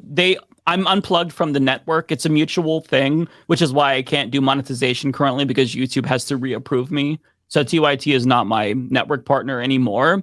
No drama, no nothing there. It's not like I was kicked out or anything like that. Demonetization BS. Yeah. So the TYT is trying to help me currently get monetization back, even though I'm not their network partner. Shout out to Aaron. He's really, really great. Oh yeah. Yeah. So that's why I can't do monetization. But no, I'm What I'm did good. you do? You were naughty, weren't you? No, so we criticized Anna K's bad tweet. No. I meant on the demonetization. Oh, so what happens is if you leave your multi-channel network, which is what TY was to me, and is the same to you. Okay, yeah. It resets your monetization status, so they have to re-review you and make sure that you're approvable. Because I was approvable under the banner of TYT, but on my own, they're like, So it could take 30 days. So I'm flying demonetization for. Basically, Mike's been riding on TYT's coattails this entire time and hasn't. Well, you know what really is frustrating is that he's never been monetized on his own merits. No, I was. That's the thing. It's like YouTube already did this process. They approved me for monetization. And then I joined TYT, and then I was just automatically monetized through them. That wasn't an issue. But like if I was monetized by myself before, then why do you have to reapprove it? And I talked to YouTube about this, and they're like, it's going to take 2 to 4 weeks. Sorry. So it's like, okay, that's, okay. I would take a 2 to 4 week vacation. No lie. Yeah. I mean, it's a little bit, you still got to feed the algorithm probably. So that way, when you get monetization back, you can hit the ground running. But look, I'm not going to complain because, thankfully I can absorb the blow. It's painful. Oh yeah. But I can absorb the blow. So I'm not going to freak out about it. It's part of the process. If you're a YouTuber and you have an MCN, just don't sign up for an MCN, because when you leave an MCN, it doesn't matter who it is. You're going to end up having to reapply for monetization. And thankfully, TYT is really great. And they're like trying to help still, to get monetization back. So, it's nice because they're still a good resource, By the way, we have another super chat from 0PE. David was on TYT main show Friday and killed it. Okay, very cool. I did not see that, actually. I haven't been watching any political content because my brain is mush and I just need like a mental break. But yeah, I'll have to check that out. Okay, do you all have any shout outs? I've already plugged, so. Yeah, let me plug. Folks, youtube.com/MattBinder. Please subscribe. I don't have a YouTube channel as big as Mike and David Doles. How many subscribers you got, Jeff? 173,000.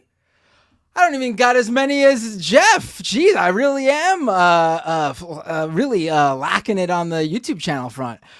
I'm very close to 30,000 subs though, so help me get there. Nice. So there you go. Everyone go sub to Matt. That's right. Also, you're beating us on Twitch right now. Yeah. Matt, am I? Yeah. That's what was it Joe Spinner? Yeah, Joe Spinner says you're beating us on Twitch. There you go. Oh, I guess I'm the king of Twitch.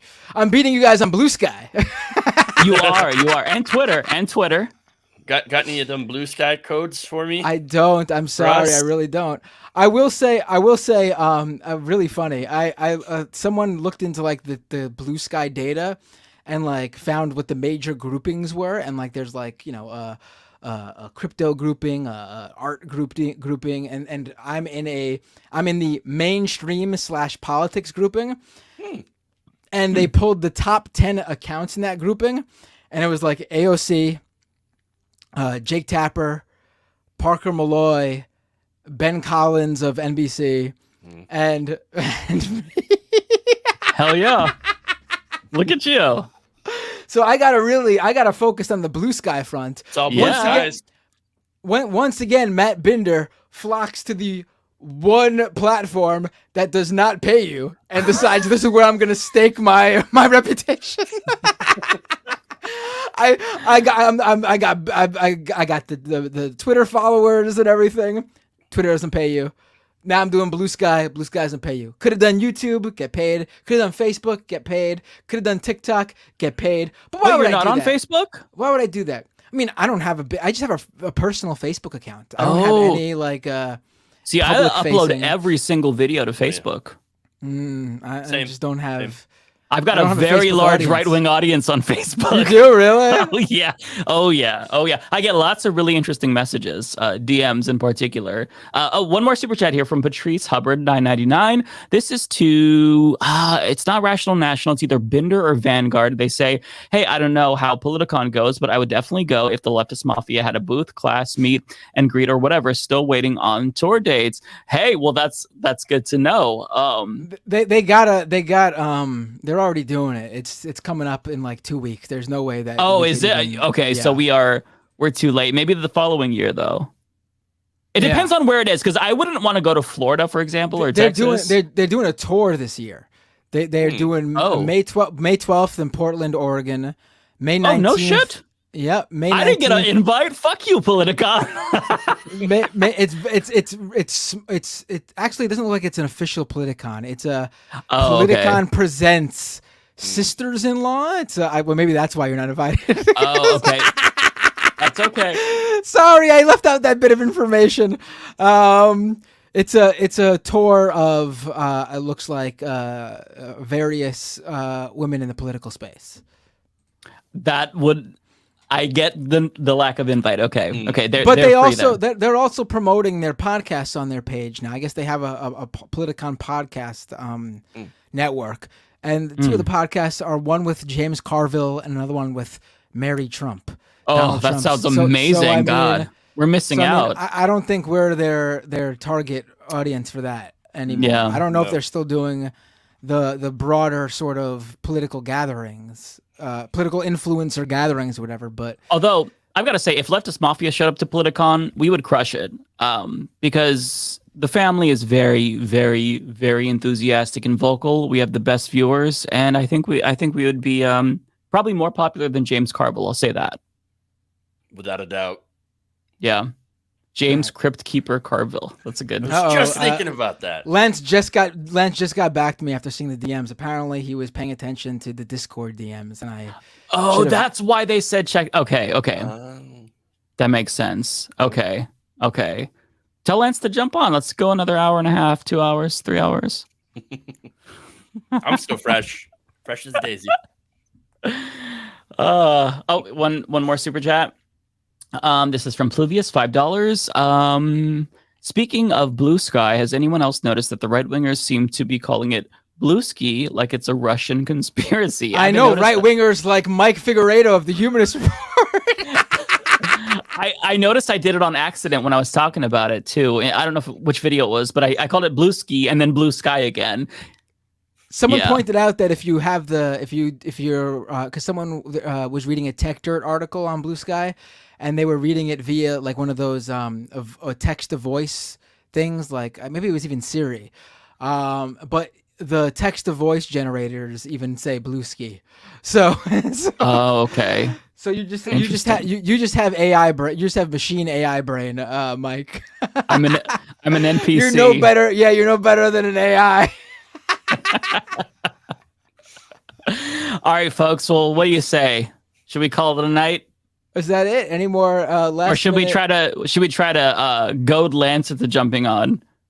Yeah, let's get him. Let's see if he can do it. Really? No, he's probably there still. He can't do it. Yeah, he's probably traveling too. It would be really cool to talk to him, but I don't think it's I will say when no, he definitely can't, because when I finished, I don't know if it's different because they were doing a after hours thing on the Tim Pool network off of YouTube, but when I was done, Tim it was very cordial. They treated me very nice when I was there. His crew is very nice which is, very basic. You should be able to do that to people. I would treat, if someone came to my home after I invited them, I would certainly treat them very nice, regardless of who they were, just basic human level. But after, Tim was really like combative with me, even off air. It was very weird. It was bizarre. That is weird. Yes, which he wasn't like that. Like he did the weird things, like the cleaning of the gun before to the show, but it wasn't like outright. Wait, seriously? But afterwards, he was. Oh, you didn't hear this? I've told this story. No. My first time meeting Tim Pool was I'm sitting in the studio waiting for his arrival.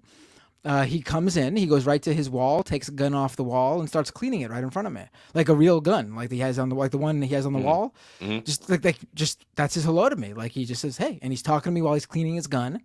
And then, you know, that Civil War relic he mentioned at the very beginning? Before the show, he actually told me to come over to it. He asked me if I wanted to pick it up. I had no idea what would happen to this Civil War relic if it was really that old. So I declined. I didn't want to pick it up and it crumble in my hands. So I just said no, and that's fine. I'm looking at it. It's cool. And so apparently later on a future stream, he was like, I had a guy on the left on my podcast, on my show, and he was afraid to touch the gun. If Tim asked me to touch one of his non-old ass relic guns, sure, I would have obliged and said, yeah, I'll hold it. But I wasn't gonna. It I would have picked it up. I didn't want to be. Well, I don't know if it was a. I don't know if it was a. You just broke my gun, man. When it was an already broken gun, I didn't want to. You pick it up and you're like pew pew pew pew. Well, no. If it falls apart in my hand, it's just like, what are you gonna do? You gave it to me. Yep. By the way, $1.99. I learned I'm a New Yorker. You just mind your own business. You don't touch something that's not yours. It's a good policy overall for sure. Okay, $1.99 super chat from Prairie Fire. Shout out to him. You all are far left, Tim far right. I'm farming. And for those of you who don't know, Prairie Fire is an IRL farmer. So nice. Yes. All right, folks. Well, I think that we'll call it there. A lot of commenters are saying let Lance rest. Let Rance. Sounds like a Game of Thrones character. Rants of the serfs. Rants of Priebus. We will let Rance left. No, we'll let Lance rest.